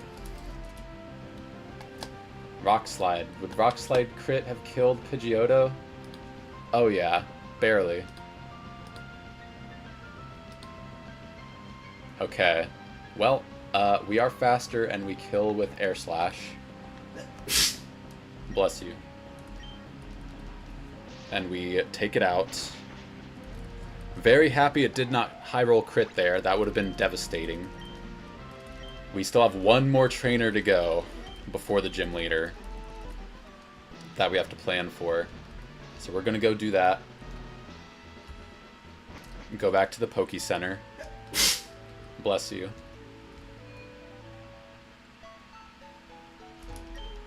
We heal our team. We didn't lose anybody, thankfully. Alright. Now, the next trainer is this girl up here. Bless you. Go to next trainer. Oh boy. Battle Girl Jocelyn leads with Kecleon. This looks fun. Alright. Has the Protean ability, which means that any move it uses is what it changes into. Yeah. Works only once per battle. I don't know if it is using the Gen 8 version of Protean or Gen 9, because so far we've seen Gen 9 happening. So if that's true, it should only work once per battle. But we'll see here in a minute. Has Thunder Wave, Shadow Punch, Dizzy Punch, and Drain Punch. Probably want to lead with Metatite.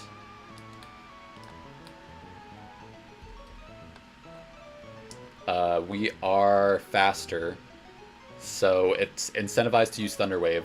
So we just lead Metatite with a Cherry Berry, and we do 2 Force Palms.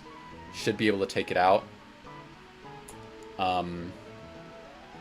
After that, who does Metatite bait?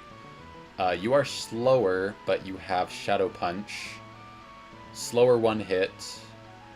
Probably Golett is switched in next. I don't see why. Maybe Jangmo-o, but it's not really doing that much damage. So probably Golett comes in next and is always using Shadow Punch. Ghost type move. So we switch into Pidgeotto, who's a normal type, takes no damage. It now wants to use Mega Punch or Drain Punch. And unfortunately, we don't do much damage back. Feather Dance sharply reduces attack, though, so we could Feather Dance it. Yeah, but the problem is... So we could Feather Dance once, at least. Mega Punch. Let's see if Mega Punch has been changed. Where is it? Move changes. Mega Punch. Accuracy is 100%. Great. So there's no chance it'll miss. So it's Mega Punch always.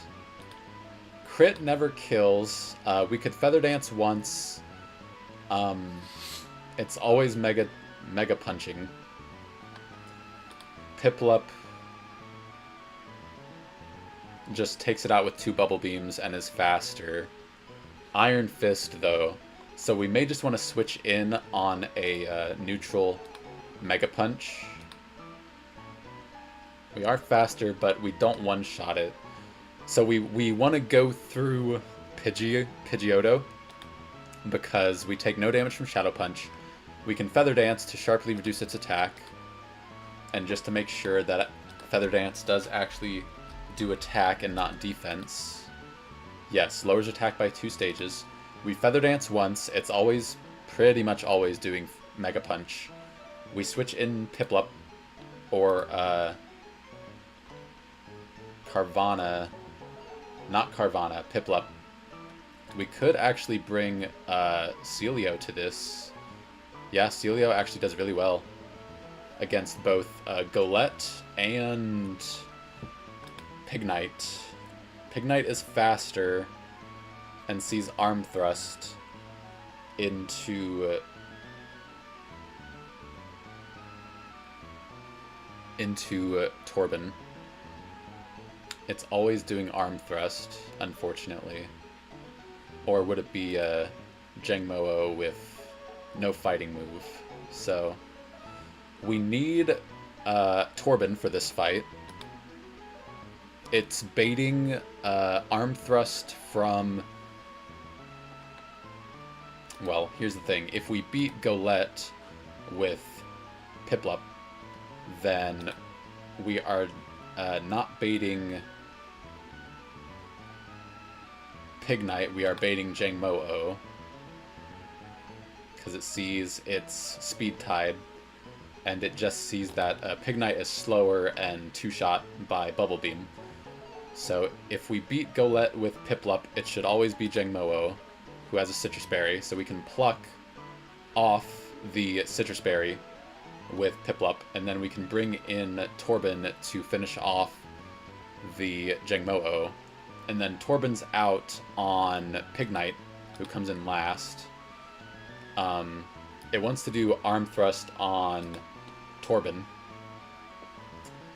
Crits. 5 hits. 5 hits or crits can kill Torben, who is slower. We could switch in to Metatite on a Arm Thrust, but it just takes too much damage. And is faster, though, so we could get off one Confusion. But if it uses Flame Charge... Okay. I think we can handle this. I think we've got this. We need Torben in place of maybe Pidgeotto, but Pidgeotto does do decent damage with Air Slash to both of them, but also takes actually not great damage from them. We want to keep Pidgeotto on here just in case. So who do we get rid of? Probably Hermina. Hermina does nothing here. So we replace Hermina with Torben. Torben actually gets to potentially see his first debut. First fight. So we bring out Torben. We put Hermina in the box. And we lead with... Against Kecleon, we lead with Metatite, because we're faster and Force Palm always kills. We lead Nadia with a Cherry Berry. There we go. Give Nadia a Cherry Berry. We give everyone else Oran Berries, because there's no chance of poison or paralysis. Oran Berry.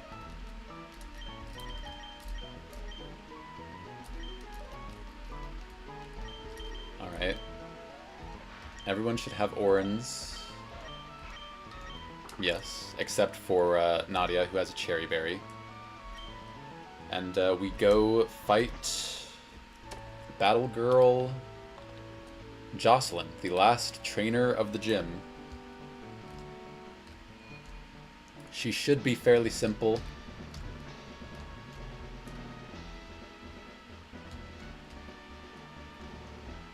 She's right up here. Just make sure we are leading with Nadia against the Kecleon. Alright, we are going to save just in case. And then we are going into this fight. Let's go.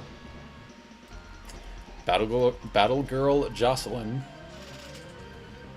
Last but not least, trainer.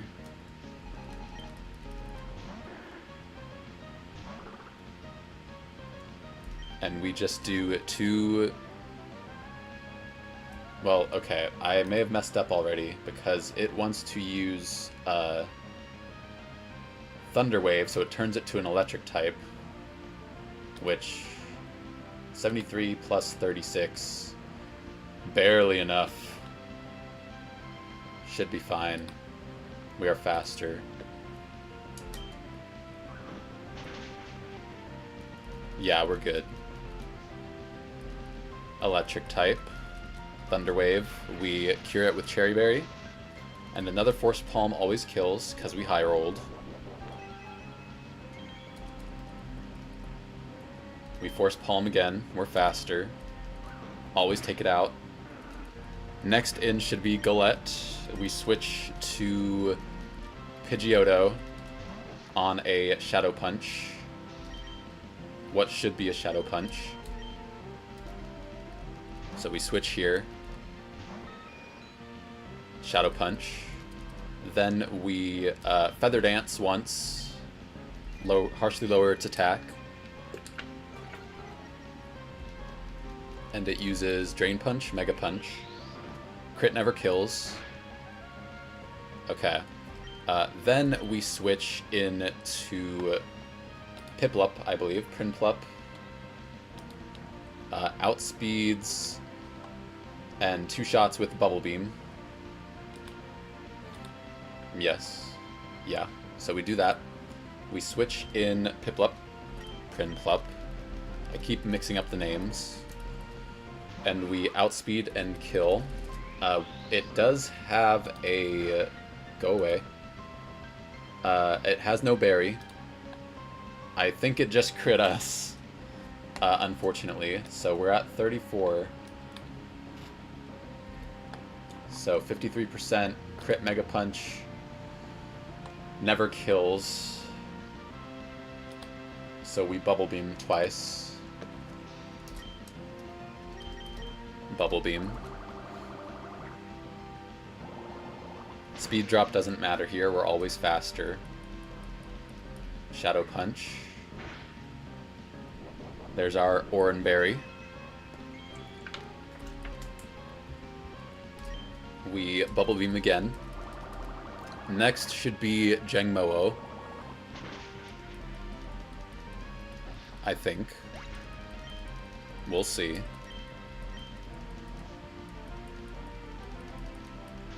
Yeah, Hakamo-o, whatever.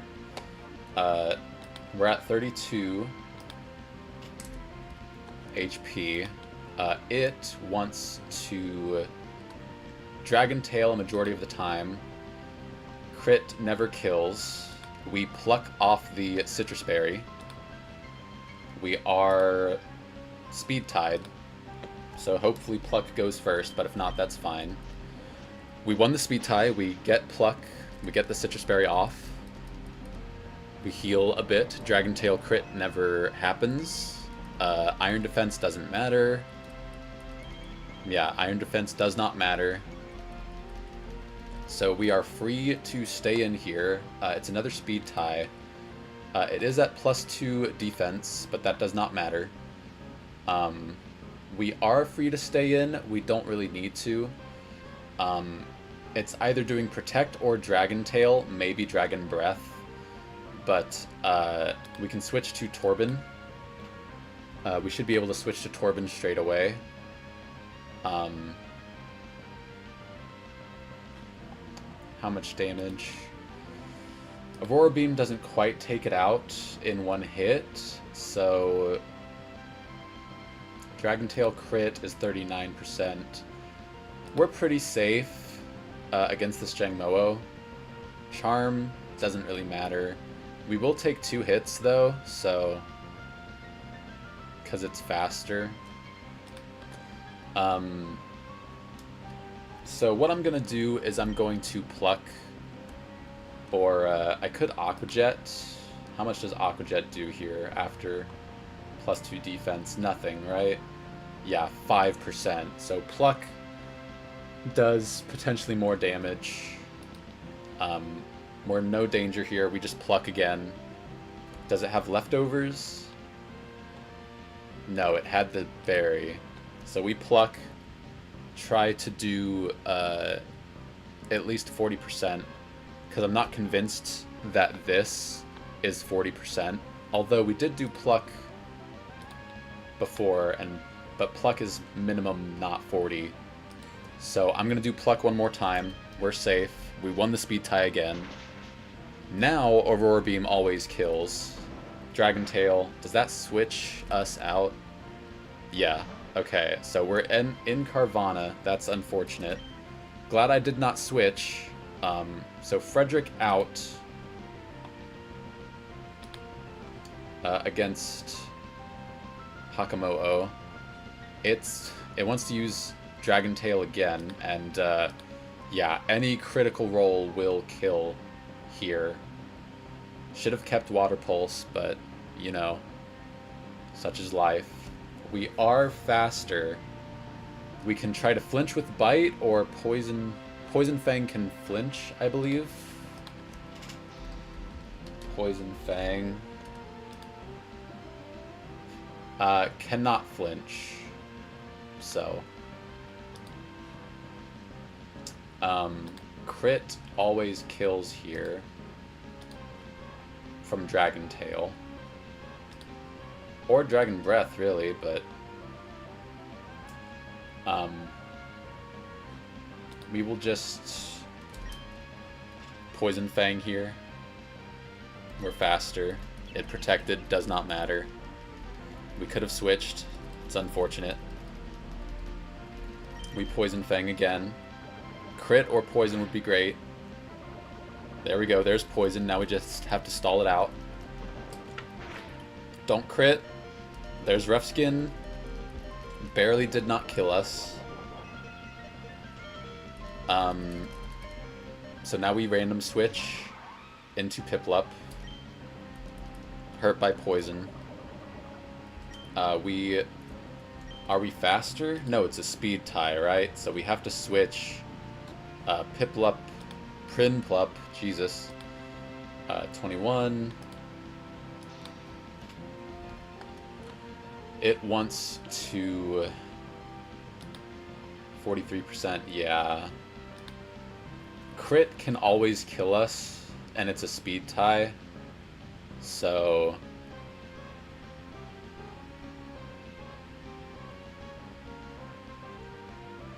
but we can always kill it with Aqua Jet because it is super low. So we just Aqua Jet here, and this is why we waited for Aqua Jet. Oh crap. Don't crit. Oh sheesh. I really thought it was low enough there. Well, we were not punished. Last but not least is Pignite. Pignite is slower, and we don't have Torrent, unfortunately. But any move kills us. We're at what, 6 HP? Yeah, it's a random move, unfortunately. Bubble Beam doesn't always take it out. If it arm thrusts into us and we switch hard Torben, that's really dangerous. So let's see. Arm thrust, takedown, flame charge. Let's see. Faster.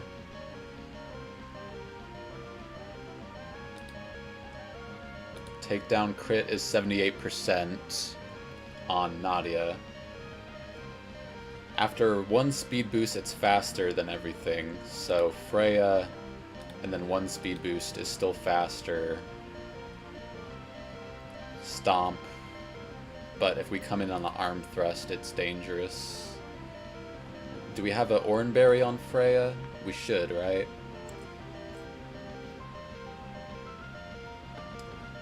Pidgeotto's faster.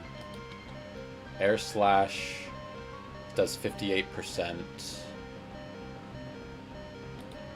Yeah, we want to switch into Pidgeotto. Pidgeotto takes the least damage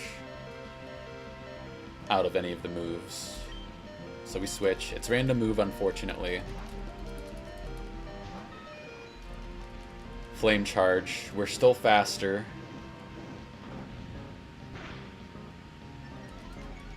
We should heal with Orin. We air slash here. We hoped it's faster somehow. Shouldn't have been. Oh, 38, yeah. Okay. So, 17 HP on Pidgeotto.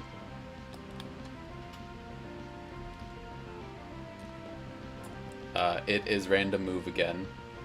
So it is low enough that we can just switch to Freya pretty safely. And we're still faster if it doesn't use Flame Charge. Unless it did again and I missed it. Don't crit. Alright. Hope we're faster. Stomp. Good. And we're through. We are through the final trainer of the gym, and now we have to try to plan for the gym leader, Brawly, who I'm afraid to say is probably going to defeat us this time because we lost Uthar in a very stupid way. And Yusuf. So, we healed our team. We have options. We have to look at Brawly. But, there's really not much we can do here, honestly. I think that what we want to do is... Obviously we're going to plan this out, but I don't think we're going to plan this out tonight. So what we're going to do is we're going to save. Not that. We're going to save. And we are going to end the stream here. If you all liked the video, leave a like, subscribe, leave your thoughts in the comments below, and I will see you all next time. Thank you for joining.